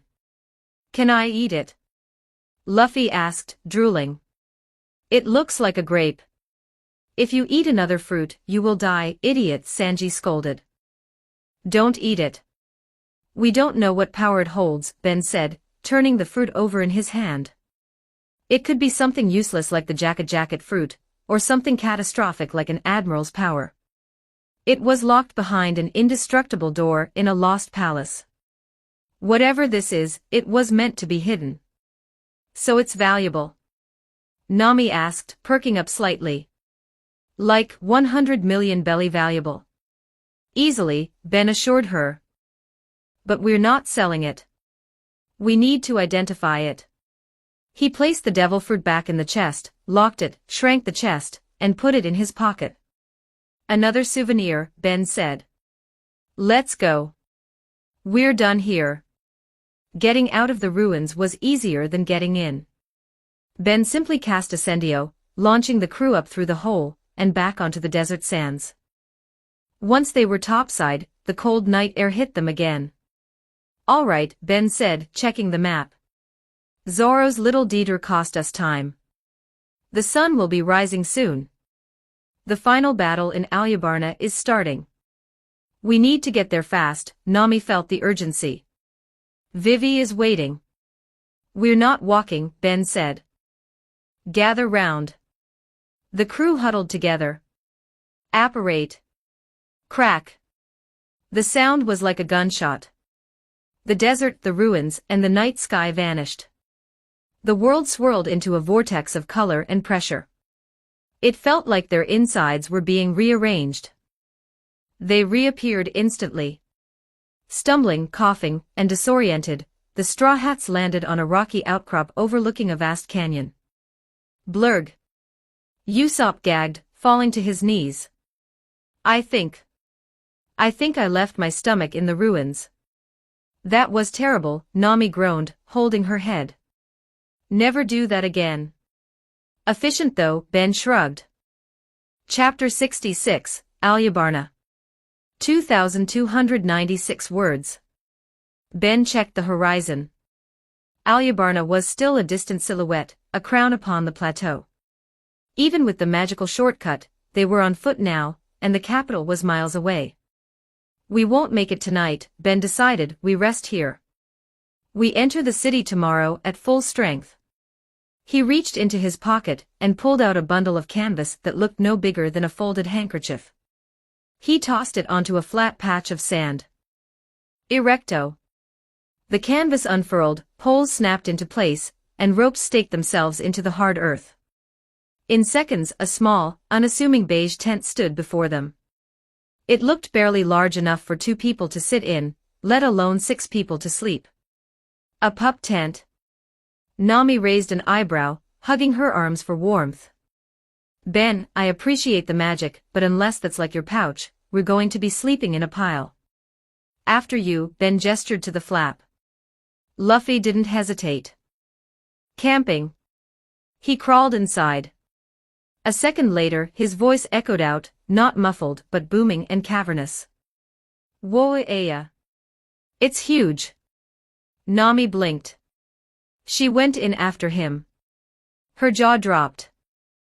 The interior was not a tent.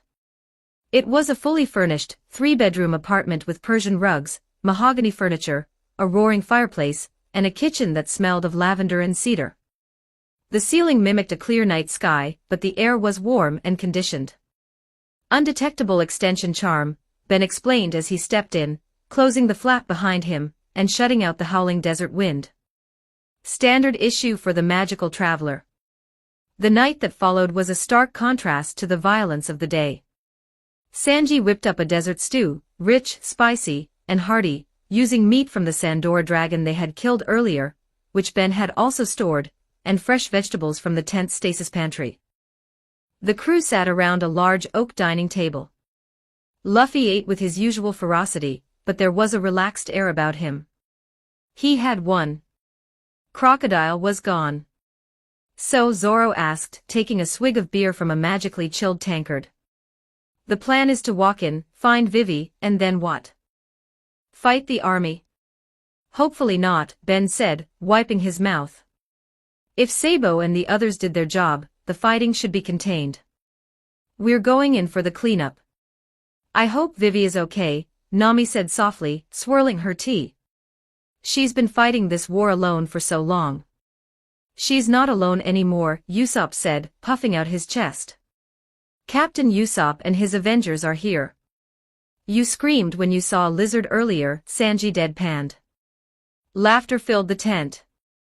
For a few hours, they weren't wanted criminals or saviors of a kingdom. They were just a family having dinner. Eventually, the fatigue won. One by one, they drifted off to the plush bedrooms. Ben stayed up a little longer, checking and extracting devil fruits from Crocodile and others except Bonclay. The next morning, the crew emerged from the tent, refreshed and well-fed. Ben packed the magical dwelling back into his pocket with a flick of his wand, and they set off. The journey to Alyabarna took the better part of the day. The sun beat down on them, but they moved with purpose. By late afternoon, the rocky terrain gave way to the massive, sloping path leading up to the great plateau. Alyabarna loomed above them. The white stone walls were high and imposing. "It's quiet," Zoro noted, his hand resting on his sword. "Too quiet.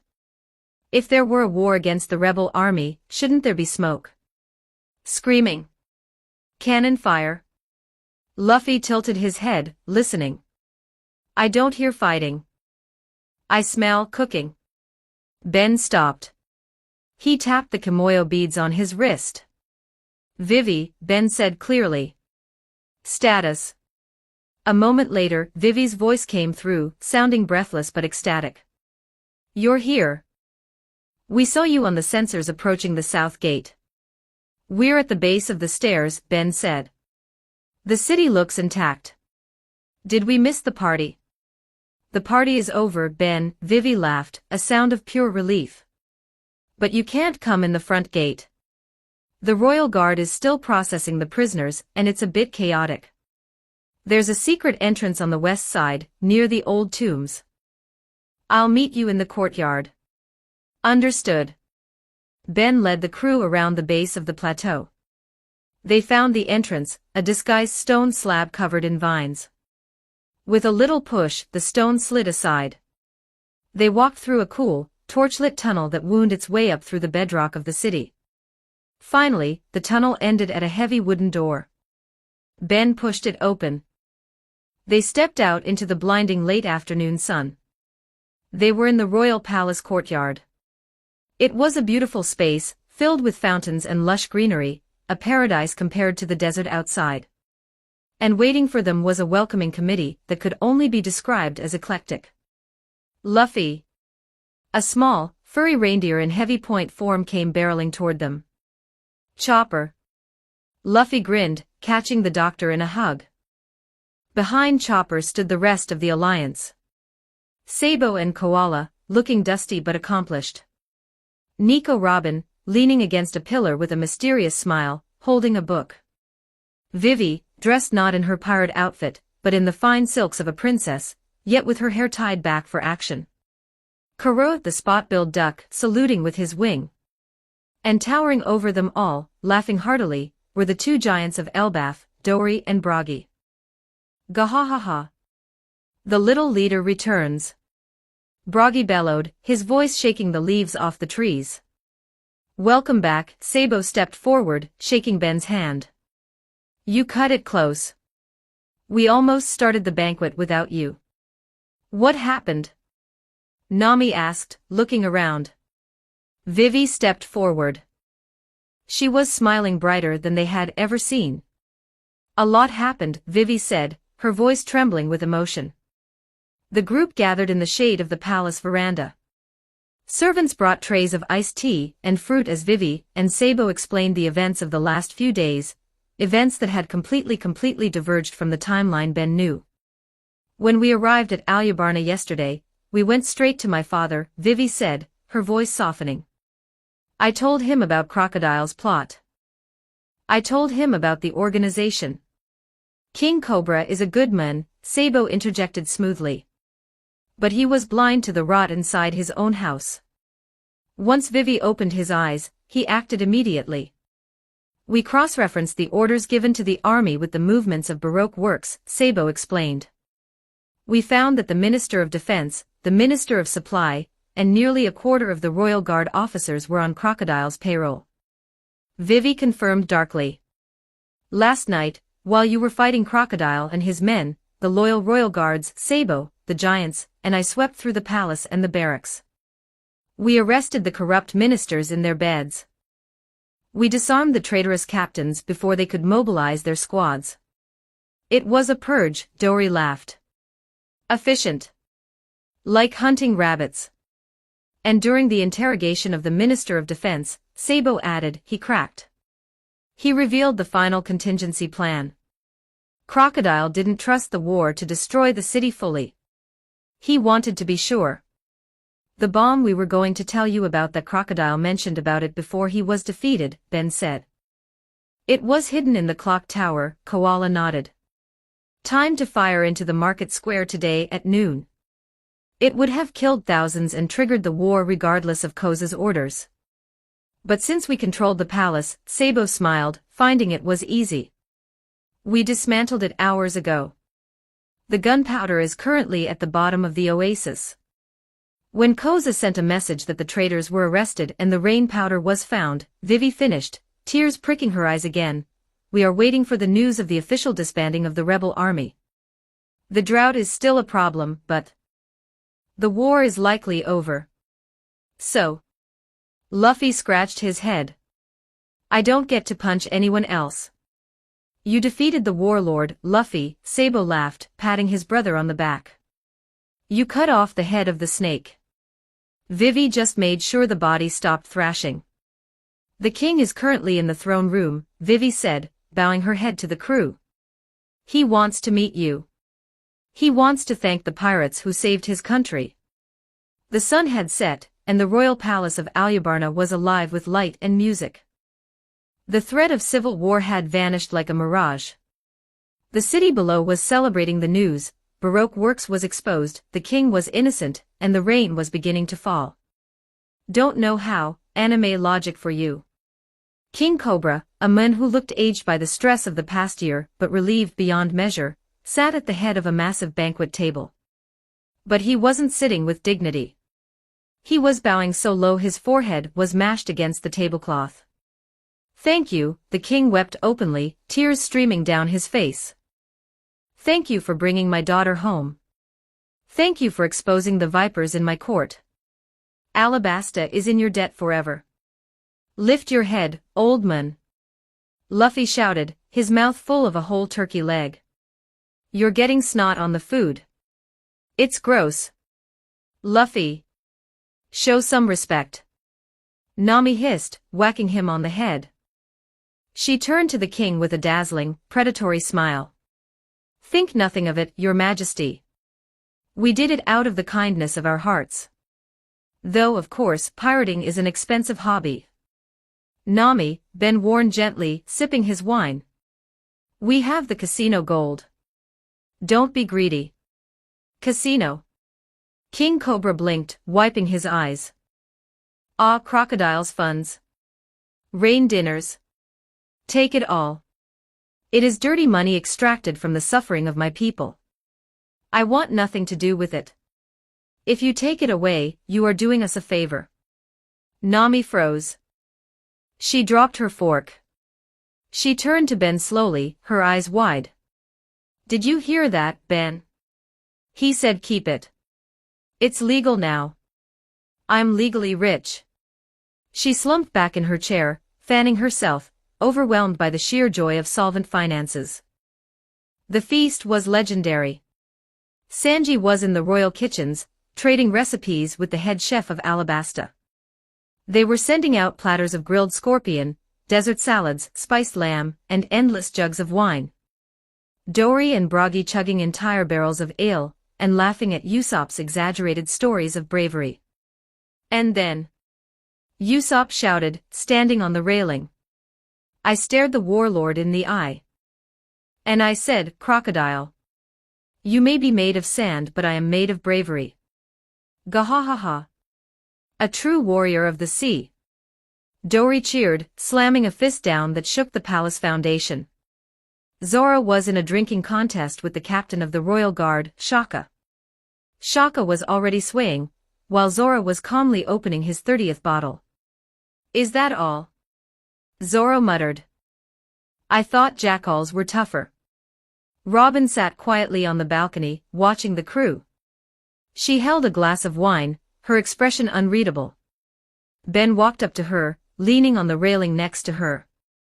"So," Ben said. "Miss All-Sunday is dead." "She died in the desert," Robin smiled, a small, genuine thing. "I am just an archaeologist looking for a ride. The revolutionaries offered me a position, but—" She glanced at Luffy, who was trying to eat a melon whole. "This seems more interesting. The poneglyph in the royal treasury, do you want to see it?" Ben said quietly, lowering his voice so only she could hear. Robin's eyes widened slightly. She turned to him. "Can I?" "I will ask the king for permission," Ben tapped his pocket. "I also want to hear of Void Century." "History is a puzzle," Robin said, looking up at the stars. "I suppose I have more searching to do." "Welcome aboard, Robin," Ben said. "Try not to kill the cook. He's useful." "I make no promises," she chuckled. As the night deepened, the adrenaline finally faded. Vivi, looking exhausted but lighter than she had been in years, clapped her hands. "The maids have prepared the guest wing," she announced. "The finest beds in Alabasta. Please, rest. You have done enough." The crew stumbled toward their rooms. Luffy had to be rolled by Sanji because his stomach was so distended he resembled a beach ball. "So full." Luffy mumbled happily. "So much meat." Nami was sleepwalking, clutching her bag of gold like a teddy bear, muttering about interest rates. Zoro had fallen asleep standing up in the hallway, snoring loudly, clutching his sake bottle. Ben walked into his room. It was opulent, with silk curtains and a balcony overlooking the sleeping city. He walked out onto the balcony. The desert wind was cool. He looked down at the city of Alyabarna. Lights flickered in the windows. Families were sleeping safely. The bomb hadn't gone off. The war hadn't happened. There were Northwest bodies in the square. He had changed the story. He had saved Alabasta without the bloodshed of the original timeline, and he had strengthened the crew. But he knew this was just the beginning. The world government would not ignore the defeat of a warlord and the dismantling of a criminal syndicate. A new bounty was coming. A new threat was approaching. He turned and walked back into the room, collapsing onto the bed. For the first time since arriving in this world, Ben felt a true sense of accomplishment. The first major saga was over. Chapter 67, Alyabarna. 1501 words. The golden light of the Alabasta sunrise filtered through the ornate, arched windows of Ben's guest chambers. It was a peaceful morning, but Ben's mind was already buzzing with future plans. He sat on the edge of his bed, the air around him shimmering with the blue light of his system panel. In his hand, he held two devil fruits. The first was the Inu Inu no Mi model, Dachshund, which had been fused with the dog gun lasso. The second was the Mogu Mogu no Mi, the mole mole fruit taken from Miss Merry Christmas. "System," Ben whispered. "Consume." The fruits dissolved into pixels of light, absorbed into the interface. System notification, 2 devil fruits consumed. Processing. Reward, 2 golden lottery tickets. Ben leaned back. He took a deep breath.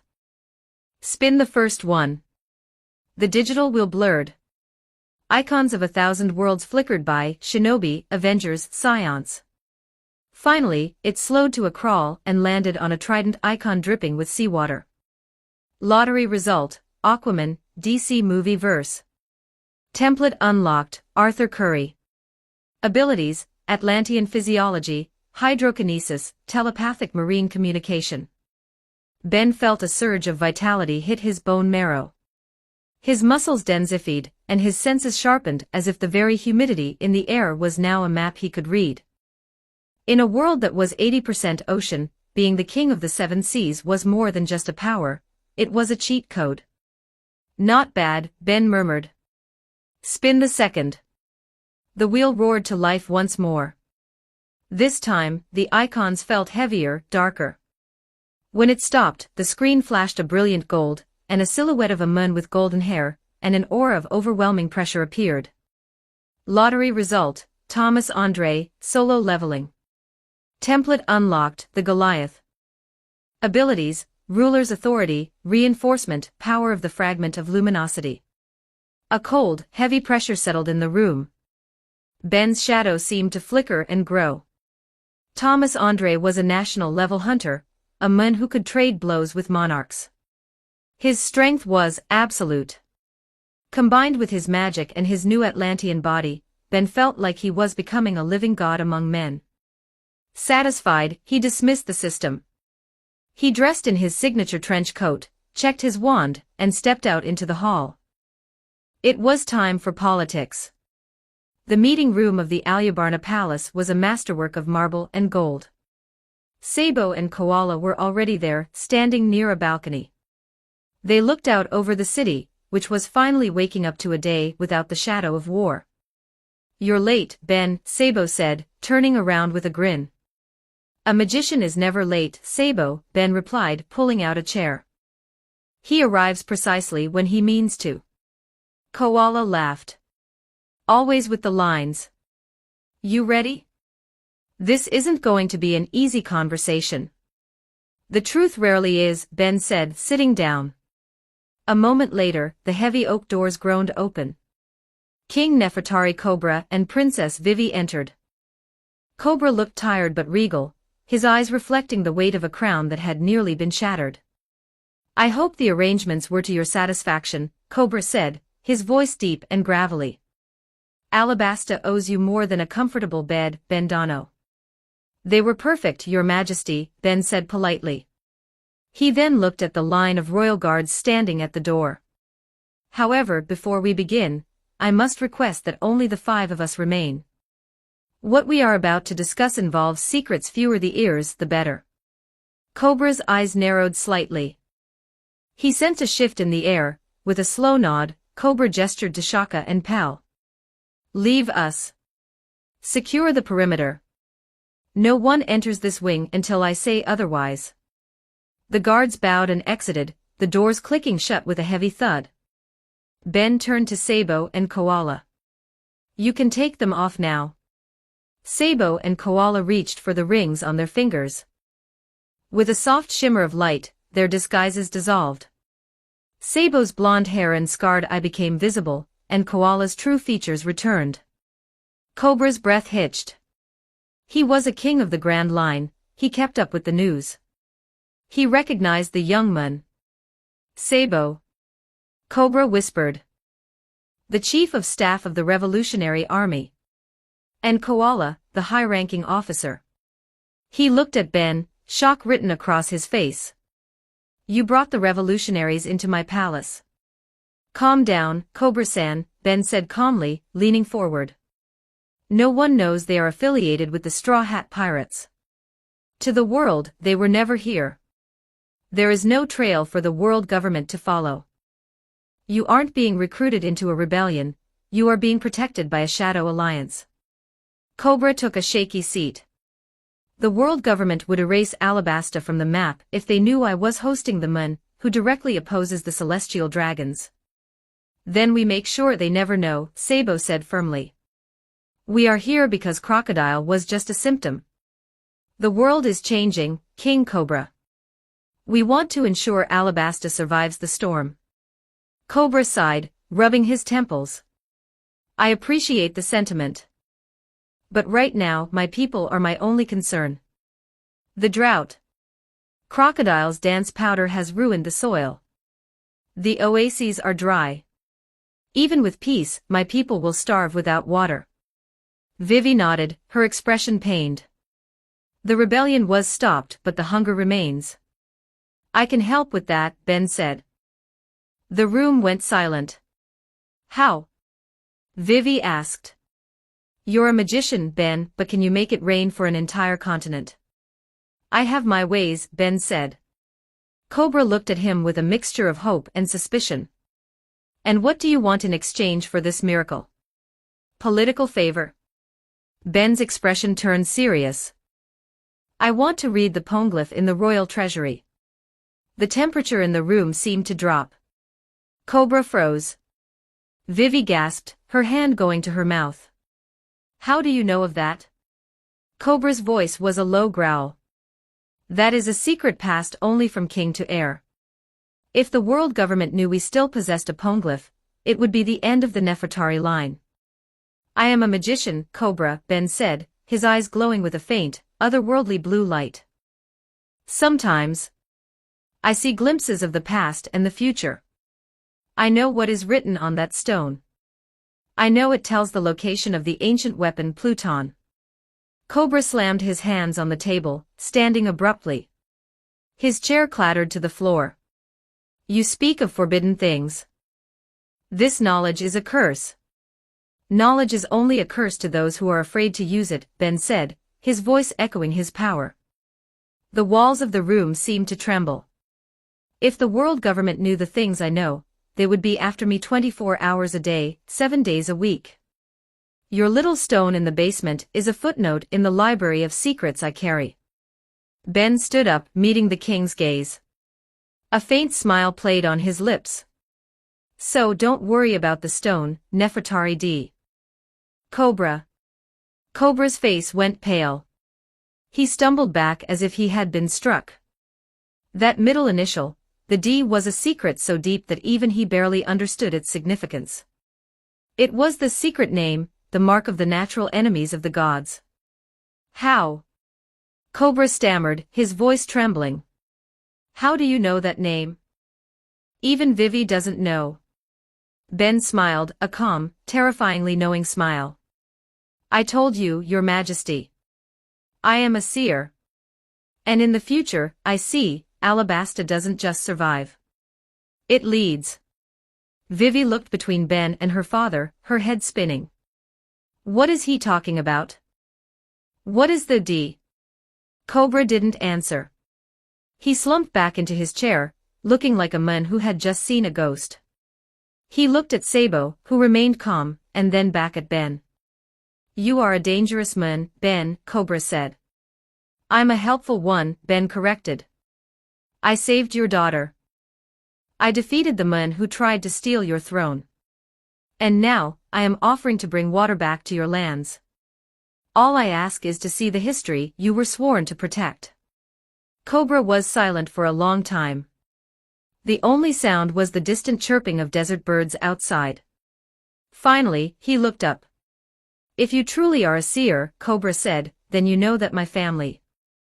We stayed behind 800 years ago. We chose the world of men over the world of the gods in Mary Geos. I know, Ben said. The Nefertari family was the only one out of the 20 founding families that didn't move to the Holy Land. You chose to stay with your people. Cobra nodded slowly. The poneglyph is our burden. It is our apology for the past. If you wish to read it, I cannot stop you. Not after everything you have done. Thank you, Ben said. Chapter 68, Alyabarna. 2,275 words. The atmosphere in the private council chamber shifted. The morning sun, previously warm and inviting, now seemed to cast long, sharp shadows across the marble floor as Ben leaned forward. King Cobra, Ben said, his voice dropping an octave, resonating with a frequency that seemed to vibrate in the listener's chest.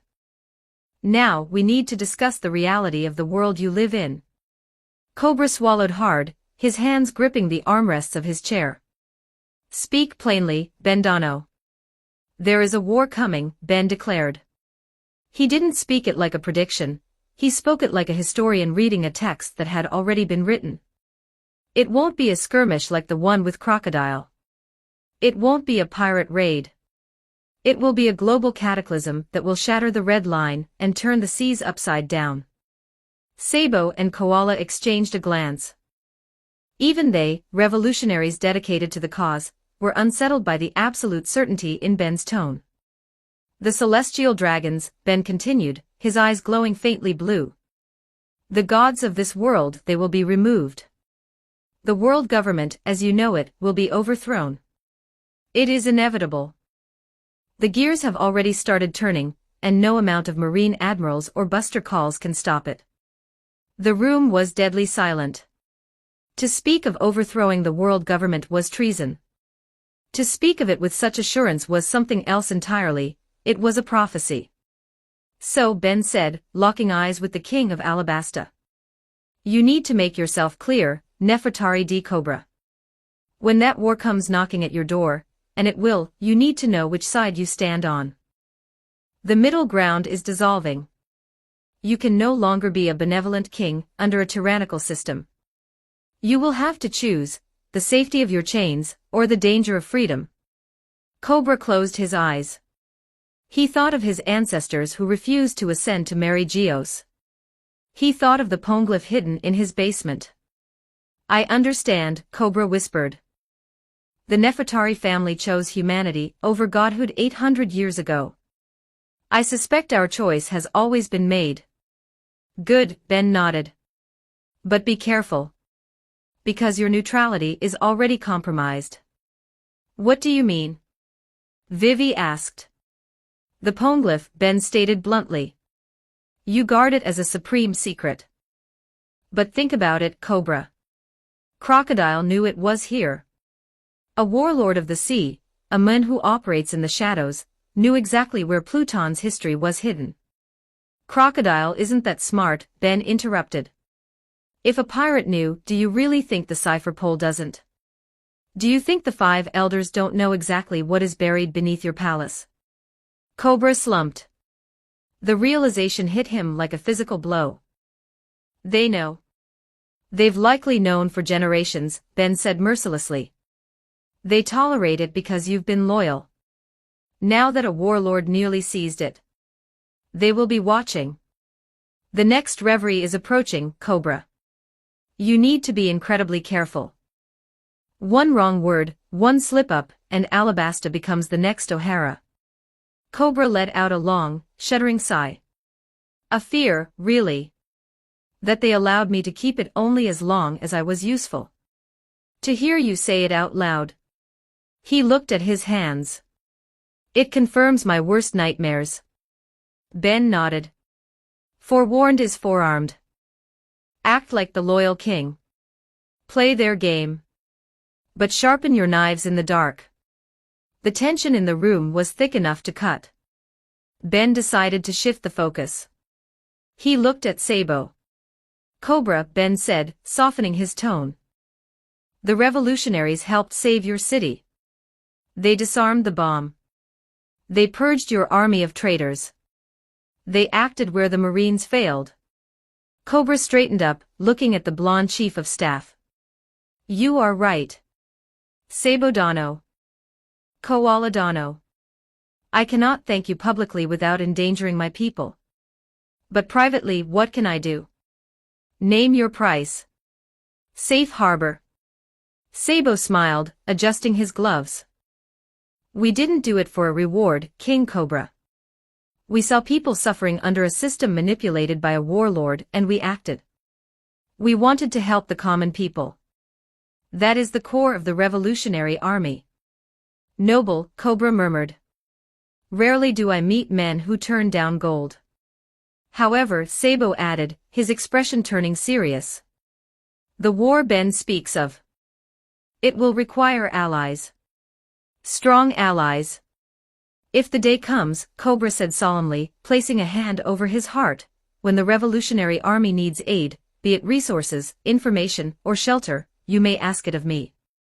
Alabasta pays its debts. Sabo nodded respectfully. That is more than enough, Your Majesty. The heavy political talk wound down. They spent the next hour discussing logistics, how to distribute the water Ben would summon, how to rebuild the destroyed towns of Nanohana and Katoria, and how to spin the narrative to keep the world government off their backs. Finally, as the clock chimed noon, the meeting adjourned. Now, Ben stood up, stretching his arms. The payment for the magician. Cobra nodded. He stood up, gesturing for Vivi to join them. We go to the tombs. The descent into the royal treasury was a journey through time. The air grew cooler and smelled of ancient dust and dry stone. Torches flickered to life as they passed, illuminating murals that depicted the earliest days of the Alabasta Kingdom. Ben walked alongside Cobra and Vivi. Sabo and Koala had remained above to coordinate their departure. This part of the journey was for the seer alone. They reached the final chamber. It was a vast, domed room filled with the treasures of the Nefertari dynasty, urns of gold, jewelry, ancient weapons. But in the center, dominating the space, was the poneglyph. The massive blue cube sat in silence, its message from the void century etched into its indestructible surface. There it is, Cobra said softly. The history of Pluton. Ben walked up to it. He didn't touch it with reverence, he approached it with the efficiency of a scholar.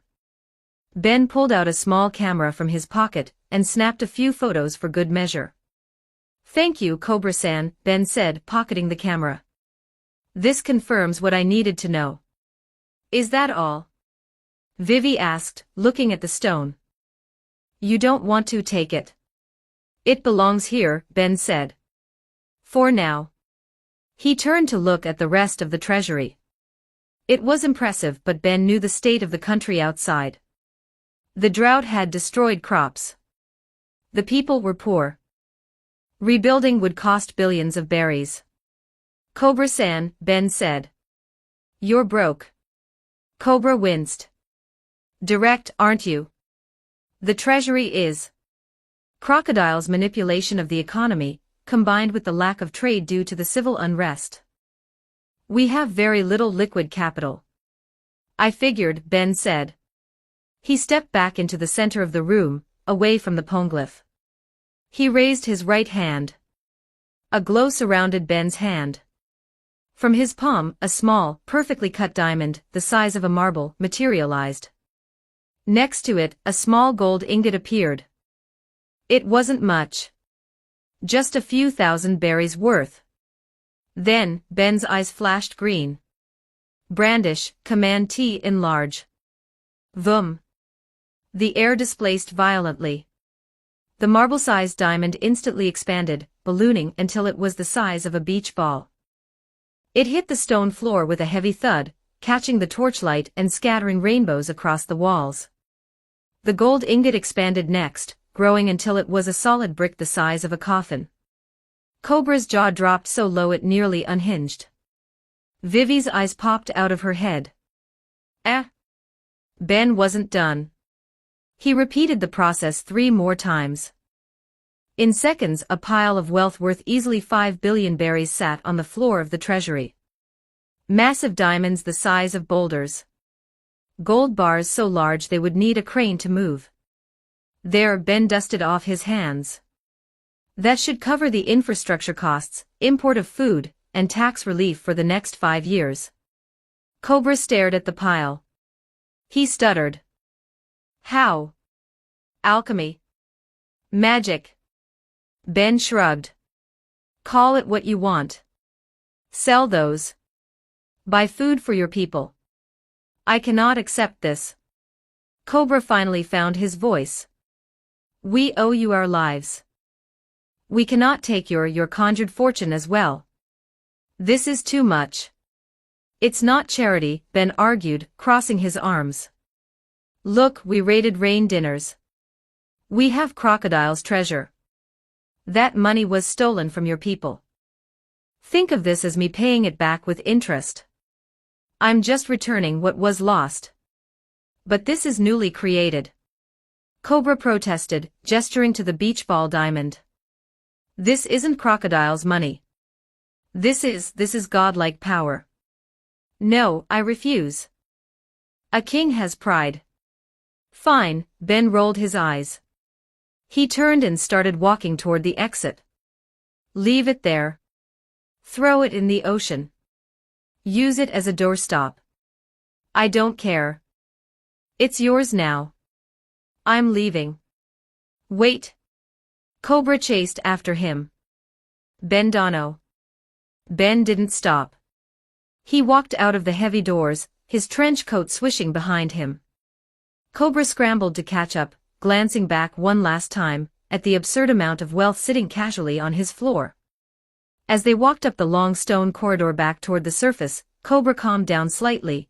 though he kept glancing at Ben with a mixture of awe and confusion. He stroked his goatee, his brow furrowed. Ben Dono, Cobra asked quietly. Yes, King. If. Cobra hesitated. If you have the ability to create gold and diamonds that easily, literally out of thin air, why did you steal the gold from the casino? Why did you make such a big deal about Nami getting the treasury? Ben stopped walking. He looked left and right, checking for spies, even though they were alone. Because, Ben whispered conspiratorially, I didn't want to reveal my ability to create gold to my crewmates.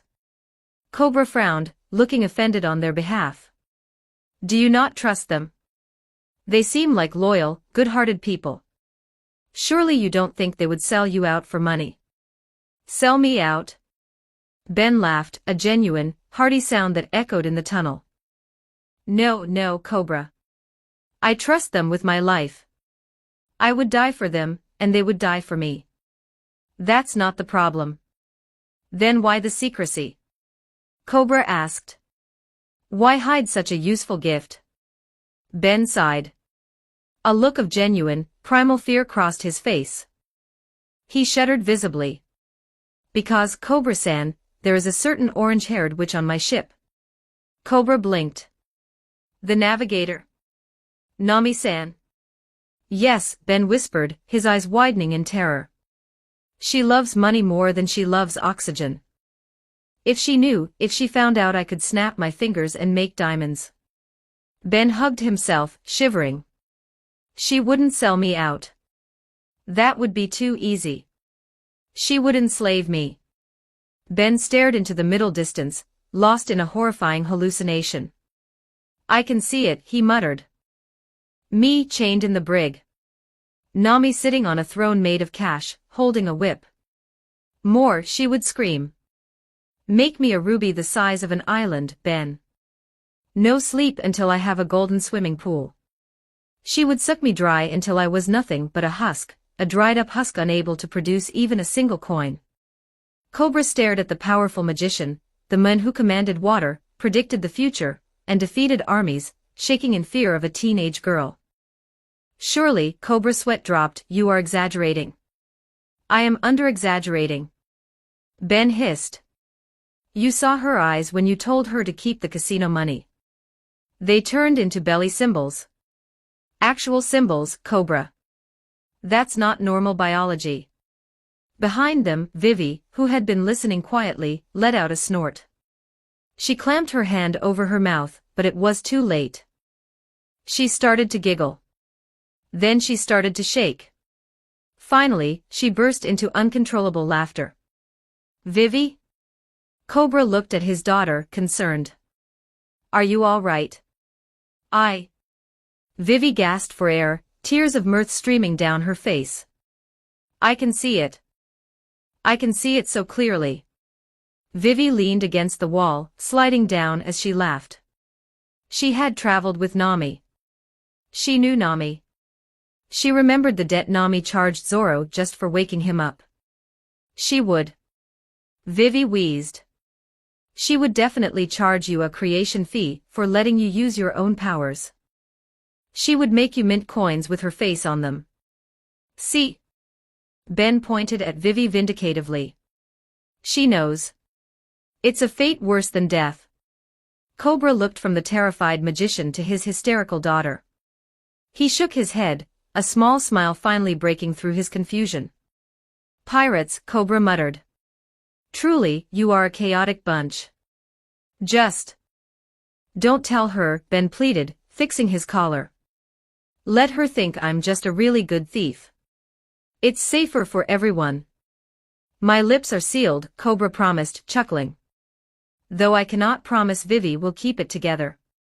Vivi wiped her eyes, standing up and taking a deep breath to compose herself. I promise, Ben. Your secret is safe. I don't want to be an accessory to your slavery. Thank you, Ben exhaled in relief. Now, let's get out of here. I think Sanji is making lunch, and if Luffy gets there first, the famine will start all over again. The three of them walked toward the light of the surface, the weight of the poneglyph and the impending war momentarily forgotten, replaced by the laughter of friends, and the shared fear of a navigator's wrath. Chapter 69, Alyabarna. 2,579 words. The midday sun hung high over Alabasta, baking the sandstone walls of the palace, but inside Ben's mind, the gears of industry were turning at a frantic pace. Lunch had been a lively affair, mostly Luffy stealing meat from Usopp's plate, but as the crew dispersed to nap or explore the capital, Ben slipped away. He walked out to a secluded, high-walled courtyard on the eastern wing of the palace. It was empty, save for a few potted palms wilting in the heat. Ben reached into his pocket and pulled out the Going Merry and enlarged it. "Merry," Ben says. "I need the fabrication workshop. Full power." Aye, Ben," Minnie Mary chirped. "What are we building today?" "Jet skis." "Bigger," Ben grinned. "I need miniature models of 10 heavy-duty desalination plants. Industrial scale. They need to be able to intake seawater, filter it at a molecular level, and output fresh, mineralized drinking water." Mary titled her head. "That requires a lot of energy." "I know," Ben said. "That's why we're using arc reactors." "I can do that." "Get to it," Ben ordered. "I need them ready by sunrise." "Leave it to me." Mary saluted. Machinery inside the ship began to whir, the sounds of futuristic 3D printing and metal fabrication echoing softly within the magical vessel. Leaving Mary to her work, Ben headed straight for the royal study. He found King Cobra and Vivi poring over old, crumbling parchment maps of the kingdom, tracing the dried-up riverbeds. "Your Majesty," Vivi, Ben announced, striding in. "Put the paper away. It's outdated." Cobra looked up, rubbing his tired eyes. "Ben Dono. We were trying to identify the regions most critically in need of the water you promised." "I can do better than that," Ben said. He tapped the black vibranium beads on his wrist, the Kimoyo beads. "Real-time topography. Alabasta region." Hum. A low vibration filled the room. From Ben's wrist, a burst of hard light particles exploded outward. They coalesced in the center of the room, forming a stunning, three-dimensional, photorealistic map of the entire Alabasta kingdom. It hovered in the air, spinning slowly.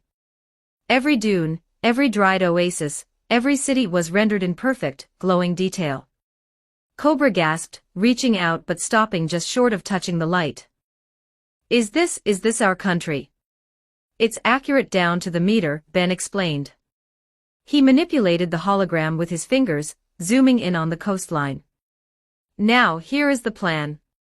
I'm not just digging holes. I'm creating a circulatory system for the country." He drew a line with his finger in the air. A blue glowing path appeared on the map. "We will place the desalination plants here, here and here, along the coast where the seawater is accessible.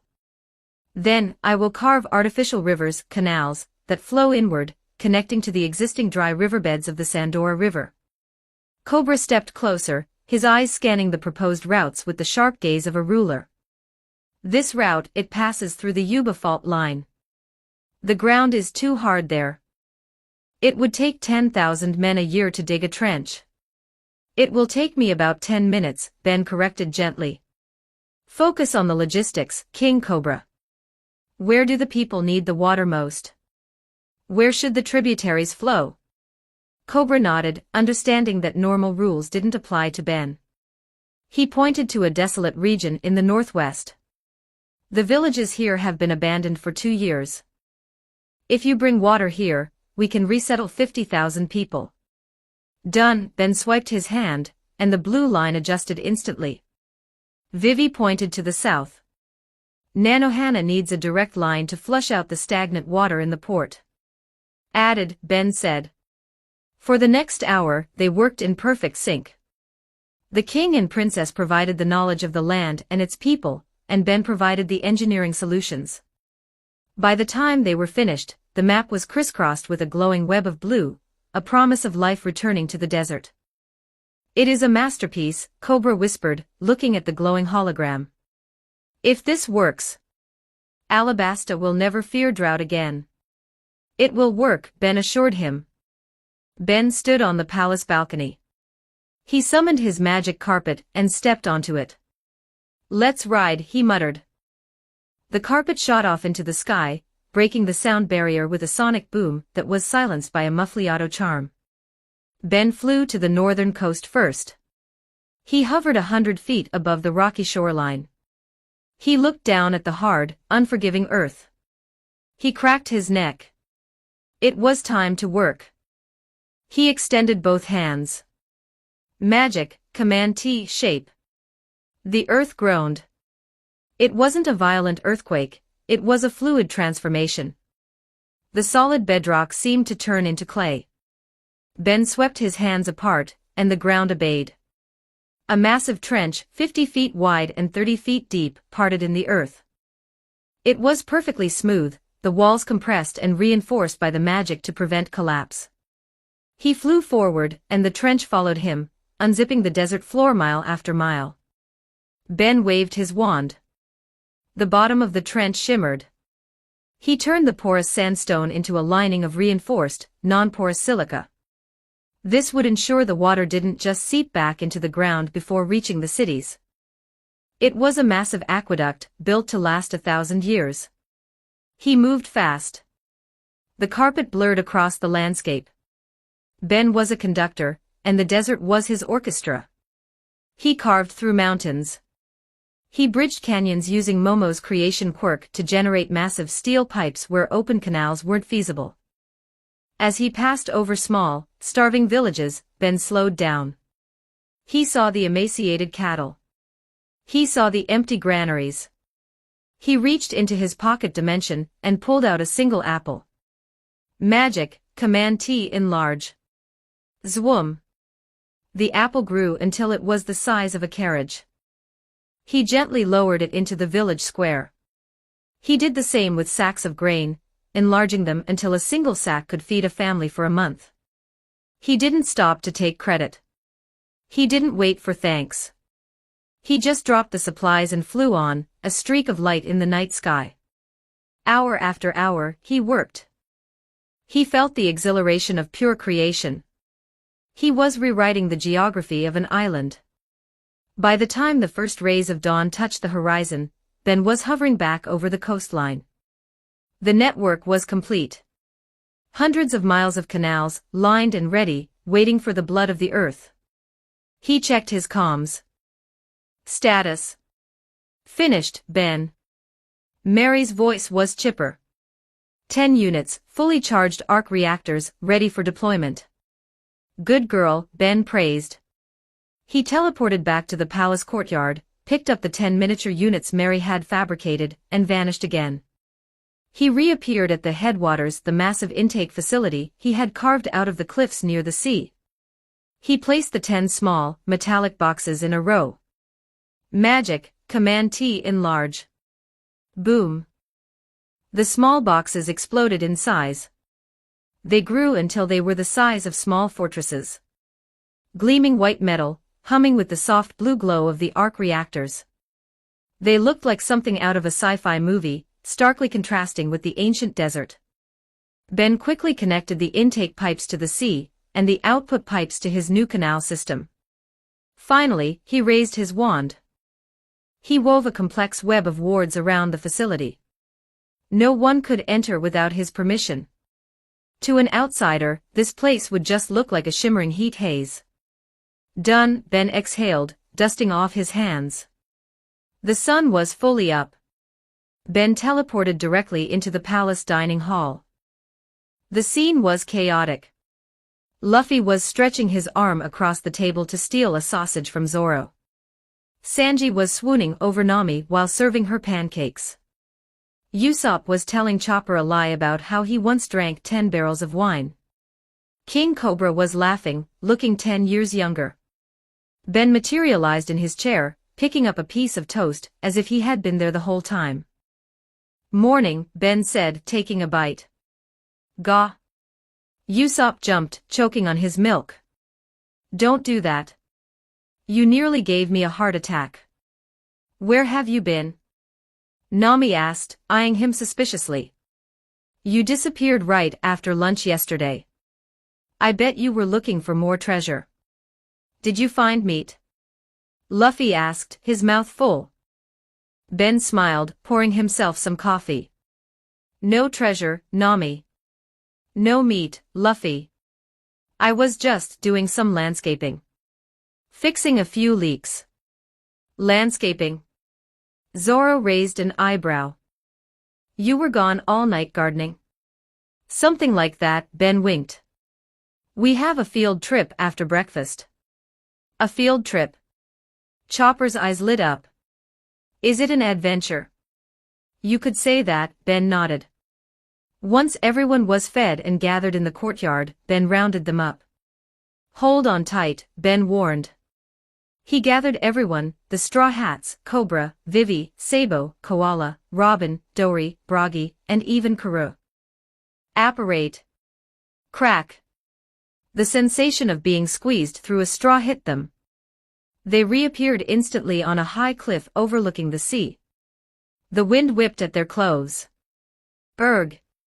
King Cobra doubled over, his face turning green. I will never get used to that. Breathe through the nose, Your Majesty, Ben advised, patting his back. The rest of the crew looked around. They saw the ocean. They saw the desert. It looked. What are we doing here, Ben? Luffy asked, picking his nose. There's nothing here but sand and water. Yeah, Usopp adjusted his goggles. You said you did landscaping. It looks the same. Ben walked to the edge of the cliff. He raised his hand. I put a privacy filter on it so the locals wouldn't freak out before we were ready. Let me drop the curtain. He snapped his fingers. The air shimmered like a mirage dissolving. Suddenly, the empty stretch of coast was gone. In its place stood 10 colossal, gleaming white structures. They hummed with a low, powerful vibration that could be felt in the bones. Massive pipes, large enough for a giant to walk through, ran from the ocean into the machines, and even larger pipes ran out the back, feeding into a colossal, man-made riverbed that stretched endlessly into the horizon. What is that? Nami screamed, her eyes bugging out. It looks like a spaceship. Usopp trembled. Cobra and Vivi were frozen. They had seen the hologram, but the reality was overwhelming. The sheer scale of the machines dwarfed anything built by human hands in this era. Ben Dono. Cobra whispered. You built this? In one night? Mary built the machines, Ben said modestly. I just dug the ditch. Sabo and Koala were staring at the glowing blue cores of the reactors. What is the power source for something this big? Sabo asks. Arc reactors, Ben explained to the stunned group. Clean, limitless energy. These 10 plants suck in seawater, flash boil it, filter it, mineralize it, and pump it out. Each unit can produce enough fresh water for 100,000 people a day. 100,000. Vivi's knees gave way. She fell to the ground, staring at the white giants. You saved us. You truly saved us. Luffy looked at the machines, then at Ben. He tilted his head. It makes water. Yes, Luffy, Ben sighed. It makes water. Oh. Cool, Luffy laughed. Can I climb it? No, Ben said firmly. Ben led them down a set of stairs he had carved into the cliff face, bringing them to the control platform of the central unit. The hum of the reactor was louder here, a comforting sound of power. He pointed to a console that looked far too advanced for this world, though he had simplified the interface. There was a single, large green button. This is the start sequence, Ben said. He looked at Vivi. Princess. Do the honors. Vivi stood up. Her hands were shaking. She looked at her father, who nodded with pride. She looked at the Straw Hats, who were giving her thumbs up except Zoro, who was napping against a railing, and Luffy, who was trying to poke the energy shield. She walked to the console. She took a deep breath. For Alabasta, she whispered. She pressed the button. Thrum. The sound pitch of the machines rose. The blue light of the reactors flared brighter. Pumps the size of houses kicked into gear. They ran to the railing overlooking the output canal. At first, there was nothing. Then, a roar. A wall of crystal-clear, sparkling blue water burst from the output pipes. It crashed into the canal, foaming and swirling. It surged forward, rushing down the artificial riverbed Ben had carved, racing toward the interior of the country. It's working. Nami cheered. Look at the volume. That's millions of gallons. It's rushing toward Katoria. Cobra cried out, tears streaming down his face. The river lives. Come on, Ben said. Let's go down. They went down to the banks of the canal. The mist from the rushing water was cool and refreshing against the desert heat. Ben dipped a cup into the flow and handed it to Cobra. The king took the cup. His hands trembled. He raised it to his lips and drank. He paused. Sweet, Cobra wept. It is the sweetest water I have ever tasted. Vivi drank next. Then the crew. Even Zoro took a sip and admitted, not bad. You did it, Ben, Sabo said, clapping him on the shoulder. The revolutionaries fight for freedom, but this is freedom from nature itself. Everyone. Ben shouted over the roar of the water. Group photo. To remember the day the drought ended. He pulled out his camera. He used the ruler's authority to make the camera float in the air, hovering at the perfect angle to catch the group, the massive white plants, and the rushing river in the background. Everyone get in. Ben yelled. They scrambled into position. Cobra and Vivi stood in the center, regal yet approachable. Luffy draped himself over Sabo's shoulders, stretching his rubber arms to pull Koala and Chopper in. Zoro and Sanji stood back to back, scowling at each other but clearly part of the unit. Nami posed with a peace sign. Usopp struck a hero pose. Robin stood gracefully at the edge, a small smile on her lips. The giants, Dory and Bragi, behind them, their massive grinning faces framing the shot like mountains. Karoo quacked and posed next to Chopper. And Mary was sitting on Ben's shoulders. Say water. Ben called out, jumping into the frame next to Vivi. Meat. Luffy screamed. Water. Vivi yelled. Money. Nami shouted. The camera flashed. The image froze a moment in time. A pirate king, a revolutionary chief, a wise king, a brave princess, and a magician who had turned a desert into an oasis, all smiling under the Alabasta sun. Ben caught the camera as it floated down. He looked at the digital display. It was perfect. All right, Ben grinned, pocketing the memory. Who's hungry? I think Sanji mentioned something about desert scorpions. Let's go. Luffy cheered, already sprinting back toward the teleportation spot. As they walked away, the hum of the machines continued, a new heartbeat for an ancient land. Chapter 70, Alyabarna. 1733 words. The celebration was winding down. Luffy was currently snoring face down in a pile of empty dessert plates, while Zoro and Sanji were arguing in hushed tones about something petty. Ben caught King Cobra's eye. A subtle nod was exchanged. Leaving the Straw Hats to their post-food coma, Ben, King Cobra, and Princess Vivi quietly slipped out, making their way to a secluded room high in the water plant with a view of the newly flowing canals shimmering in the moonlight. The mood in the room was serious. The joy of the water was tempered by the terrifying reality of what Ben had actually built. 10 industrial desalination plants powered by miniature suns, Cobra murmured, closing the heavy curtains.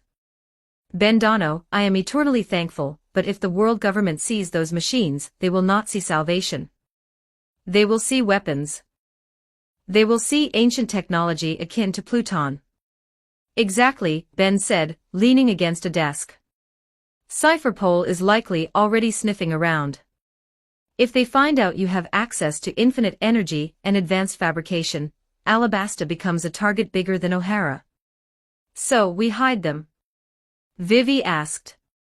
But they are the size of castles, Ben. And the water people will ask where it comes from. People believe in what they can see, Ben replied calmly. And I am a master of making them see what I want. He walked to the window. First, the visual cover. I will layer a permanent, self-sustaining illusion over the plant site. To the naked eye and even through binoculars, it will look like the water is erupting from natural fissures in the Red Rock Mountains, a result of the seismic activity caused by my earth-moving magic. A geological miracle, not a technological one. Cobra stroked his beard. A natural spring. That is plausible. But the canals? You carved rivers through solid bedrock in a single night. No amount of digging explains that speed. The world government knows human limits. They do, Ben smiled, a glint of mischief in his eyes. But they also know the limits of devil fruits. Or rather, the lack thereof. Ben reached into his pocket, and he pulled out a strange, swirling gray fruit. It looked like a melon made of dry, cracked earth. Cobra froze. His eyes widened in recognition. That. Vivi gasped, stepping back. That is. The Suna no Mi, Ben confirmed. The sand fruit. Logia type. Crocodile's power, Cobra whispered, his voice trembling with a mix of anger and fear. He is defeated, but did you kill him? How do you have this? The methods of a magician are trade secrets, Ben said smoothly, placing the fruit on the table. It sat there, heavy with the history of the suffering it had caused. Let's just say I extracted the essence. Ben pushed the fruit toward the king. Eat it, Cobra. The king recoiled as if Ben had offered him a live viper. You want me to consume the power of the men who tried to destroy my country? The power that dried up our lands? Poetic justice, don't you think? Ben reasoned. Listen to the narrative, King. The world government needs an explanation for the canals. If you eat this, you become the explanation. You claim that during the crisis, you found the fruit. You claim that you used its power to move the sand and carve the path for the water. A Logia user carving the desert. Vivi realized. It explains the speed. It explains the precision. And it protects the secret of my magic and the technology, Ben added. Plus, Alabasta is a desert kingdom. Having a king who can control the sand. It ensures that no pirate or invader will ever underestimate the Nefertari family again. Cobra looked at the fruit. He looked at his shaking hands. He thought of the helplessness he felt when Crocodile dangled him from the palace walls. He thought of the feeling of failing to protect his people. He reached out. It tastes terrible, by the way, Ben warned. Like eating a dusty sponge. Cobra didn't hesitate. He took a massive bite. He gagged, his face turning blue, but he forced it down. He took another bite and another, until the fruit was gone. For a moment, nothing happened. Then, Cobra's arm dissolved into a swirl of fine, golden dust. It reformed instantly. The king looked at his hand in wonder. He waved it, and a small whirlwind of sand danced across the table, harmless and obedient. The weapon of the enemy, Cobra murmured, clenching his fist, turning it into a hardened blade of compacted sand. Now serves the people. Congratulations, Ben grinned. You are now a sand human. Just stay away from water, well, stay away from deep water. You can still drink it. The physical cover is set, Ben said. But magic leaves traces. And people talk. We need absolute security for the water plants. Something that erases the knowledge from anyone who isn't authorized. Is such a thing possible? Vivi asked. With the Fidliu's charm, yes, Ben said. It is a complex spell. It hides a secret inside a single living soul. Unless the secret keeper voluntarily reveals the information, no one can find the location. They could walk right past the water plants and see nothing but empty desert. They could stare at a map with the coordinates marked and their brain would refuse to process it. Incredible, Cobra breathed. Who will be the keeper? Me? Neither, Ben shook his head. I am a traveler. If I leave, the secret leaves with me. You are a king, you can be captured and tortured. We need someone who is always here, yet impossible to break. Ben tapped his wrist. Are you there? Reporting for duty, Ben. Mary chirped, her voice clear and melodic. She curtsied to the king. Hello, King Cobra. Hello, Vivi. This is Mary, Ben introduced. She is the avatar of my ship. I've given her a remote body to act as a guardian. She doesn't sleep, she doesn't feel pain, and her mind is a fortress of magical encryption that no hockey or torture can breach. Cobra stared at the android girl. She is alive. I am the going Mary, she beamed. And I am very good at keeping secrets. Ben told me I can't tell anyone about his stash of candy under the floorboards, and I never have. Except just now, Ben sighed. But for the big stuff, she's perfect. Ben stood up. We need to go back to the site to cast the ritual. Ben teleported the group, Cobra, Vivi, and the android Mary, back to the cliffside overlooking the 10 massive desalination plants. The moon was high, illuminating the white metal giants. The hum of the reactors was a low thrum in the night air. All right, Ben instructed. Mary, stand in the center. Cobra, Vivi, touch her shoulders. Ben stepped back. He drew his wand. It hummed with power, reacting to the ambient magic of the world. I am about to weave the secret of this location into Mary's very essence, Ben explained. Once I finish, she will be the only one who can perceive this place. To the rest of the world, it ceases to exist. He began to chant. The language was Latin, harsh and rhythmic. Fidelius occultatum. Anima custos. A web of golden threads erupted from the tip of Ben's wand. They shot into the sky, expanding like a net over the entire coastline where the plants stood. The threads pulsed with light, then descended, wrapping around the buildings, the pipes, the cliffs. Then, the thread snapped inward, rushing toward Mary. A blinding white light engulfed them. When it faded, Cobra blinked. He looked forward. Just jagged cliffs and the empty ocean. Where are we? Vivi cried out. Why are we here? Ben pointed. Mary, tell them. Mary stepped forward. She took Vivi's hand and Cobra's hand. She whispered, the royal desalination plants are located at the northern cliffs of Alabasta. Pop instantly, the reality shifted. Like a curtain being pulled back, the 10 massive white buildings abruptly appeared in front of them, humming away as if they had never left. By the gods, Cobra staggered. It was as if my mind just skipped over it. That is the Fidelius, Ben nodded, holstering his wand. Now, I will layer the visual illusion for the public. He waved his wand again, casting a wide area hallucinatory terrain. Over the metal buildings, a shimmering image of rocky crags and waterfalls appeared. It looked perfectly natural. Cobra, Ben said.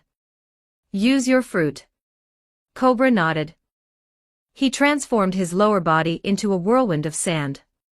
He rose into the air, instinctively grasping the power. He swirled the sand around the illusory mountains, blending the real sand with the magical image, making it tangible. Perfect, Ben observed. Now to the world the king broke the earth and the water flowed. The machines are hidden in the soul of an unbreakable girl. Alabasta is safe. Cobra landed, reverting to human form. He looked at Ben with deep emotion. You have given us water, wealth, and now security. How does a king repay a debt that cannot be measured? Just be a good king, Ben said. And maybe keep an eye on Luffy. He tends to attract trouble. That, Vivi laughed, is an understatement. Once the security was finalized, Ben teleported them back to the palace. He said his goodnights, leaving the king and princess to process the incredible events of the night. Come on, Mary, time to go home. Aye aye, Captain. He grabbed her shoulder and apparat. They appeared on the deck of the Going Mary, which was docked at the courtyard. Ben walked down the stairs, past the sleeping quarters where the crew snored in harmony, and opened a door to his workshop. Blueprints floated in midair, held up by weak telekinesis. Tools from 3 different universes, tech from Wakanda, magical instruments from Harry Potter, and scraps of futuristic metal from the solo-leveling dungeons, cluttered the workbenches. They were going to the Sky Islands next. Alabasta is saved, Ben whispered to the quiet room. Let's go punch a god in the face. He extinguished the lights, leaving the workshop to hum with the quiet potential of the future. Chapter 71, Alyabarna. 2,370 words. The morning sun over Alyabarna was fierce, a reminder that despite the new water flowing through the canals, this was still a desert kingdom. Inside the guest wing of the palace, the air was filled with the chaotic energy of departure. The Straw Hat Pirates were packing. Well, Nami was packing. Sanji was preparing a travel lunch. Zoro was sleeping against a pillar with his swords. Usopp and Chopper were chasing each other around the room, and Luffy was trying to stuff a golden candlestick into his pocket before Nami slapped his hand away. Sabo and Koala stood by the balcony, watching the crew with amused expressions. They really are a hurricane, Koala laughed, adjusting her cap. I can't believe this is the crew that took down a warlord. That's Luffy for you, Sabo grinned, tilting his top hat. He creates chaos, but he leaves freedom in his wake. The heavy double doors creaked open. The room fell silent. Princess Vivi stood there. She was dressed not in the rugged traveler's clothes she had worn as Miss Wednesday, but in the fine, silk ceremonial robes of the Nefertari house. Her hair was pulled back in an intricate royal braid, and a golden circlet rested on her forehead. Karot the spot-billed duck stood beside her, wearing a sad expression and a small royal cape. Vivi looked at them, her friends, her nakama. Her eyes were shimmering with unshed tears. Everyone, she said, her voice trembling slightly. You're leaving. Vivi. Luffy grinned, stretching his arms out. You're ready. Go get changed. Vivi didn't move. She clutched the fabric of her dress. I came to say goodbye. Luffy's smile vanished. He tilted his head, confusion clouding his face. What are you talking about? We're leaving. You're coming. I can't, Luffy, Vivi whispered, looking down at the floor. I love you all. I want to go to the sea more than anything. Look at my country. The war is over, but the scars are deep. The people need their princess. My father is tired. I cannot abandon my duty. So what? Luffy shouted, his voice echoing off the high ceilings. It wasn't an angry shout, but a stubborn, childish refusal to accept reality. You're our friend. We're pirates.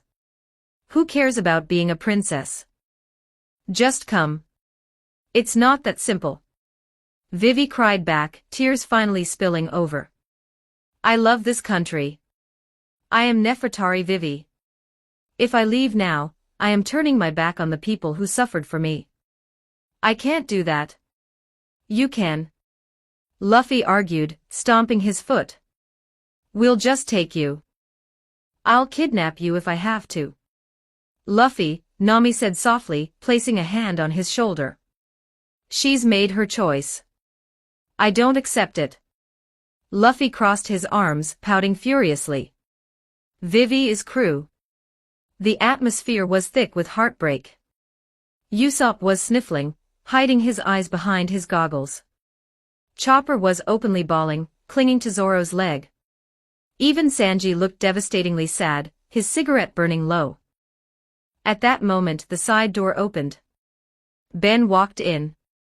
He looked refreshed, wearing his signature trench coat, looking like he hadn't just spent the last 48 hours terraforming a country and building who knows what.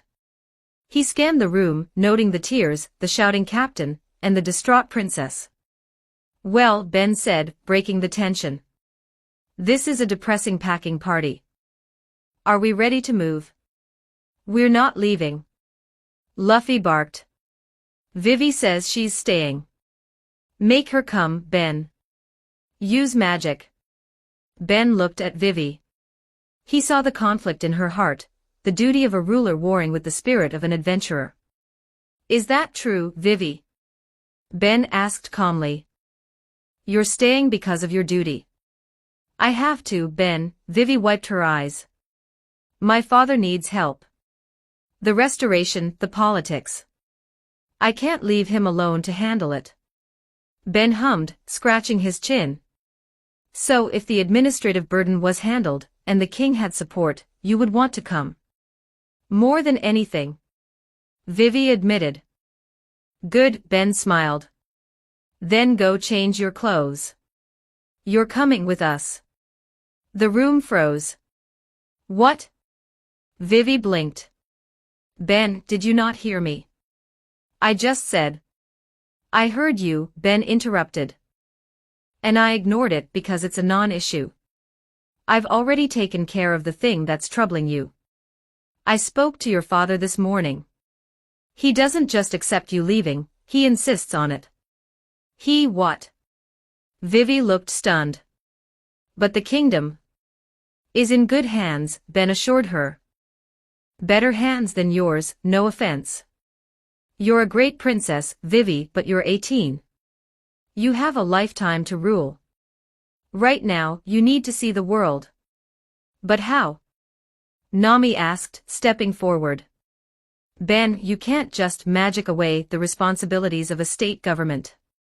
"Watch me," Ben winked. Luffy didn't need details. He heard Vivi is coming. "Yosha!" Luffy screamed, throwing his hands in the air. "Vivi is coming. Camping. The princess is staying." Sanji twirled into a tornado of hearts. "Oh, glorious day. My love remains. We're all together." Chopper and Usopp joined Luffy, the three of them locking arms and doing a can-can dance in the middle of the room. "Idiots." Nami smacked all three of them on the head instantly. "Don't celebrate yet. Listen to the explanation." "Ben, what did you do? Did you brainwash the king?" "Sanji, calm down before you burst a blood vessel," Nami hissed, kicking the cook in the shin. Ben chuckled at the chaos. "Follow me. All of you. King Cobra is waiting." The crew, along with Sabo and Koala, followed Ben through the winding corridors of the palace. They reached the king's private study, a heavy oak door guarded by Shaka and Pal. The guards nodded to Ben with immense respect, fear, even, and opened the doors. Inside, King Cobra was sitting at his desk.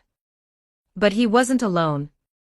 Standing next to his chair, reviewing a stack of documents with precise, mechanical efficiency, was. The crew stopped dead in their tracks. They looked at the Vivi standing next to them, the one with red, puffy eyes. Then they looked at the Vivi by the desk, the one looking calm, composed, and wearing an identical royal outfit. "H2 Vivis." Usopp screamed, grabbing his head. "I'm hallucinating. The heat got to me. It's a clone." Chopper gasped, hiding behind Zoro. "It's a mirror trick," Nami guessed, narrowing her eyes. The Vivi at the desk looked up. Her movements were smooth, but slightly too perfect. She smiled. "Hello, everyone. Hello, original." Who are you?" Real Vivi stammered, stepping forward. "I am Unit N01, the doppelganger said, her voice identical to Vivi's. "But Ben calls me Neo. I am a bioandroid construct designed to administer the kingdom of Alabasta in your absence." Ben walked over and patted the android on the shoulder. "Remember, Mary? Same tech. I made a clone with Vivi's physical appearance. Then, I uploaded a high-level governance AI, overlaying it with Vivi's personality matrix. Personality matrix. Luffy tilted his head. Does she poop? Focus, Luffy, Ben sighed. She looks like Vivi. She talks like Vivi. But she has the processing power of a supercomputer. She can read trade agreements in seconds, calculate drought relief logistics instantly, and never gets tired. King Cobra stood up. He walked over to his real daughter. He looked aged, but his eyes were warm and full of love. Vivi, Cobra said softly. When Bendano proposed this, I was skeptical. It felt like replacing you. He looked at the android, who was currently cross-referencing grain import taxes with a smile. But then I realized, you have sacrificed your childhood for this country. You infiltrated a criminal organization. You fought a war. You almost died 100 times. You have done enough. Cobra placed his hands on Vivi's shoulders. The country needs a ruler, yes. And Neo can be that administrator. She is efficient.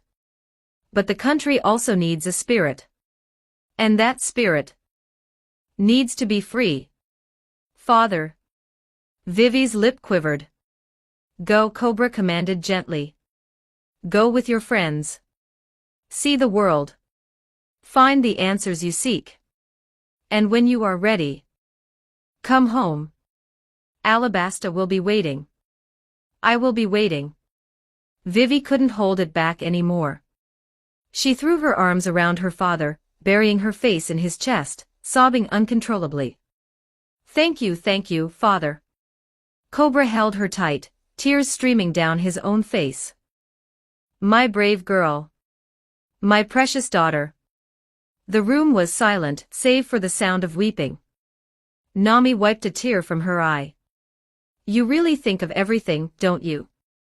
I just hate bad endings, Ben murmured. Saba watched the scene with a soft smile. Freedom, he whispered to Koala. That's what this is about. Not just liberating countries, but liberating people. Ben cleared his throat. We should give them a moment. He ushered the crew out of the room. Luffy, for once, didn't protest. He just grinned, adjusting his straw hat. His crew was complete.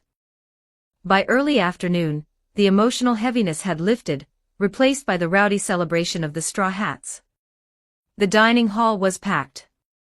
It wasn't a formal state dinner, it was a pirate banquet. Luffy was currently engaged in a meat-eating contest with Broggy the Giant. More. Luffy demanded, his cheeks stuffed like a chipmunk. Sanji was running back and forth from the kitchen, bringing out platters of his own creation to challenge the royal chefs. Vivi-chan. Try this desert parfait. It represents the sweetness of your freedom. Vivi, changed into her casual pirate attire, a simple top and pants, laughed and took the plate. She looked lighter, younger. The weight of the crown was gone, left in the hands of the capable machine upstairs. At the head of the table, Ben sat with Sabo and King Cobra. The Revolutionary Army will be moving as well, Sabo said, cutting a piece of steak. We have business in the North Blue. Dragon will be interested to hear about your innovations, Ben. Tell Dragon he owes me a drink, Ben replied, sipping his wine. And keep an eye on the world government's movements regarding the warlords. With Crocodile down, the balance of power is shifting. We know, Koala nodded. Cobra raised a glass. To the Straw Hat Pirates. The saviors of Alabasta. Cheers, the room erupted. The feast lasted for hours. Stories were swapped, promises were made. Finally, as the sun began to dip, painting the sky in shades of orange and violet, Ben checked his pocket watch. It's time, Ben announced. Let's go. The group moved to the massive palace courtyard. In the center sat the Going Merry. It looked out of place sitting on the stone pavement, miles from the nearest river. Ben raised his hand. His eyes flashed green. Magic, Command T, shrink. Zwoop. The air rushed inward to fill the vacuum. The caravel, a ship capable of holding 10 people and tons of cargo, instantly compressed. It shrank down and down, until it was the size of a toy boat, small enough to fit in the palm of a hand. He placed the shrunken ship into his magically expanded coat pocket, right next to his wand and the infinite supply of snacks. King Cobra stood at the palace gates, flanked by Shaka, Pell, and the android Neovivi. "So this is it," Cobra said, his voice thick with emotion. Vivi walked up to him one last time. She hugged him tight. "I'll call," she promised. "Every chance I get." "Take care of yourself," Cobra whispered. He looked at Luffy. "Take care of her, Captain Luffy." "Shishishi. Don't worry, old man." Luffy gave a thumbs up. "She's my crewmate. I'll protect her." And Bendano Cobra looked at the magician. "Thank you. For the water. For the truth. For my daughter." "Don't mention it," Ben nodded. "Just remember what we talked about. The war is coming. Be ready." "We will be," Cobra vowed. Ben turned to the group. "All right, everyone. Gather round. Grab a shoulder, an arm, a leg, whatever. We're doing a long-distance jump." The Straw Hats huddled together. Dory and Broggy had a hand on Luffy's shoulder. Luffy grabbed Zoro and Sanji. Minnie Mary sat on Zoro's shoulder. Nami grabbed Vivi. Usopp and Chopper clung to Ben's legs. Robin stood calmly, placing a hand on Ben's shoulder. Sabo and Koala joined the circle, as they needed a lift to the coast. "Next stop, Nanohana Port," Ben announced. Crack boom. The sound was like a cannon firing. A swirl of space-time distorted the air. One moment the courtyard was full of pirates and revolutionaries. The next moment there was nothing but empty air and swirling dust. King Cobra stood alone in the silence of the courtyard. He looked at the empty space, then at the android daughter standing beside him. "Well," Cobra smiled, a tear tracing a path through the dust on his cheek. "It seems life is going to be very quiet from now on." "Inefficient use of tear ducts, father," Neovivi stated, handing him a handkerchief. "Shall we review the budget proposals for the Northern Canal project?" Cobra laughed aloud. "Yes, let's do that." Pop. The air exploded on the docks of Nanohana. Passers-by screamed and dropped their crates of fish as 14 people suddenly materialized out of thin air in the middle of the pier. "Oof." Usopp landed face first on the wood. "My hair." Nami complained, smoothing out the static. Ben stood tall, dusting off his coat. He checked the perimeter. The sea breeze was salty and fresh. The scent of spices and sea brine filled the air. Nanohana was recovering fast. The shops were open, and the people looked hopeful, no longer crushed by the drought. "We're here." Luffy cheered, running to the edge of the dock and looking at the ocean. "All right," Ben said, reaching into his pocket. "Let's get our ride back." He pulled out the tiny toy boat.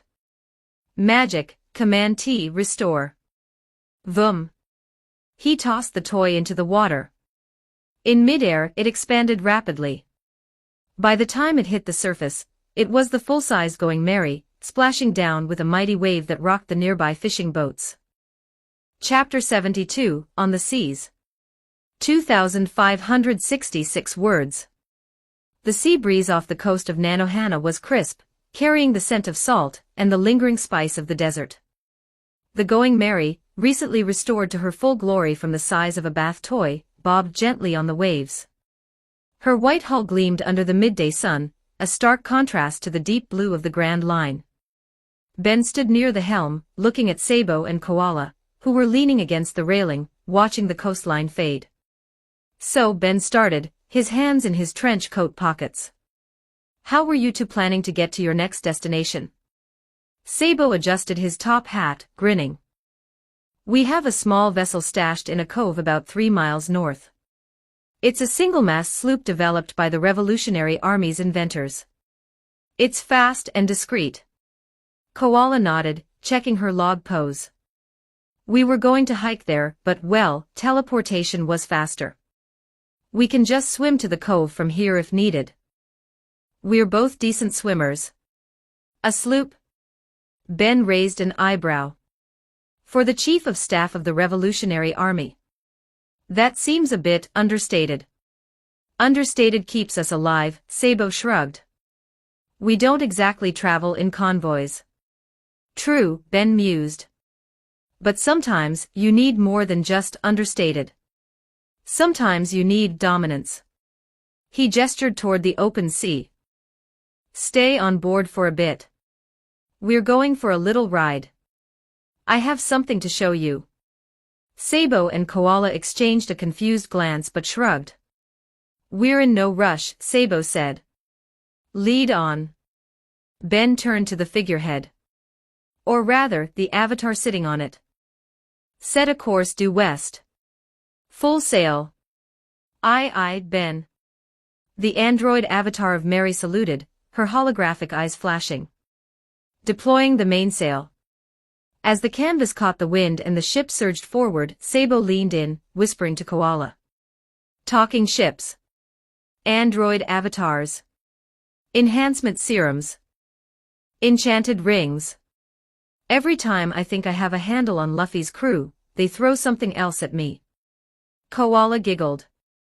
It's charming, isn't it? But also terrifying. They sailed for about an hour, the laughter of the crew filling the air.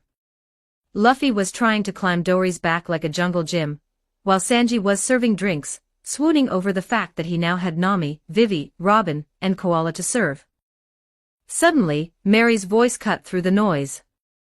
Alert! Mary chirped, her tone shifting from cheerful to professional. Satellite sweep detects 3 marine battleships on an intercept course, 10 kilometers to the north-northeast. They are flying Vice Admiral flags. Satellite. Koala blinked. What is a satellite? Just a very high bird, Ben lied smoothly. Mary, adjust course. Heading southwest. Let's find a dead zone. Calculating route to avoid visual range. Course adjusted, Mary responded. The ship heeled sharply as the rudder turned, the precision of the turn unnatural for a wooden caravel. Sabo stared at the android girl. She can see 10 kilometers away. That's beyond the range of most observation hockey masters. Mary has good eyes, Ben said, checking his system panel. He needed privacy for what came next.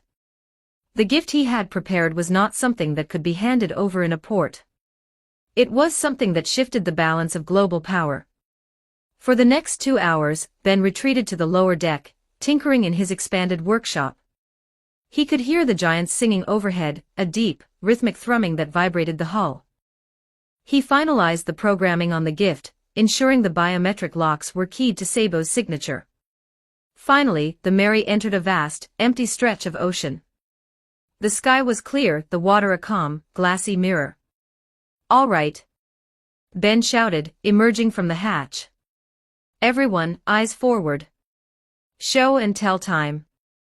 The crew gathered on the foredeck. Luffy sat on the figurehead. Is it meat? Is it a giant robot? Usopp adjusted his goggles. Is it a new weapon? Nami crossed her arms. Is it expensive? Ben walked to the railing.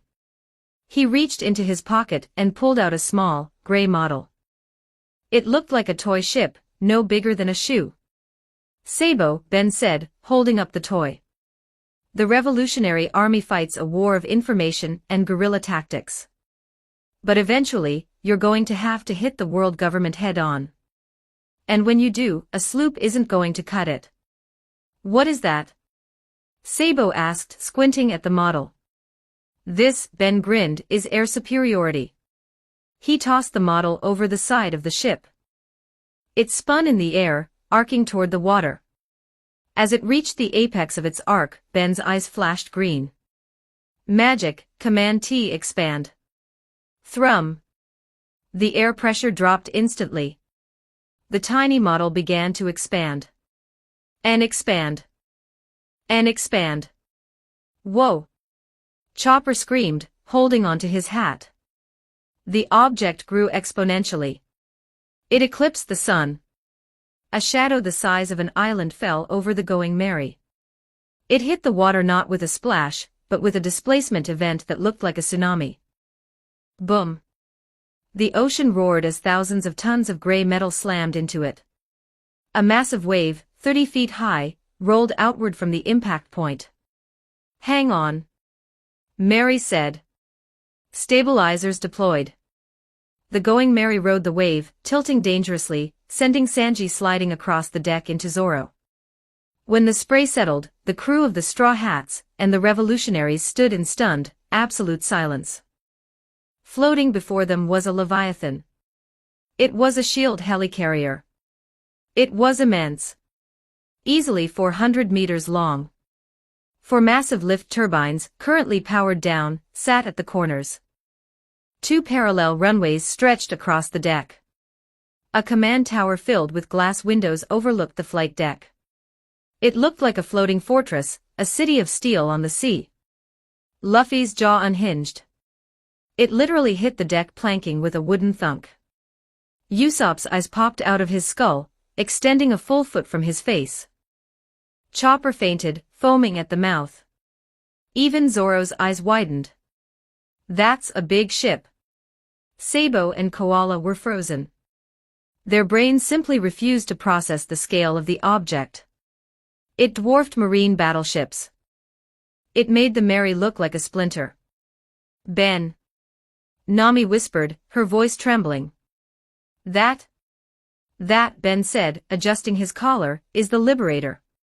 And it's for Sabo. Snap out of it. Ben clapped his hands, the sound echoing in the silence. Luffy shook his head, physically grabbing his jaw and snapping it back into place.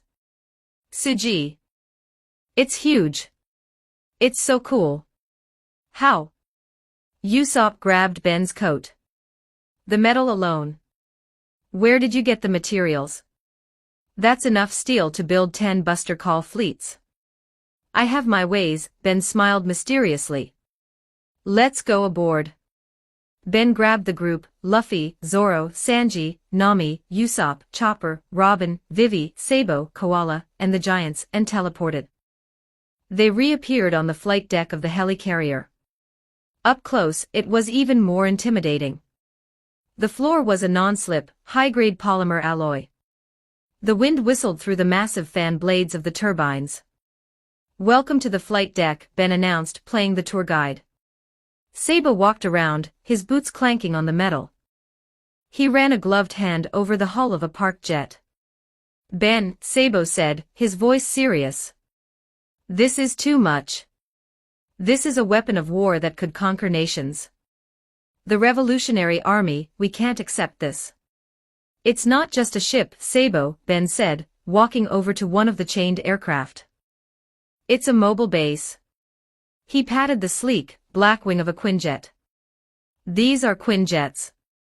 VTOL capable, that means vertical takeoff and landing. 4 times the speed of sound. Stealth capability. They can drop a squad of revolutionaries into Mary Geos and be gone before the guards even look up. Koala was inspecting the runway. What are the markings here? Sharp eye, Ben nodded. The entire carrier is equipped with PIM particle emitters. It would take a lot of time to explain what they are. Just know that you can shrink this entire fortress down to the size of a briefcase for transport, then deploy it instantly anywhere in the world. A briefcase. Koala looked like she might faint. A portable fortress. Exactly, Ben said. No more hiding in caves. No more running from Cypher Paul. You carry your base with you. Sabo looked torn. The sheer strategic advantage was undeniable. It would save thousands of lives. But the debt. Ben, I can't. I don't have the authority to accept something of this magnitude. Dragon-san. I already spoke to Dragon-san, Ben lied. He did it with such casual confidence that not even a lie detector could catch him. I already talked with him last night. He knows about the ship. He said, and I quote, "If the winds of change offer you a ride, take it." Sabo blinked. He said that? Sounds like him, doesn't it? Ben smirked. Sabo sighed, a smile finally breaking onto his face. If Dragon-san approved it, then we accept. Good, Ben clapped. Now, let me introduce you to your helmsman. Helmsman? Koala asked. We don't have a crew for this yet. You don't need one, Ben said. Not for sailing. Red Queen. On the flight deck, a holographic projector whirred to life. A beam of red light shot up, forming the avatar of a woman. She was dressed in a red dress, her image flickering slightly with digital noise. She looked sharp, intelligent, and slightly dangerous. System online, the hologram spoke, her voice echoing through the ship's PA system. I am the Red Queen. Awaiting orders. A ghost. Usopp screamed. It's an artificial intelligence, Ben explained. Meet the Red Queen. She controls every aspect of this ship. Navigation, propulsion, weapon systems, life support, stealth protocols. She can fly this ship with zero human crew, though she prefers having someone to talk to. Ben looked at the Red Queen. Queen, authorize new admin, Sabo. Secondary admin, Koala. Scanning. A red laser swept over Sabo and Koala. Biometrics confirmed. Welcome, Commander Sabo. Welcome, Officer Koala. The Liberator is yours. Sabo looked at the hologram, then at the massive ship around him. We have a mobile base piloted by a ghost that can shrink into a briefcase. He looked at Ben. You are one hell of a magician. Let's go to the bridge, Ben suggested. They walked into the command tower. It was like stepping into the future. Screens lined the walls, displaying global weather patterns, marine traffic, and thermal scans. The captain's chair sat in the center, looking more like a throne. Ben reached into his inventory and pulled out a heavy, leather pouch. The ship is the big gift, Ben said. But this is the personal touch. He handed the pouch to Sabo. Sabo opened it. It looked like a small bag, but inside, it was filled with items. What are these? Ben pointed to a few sets of cameo beads. Give these to your commanders. You'll never have to worry about the world government tapping your den moshis again. Next, Ben pointed to silver rings. Appearance alteration rings. Super soldier serum. You already know them, no need to explain. Then, Ben pulled out 3 fruits. The first was metallic gray with blades for a stem. The second was spiky and yellow. The third was shaped like a dachshund dog. The Supa no Mi dice fruit, Ben listed. One's power. Turns the body into steel blades. The Toj no Mi spike fruit. Miss Doublefinger's power. And the Inu no Mi model, dachshund. That was a gun. You extracted their devil fruits. Koala gasped. That's impossible. When a user dies, the fruit respawns elsewhere. Like I said, Ben winked. Magician. These are powerful fruits. Give the Supa no Mi to a swordsman, and they become a living blade. Give the spike fruit to an assassin. The dog fruit, well, maybe you have a lonely toaster that needs a friend. Sabo laughed nervously. We'll find a use for them. Ben, this is an arsenal. You've given us enough power to start a war tomorrow. Don't start it tomorrow, Ben advised. Wait for the signal. The dawn is coming, Sabo. I'm just making sure you have the ammo to greet it. Finally, Ben handed them 2 small, old-looking pocket watches. Port keys. If you are ever in need of us or we need you, it will teleport you to me. And vice versa. Sabo gripped the pouch. His knuckles turned white. He looked at Ben, his eyes fierce with gratitude. I don't know how we can ever repay you. Just win, Ben said. Create a world where common people don't have to worry about celestial dragons. I promise, Sabo vowed. We will. All right, Ben clapped his hands. Time to go. Farewells were exchanged on the flight deck. Luffy hugged Sabo so hard his neck stretched 3 times around him. Bye, Sabo. Bye, Luffy. Sabo laughed, hugging him back. Become the Pirate King. Koala hugged Robin. Take care, Robin. Find the history. I will, Robin smiled warmly. Dory and Broggy gave a giant, mini-giant, salute. Fair winds, little warriors. Ben gathered the crew. Teleporting back to Mary in 3, 1. Pop. The Straw Hats reappeared on the deck of the Going Merry. They looked up at the massive steel behemoth looming over them. Sabo stood on the edge of the flight deck, waving. Koala stood beside him. Red Queen. Sabo's voice was amplified by the ship's speakers. Take us up. Initiating vertical takeoff sequence, the Red Queen announced. Whirr. The sound began as a low hum, deep in the chest. Then, the 4 massive turbines on the corners of the carrier began to spin. Faster and faster. The water beneath the carrier began to churn. A whirlpool formed. The spray kicked up into a massive mist. Then, with a groan of defying gravity, the Liberator began to rise. Slowly at first, then gaining speed. Tons of water cascaded off its hull like waterfalls. It's flying. Luffy screamed, stars sparkling in his eyes. It's a flying ship. So cool. Usopp and Chopper wept, holding each other. It's the romance of men. Even Sanji looked impressed. That is admittedly spectacular. The helicarrier rose higher, 500 feet, 1,000 feet. It hovered there, a shadow against the sun. Luffy grabbed Ben's collar, shaking him. Make Mary fly. Make Mary fly like that. Usopp joined in. Can we put turbines on Mary? Please, Ben. Chopper jumped up and down. Flying Mary. Flying Mary. Ben laughed, looking at the eager faces of his captain and crew. Of course, Captain, Ben said, looking at the wooden ship. Mary will fly. Maybe with wings instead of turbines. More style. Wings. Luffy shouted. Even better. High above, Sabo looked down at the tiny speck of the Going Merry. Stealth mode, Sabo ordered. Engaging retroreflective panels, Red Queen acknowledged. From the bottom of the hull, the sky began to ripple. The blue of the atmosphere was projected onto the metal.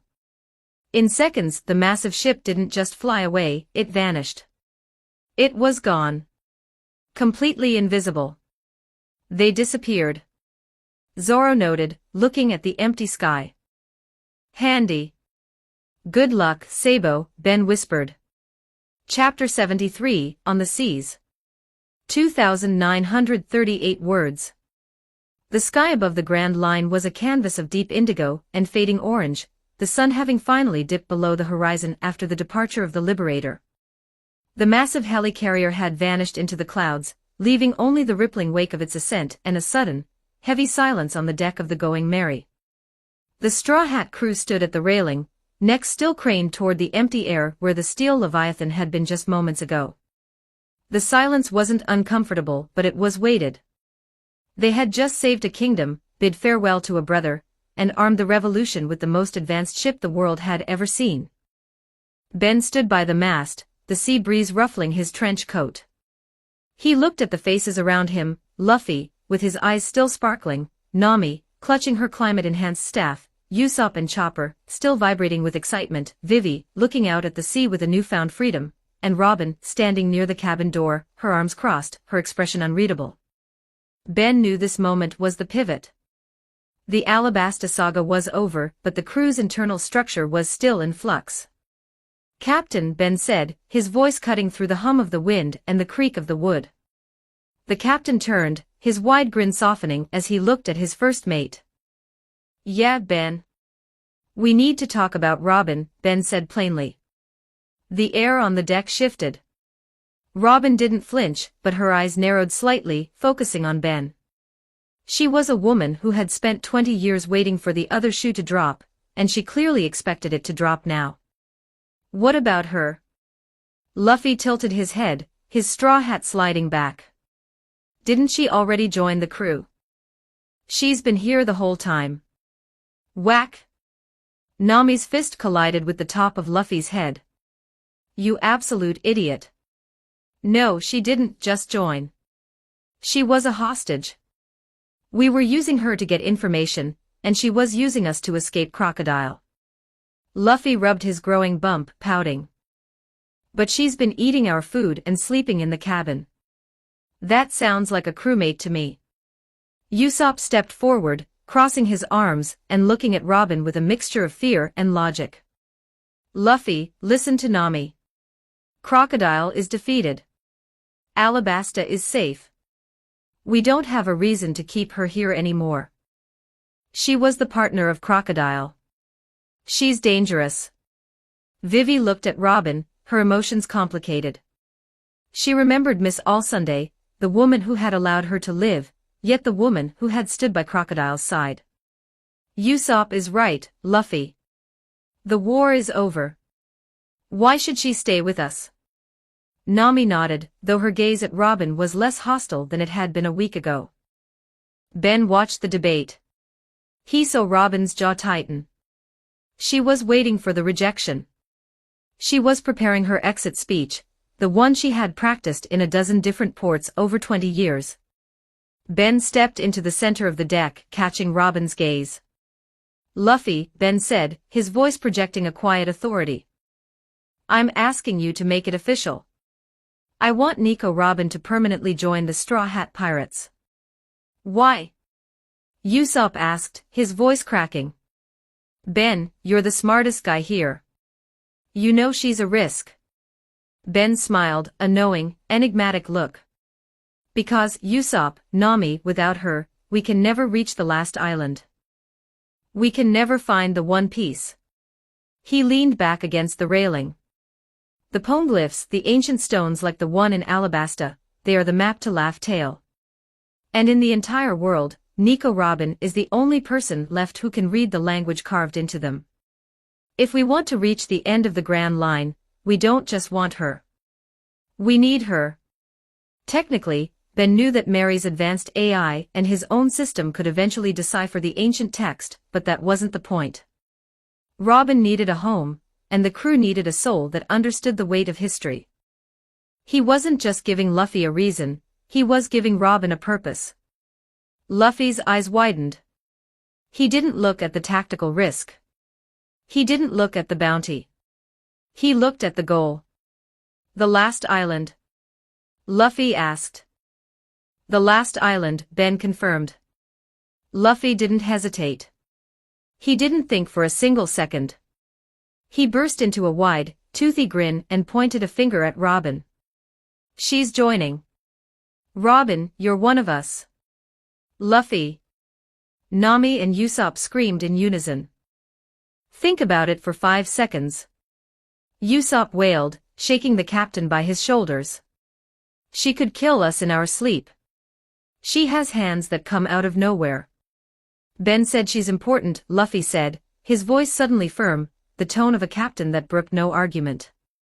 "Ben doesn't lie about stuff like that. And I like her. She's quiet and she tells interesting stories." Nami sighed, her shoulders slumping. She looked at Ben, then at the grinning Luffy. She knew that once the captain made a decision, the matter was settled.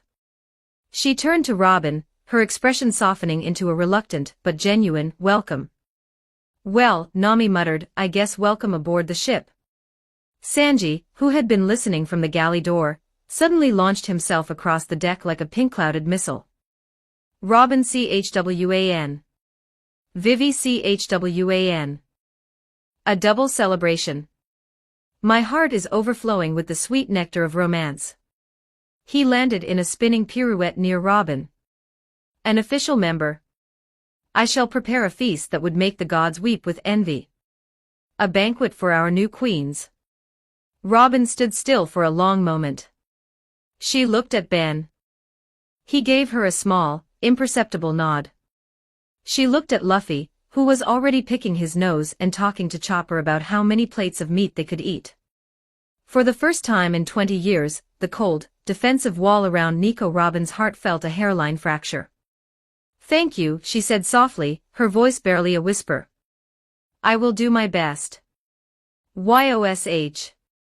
Luffy shouted, throwing his arms in the air. Banquet time. For Robin.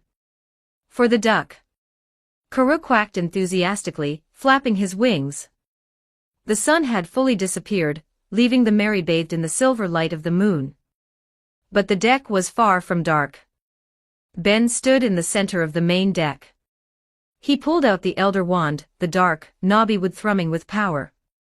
Incendio Glacialis. He flicked the wand toward the center of the deck. A burst of brilliant blue and gold sparks erupted. But instead of a roaring, dangerous fire, a controlled, magical bonfire materialized. It floated a few inches above the deck, contained within a magical barrier so it wouldn't scorch the wood. It emitted a warm, cozy glow and the faint scent of cedar and sea salt. Ohu!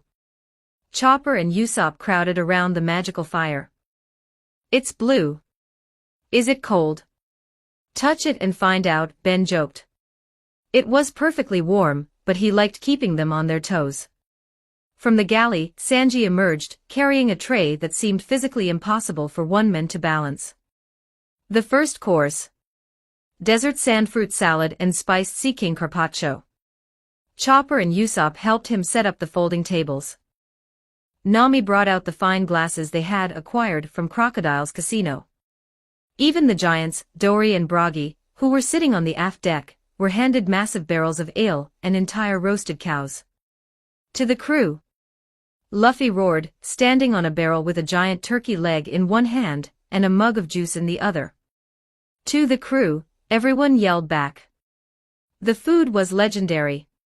Sanji had outdone himself, pulling out all the stops for the homecoming of Vivi and the official arrival of Robin. There were spiced meats from the Alabasta markets, fresh seafood caught by the dugongs earlier that morning, and delicate pastries that melted on the tongue. As the first wave of hunger was satisfied, the atmosphere turned from ravenous to celebratory. The tension of the last few weeks was forgotten in the flow of drinks and laughter. Luffy wiped grease from his chin and looked at Ben. Hey, Ben. Sing something. A pirate party needs music. Yeah. Usopp cheered, banging his fork on the table. Sing something new. Ben laughed, setting down his glass. He stood up and took out his wand again. He tapped the wand against a wine bottle, and a rhythmic, thumping beat began to echo from the air itself. Then he tapped the railing, adding the sound of a fiddle and an accordion. All right, Ben grinned, his eyes reflecting the blue bonfire. Let's start with a classic. If you know the words, shout 'em out. He started a fast, driving tempo. Ben's voice rang out, clear and powerful, catching the Irish lilt of the Rovers. What shall we do with a drunken sailor? What shall we do with a drunken sailor? What shall we do with a drunken sailor? Early in the morning. Luffy immediately started jumping up and down, his rubber body bouncing in time with the beat. Way hey and up she rises, he screamed at the top of his lungs. Ben pointed the wand at Usopp and Chopper, signaling them to join the chorus. Way hey and up she rises. Way hey and up she rises. Way hey and up she rises. Early in the morning. The giants, Dory and Broggy, began to thump their massive fists against their knees, the entire ship vibrating with the rhythm. Gee gabba gabbaga. Bragi roared in time with the beat. Ben continued, his voice full of mischief as he looked at Zoro, who was already 3 bottles deep into the ale. Sling him in the longboat till he's sober. Sling him in the longboat till he's sober. Sling him in the longboat till he's sober. Early in the morning. Zoro let out a huff of a laugh, raising his bottle toward Ben. The deck became a swirl of motion. Luffy grabbed Usopp and Chopper, and the 3 of them began a frantic, synchronized dance that involved a lot of spinning and falling over. Even Minnie Mary joined in, her metallic feet clicking a perfect tap dance on the deck. Shave his belly with a rusty razor. Shave his belly with a rusty razor. Shave his belly with a rusty razor. Early in the morning. Sanji, usually too cool to dance, found himself swept up as he served more drinks. He did a spinning kickstep, balancing a tray of appetizers with practiced ease. Dance with us. Luffy yelled, grabbing Vivi's hands and spinning her around. Vivi laughed, a bright, genuine sound that hadn't been heard in months. She grabbed Nami's hand, and the 2 girls began to twirl around the blue fire, their hair flying in the wind. Put him in the scuppers with a hose pipe on him. Put him in the scuppers with a hose pipe on him. Put him in the scuppers with a hose pipe on him. Early in the morning. The song reached a crescendo, the entire crew, and the giants, screaming the final chorus until their lungs burned. As the last notes of the fiddle faded, everyone collapsed into their chairs or onto the deck, panting and laughing. Luffy leaned back, looking up at the stars. That was great. But hey. Sing that one. Ben didn't need to ask which one. In the world of pirates, there was only one song that truly mattered. The song of the past, the present, and the future. Binks sake? Ben asked quietly. Yeah, Luffy nodded, his expression uncharacteristically soft. Robin perked up at the mention of the song. Even in the dark corners of the world, she had heard the melody. It was an ancient tune, rumored to date back to the Void Century itself. Ben changed the magical accompaniment. The fast-paced accordion and fiddle faded, replaced by the soulful, haunting hum of a cello and the gentle strumming of a lute. He began the slow, rhythmic yo-ho-ho-ho that defined the anthem. Yo-ho-ho-ho, yo-ho-ho-ho. Yo-ho-ho-ho, yo-ho-ho-ho. The crew fell silent. Even the giants stopped their boisterous laughter, leaning in to listen. Going to deliver Binks sake. Following the sea breeze. Riding on the waves. Far across the salty depths. The merry evening sun. The birds sing as they draw circles in the sky. Ben's voice took on a narrative quality, painting pictures of the endless blue. Farewell to the harbor, to my old hometown. Let's all sing out with the dawn. As the ship sets sail. Waves of gold and silver dissolve to salty spray. As we all set out to the ends of the sea. Luffy began to hum along, his eyes closed, likely seeing the red force and the face of the man who gave him his hat. Going to deliver Binks sake. We are pirates sailing through the sea. The waves are our pillows, the ship our sleeping bed. Flying our proud flag upon the fluttering sails. Robin watched Ben. She had heard this song sung by desperate men in taverns, by dying sailors on sinking wrecks. Now comes a storm through the far-off sky. Now the waves are dancing, beating out the drums. If you lose your nerve, this breath could be your last. But if you just hold on, the morning sun will rise. By the time the final yo-ho-ho-ho echoed across the dark water, there wasn't a dry eye on the deck. Even Zoro looked uncharacteristically contemplative, staring at the edge of his blade. One more. Usopp shouted, breaking the emotional spell. Sing well, Amun. All right, Ben said, the wand creating a heavy, percussive beat, like the sound of boots on a wooden deck. Stomp stomp clap. Stomp stomp clap. There once was a ship that put to sea. The name of the ship was the Billy of Tea. Her winds blew up, her bow dipped down. Oh blow, my bully boys, blow. The rhythm was infectious. Luffy and Chopper started stomping their feet in sync with the magical beat. Soon may the Wellerman come to bring us sugar and tea and rum. One day, when the tonguin is done, we'll take our leave and go. Ben pointed at Sanji for the next verse. She'd not been 2 weeks from shore when down on her a right whale bore. The captain called all hands and swore he'd take that whale in tow. I'll cook that whale, Sanji yelled, getting into the spirit. The crew joined the chorus, their voices blending into a raucous, rhythmic chant. Soon may the Wellerman come to bring us sugar and tea and rum, asterisk. One day, when the tonguin is done, we'll take our leave and go. Dory and Broggy began to clap their hands, massive, thunderous claps that sent vibrations through the ocean, likely confusing every sea king for miles. Da-da-da-da-da-da-da. Da-da-da-da-da-da-da-da. They sang through the night. Ben led them through shanties of gold, songs of lost loves, and ballads of the high seas. He sang The Last Shanty, Bones in the Ocean, and even a few rowdy tavern songs he'd picked up from his system's database. Luffy, Usopp, and Chopper were the heart of the party. They invented a noodle dance that involved Luffy stretching his limbs around the entire mast. They pulled a laughing Vivi into the middle of the circle, making her wear Usopp's goggles and a makeshift cape. Nami, usually the voice of reason, found herself clinking glasses with Robin, the two of them sharing a quiet laugh over the absurdity of their male crewmates. Sanji kept the food flowing, midnight snacks of grilled skewers and sweet honey cakes. As the hours passed, the energy began to wind down. The boisterous dancing slowed to a gentle sway. The loud singing turned into quiet humming. The magical blue fire dimmed, casting long, peaceful shadows across the deck. One by one, the crew began to drift off. Chopper was the first, curled up in a ball near the warmth of the magic hearth.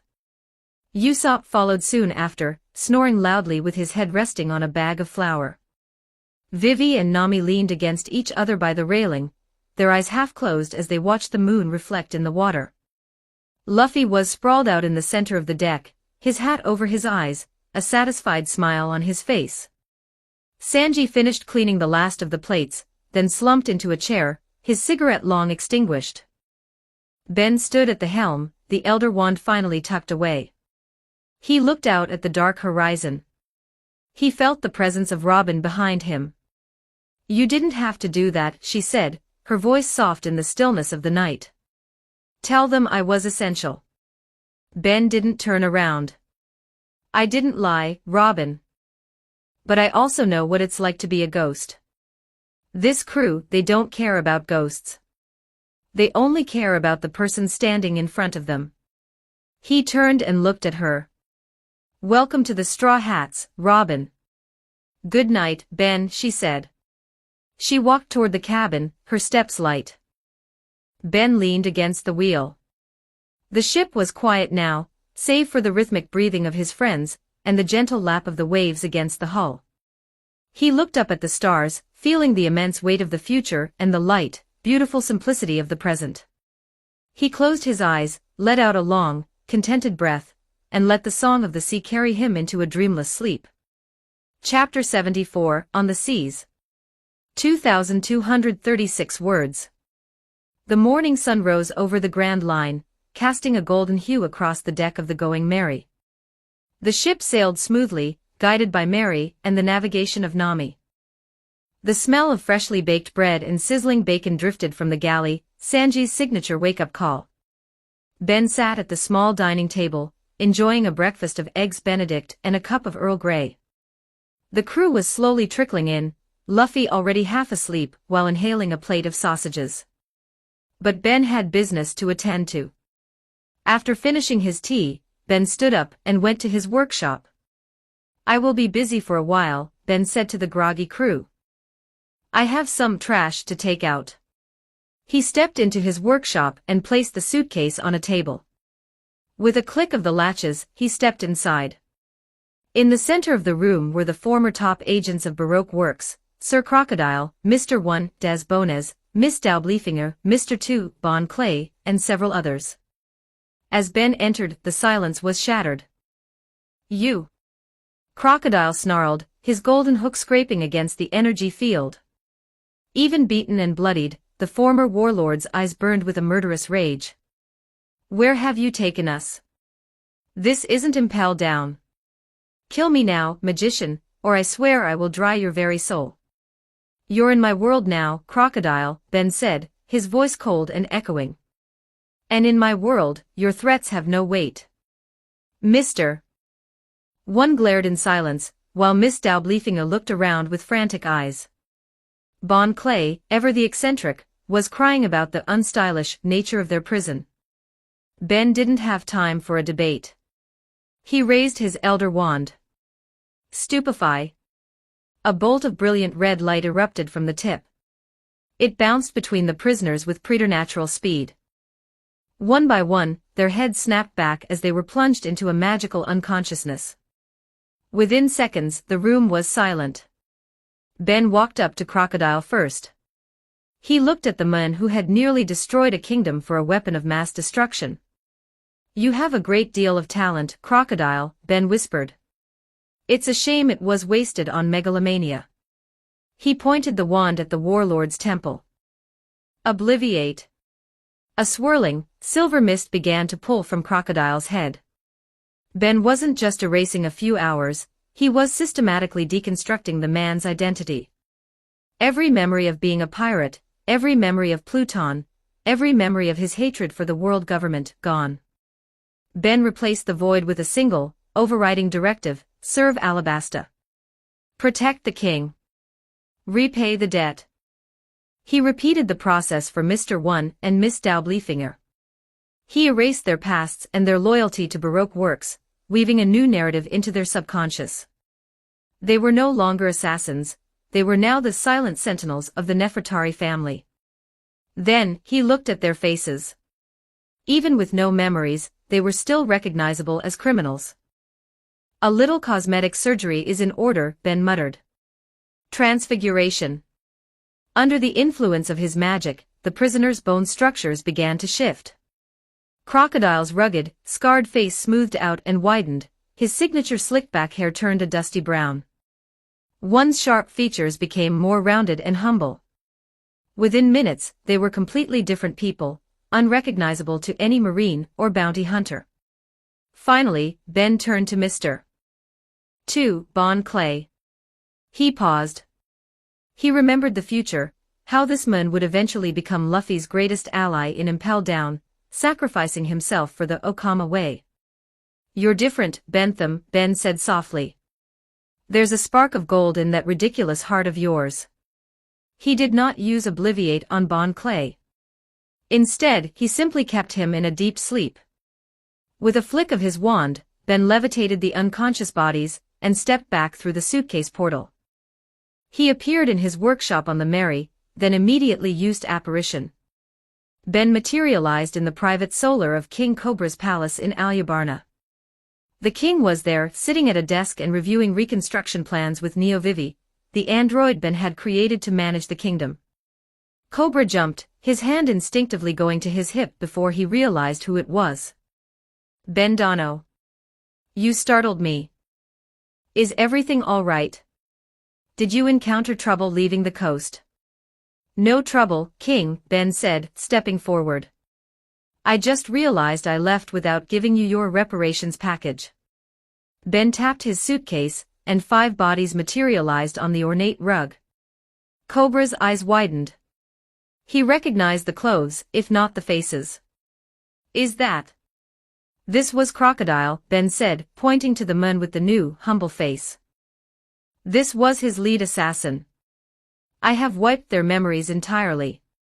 Their personalities are gone, replaced with a deep-seated urge to serve Alabasta. They are now your most powerful laborers and bodyguards." Cobra looked horrified for a moment. "You erased their souls." "I erased the monsters they chose to be," Ben countered. "Now they can spend the rest of their lives building the kingdom they tried to burn down. No one will recognize them. To the world, Crocodile is dead or missing. To you, he is just a man named Suna, who works the fields. Cobra sighed, looking at the sleeping men. It is a heavy gift, Bendano. But given the state of our defenses, I accept. Good, Ben said. He then pointed his wand at Bon Clay. Enervate.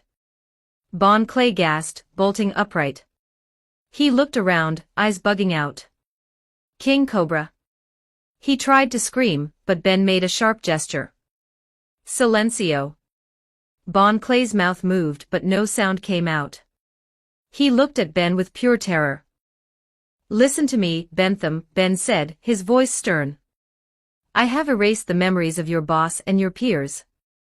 They are now servants of this kingdom. I could have done the same to you. But I saw how you cried for your friends.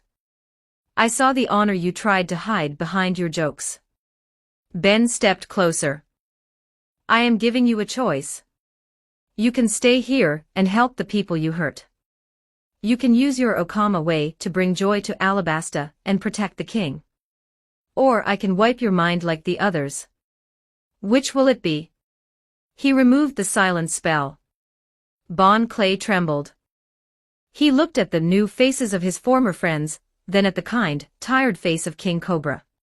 He thought of Luffy, the boy who had fought so hard for what he believed in.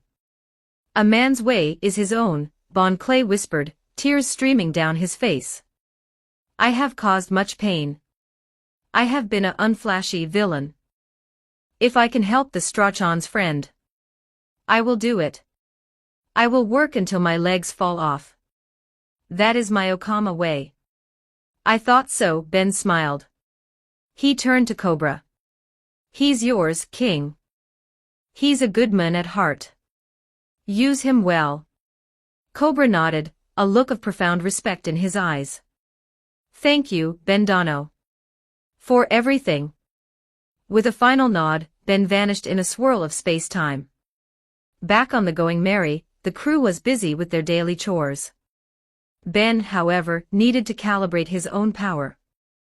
He had integrated several high-level templates recently, including the powers of Thomas Andre, the Goliath, from Solo Leveling. He entered his virtual reality pod. Mary, Ben commanded. Initiate training protocol. Time dilation 110. Record all biometric data, and note the power levels. Recording initiated, Ben. Mary's voice chirped through the speakers. The world shifted. Ben stood in a vast, digital wasteland, an empty plain of gray dust under a black sky. In front of him sat a massive cube of indestructible metal, the size and density of a poneglyph. Ben took a deep breath. He didn't use magic. He didn't use hockey. He tapped into the raw, physical essence of a national-level hunter. Reinforcement, Ben muttered. His muscles didn't bulge grotesquely, instead, they became dense, like cold-forged steel. His skin took on a faint, golden luster. He stepped forward and threw a simple straight punch. The shockwave from the impact cleared the dust for 300 meters. The metal cube groaned, a massive indentation appearing where his fist had landed. Power output, Tier 2, Mary reported. Let's turn it up, Ben said. He closed his eyes. From his back, a shimmering, translucent golden aura erupted. It took the shape of a massive golden armor, the spiritual body manifestation of Thomas Andre. Ben roared, and the spirit roared with him. He lunged at the cube, raining down a barrage of punches that sounded like atmospheric re-entry. The digital landscape began to crack under the sheer pressure of his existence. Now the gravity, Ben said, panting slightly. He reached out his hand toward a distant mountain range in the simulation. Ruler's authority. The invisible force of the rulers obeyed his command. A boulder weighing few of tons was ripped from the earth as if it were a pebble.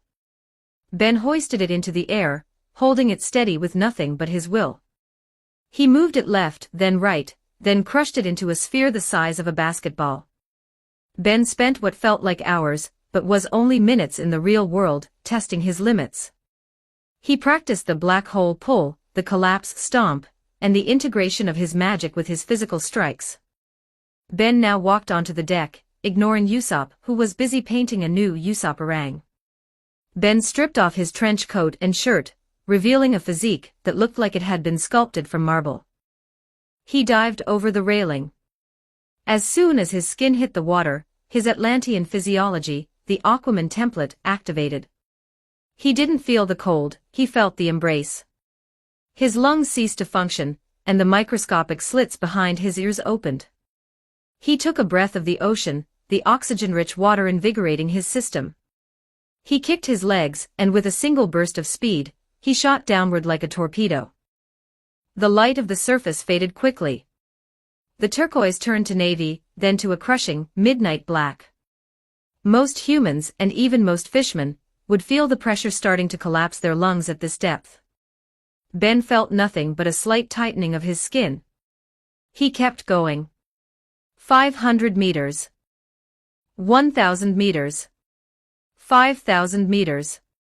Down here, in the Hadal zone, the pressure was over 8,000 pounds per square inch. It was enough to flatten a steel tank. Ben swam through it with the grace of a dolphin. He could see perfectly in the dark, his eyes picking up the bioluminescence of strange, prehistoric fish that had never seen the sun. He reached the sandy bottom of the trench. He stood there, miles beneath the Going Merry, looking at the strange, silent world. He felt the pulse of the ocean, the currents, the migrations, the very heartbeat of the planet. I could stay here, Ben thought, watching a giant squid drift past. But I'd miss the chaos upstairs. He pushed off the bottom, his speed shattering the sound barrier underwater, creating a trail of bubbles known as supercavitation. Ben erupted from the sea like a breaching whale, soaring 30 feet into the air before landing perfectly on the deck of the Mary. Gah! Usopp screamed, dropping his paintbrush. You nearly gave me a heart attack. Warn someone before you come back from the dead. Sorry, Usopp, Ben chuckled. He stood there, water dripping from his hair, his skin steaming slightly as his body temperature regulated. He waved his hand and instantly, the water was sucked off his body and evaporated into the air. He was bone dry in a second. He pulled his shirt back on and threw his trench coat over his shoulder. Lunch is ready. Sanji's voice boomed from the galley. Come and get it before the rubber monster eats the table. The crew didn't need a second invitation. They swarmed the dining room. The scene was pure, unadulterated straw hat chaos. A massive platter of roasted ribs was placed in the center of the table. Meat! Luffy shouted, his neck stretching out 3 feet to grab a bone before the plate even hit the wood. That's mine. Zoro growled, his fork clashing with Sanji's foot as the cook tried to protect a plate of pasta for Nami. Don't you dare take that shrimp. Chopper squeaked, his hooves transformed into heavy points to guard his side dish. Ben sat down calmly, using a small application of telekinesis to pull a sandwich toward him before Luffy's hand could sweep the area.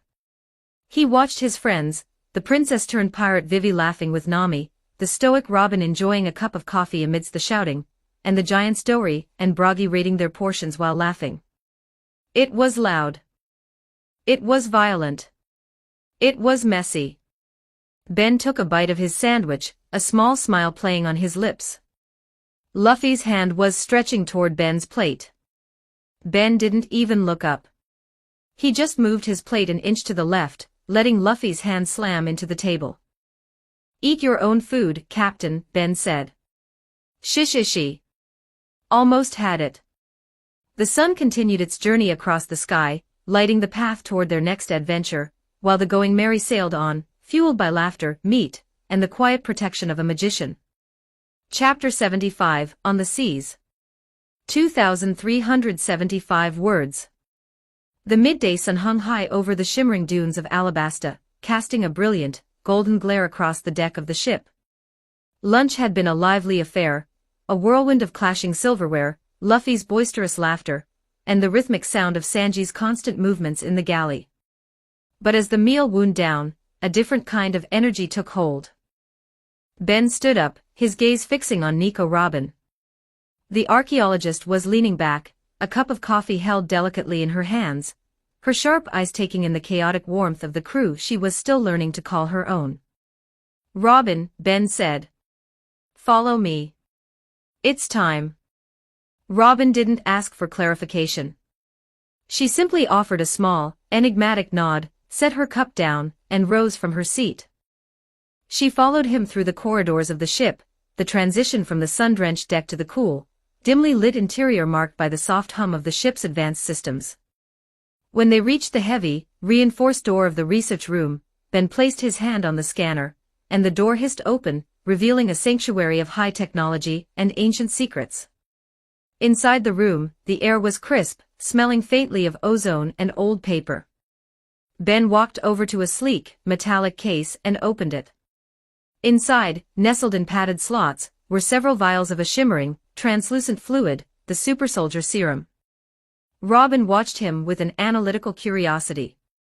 She wasn't a stranger to the concept of power, but Ben's approach was different from anything she had encountered in the underworld or with Baroque works. This wasn't about a fruit's curse or a hidden weapon, it was the calculated evolution of the human form. "You've seen the others," Ben remarked, pulling a specialized injector from its sterile packaging. "Nami, Vivi, Usopp, Chopper, even Luffy. They've all undergone the integration. Only Zoro, Sanji, and the giants haven't taken this version for their own reasons." Robin nodded. Without a word, she rolled up the sleeve of her coat, exposing her pale, slender arm. Ben stepped forward. The injector hissed as it made contact with her skin. Robin didn't flinch. She felt a sudden, cooling sensation spread from the injection site, moving through her veins like a rushing mountain stream. It wasn't painful, but it was a feeling of every cell in her body suddenly waking up from a long slumber. "There will be changes, Robin," Ben said, stepping back to monitor her vitals on a nearby screen. "It's a gradual process. You'll notice a slight increase in your height, nothing dramatic, perhaps an inch or two, and your physical proportions will shift. Your bone density will increase, and your musculature will become more efficient and defined. Like the others, it's about reaching the peak of human potential." Robin looked down at her hands, flexing her fingers. She felt a strange, buzzing vitality under her skin. "I've seen the results," she murmured, her voice steady. "If I am to survive the journey to the true history, I cannot afford to be the weak link. I accept the change." Ben watched her for a moment, satisfied with her reaction. Then, he reached into his pocket and pulled out a small, metallic cube. It looked like a mere trinket, a child's toy, until he placed it on the floor and focused. Using the brandish magic, Ben willed the cube to expand. In a matter of seconds, the air groaned under the sudden displacement of mass. The tiny object surged in size, growing until a massive, weathered block of blue-green stone sat in the center of the room. Its surface was etched with the rigid, unmistakable script of the poneglyphs. Robin's breath caught in her throat. She moved toward it, her fingers trembling as she reached out to touch the ancient carvings. "Is this the poneglyph from the royal treasury of Alabasta?" Ben let out a dry chuckle. "Actually, no. This one is from an ancient ruin we found, an underground castle buried deep in the desert sands near Rain Dinners. It was quite the find." Robin blinked, looking from the stone to Ben in genuine confusion. "An underground castle? Near Rain Dinners? How did you discover such a site?" "I've studied the maps of this region extensively, and there were no records of such a structure." Ben's smirk widened. "Zoro got lost." The silence that followed was brief. Robin stared at him, her mind trying to calculate the sheer impossibility of someone wandering away from a path and stumbling into a buried civilization.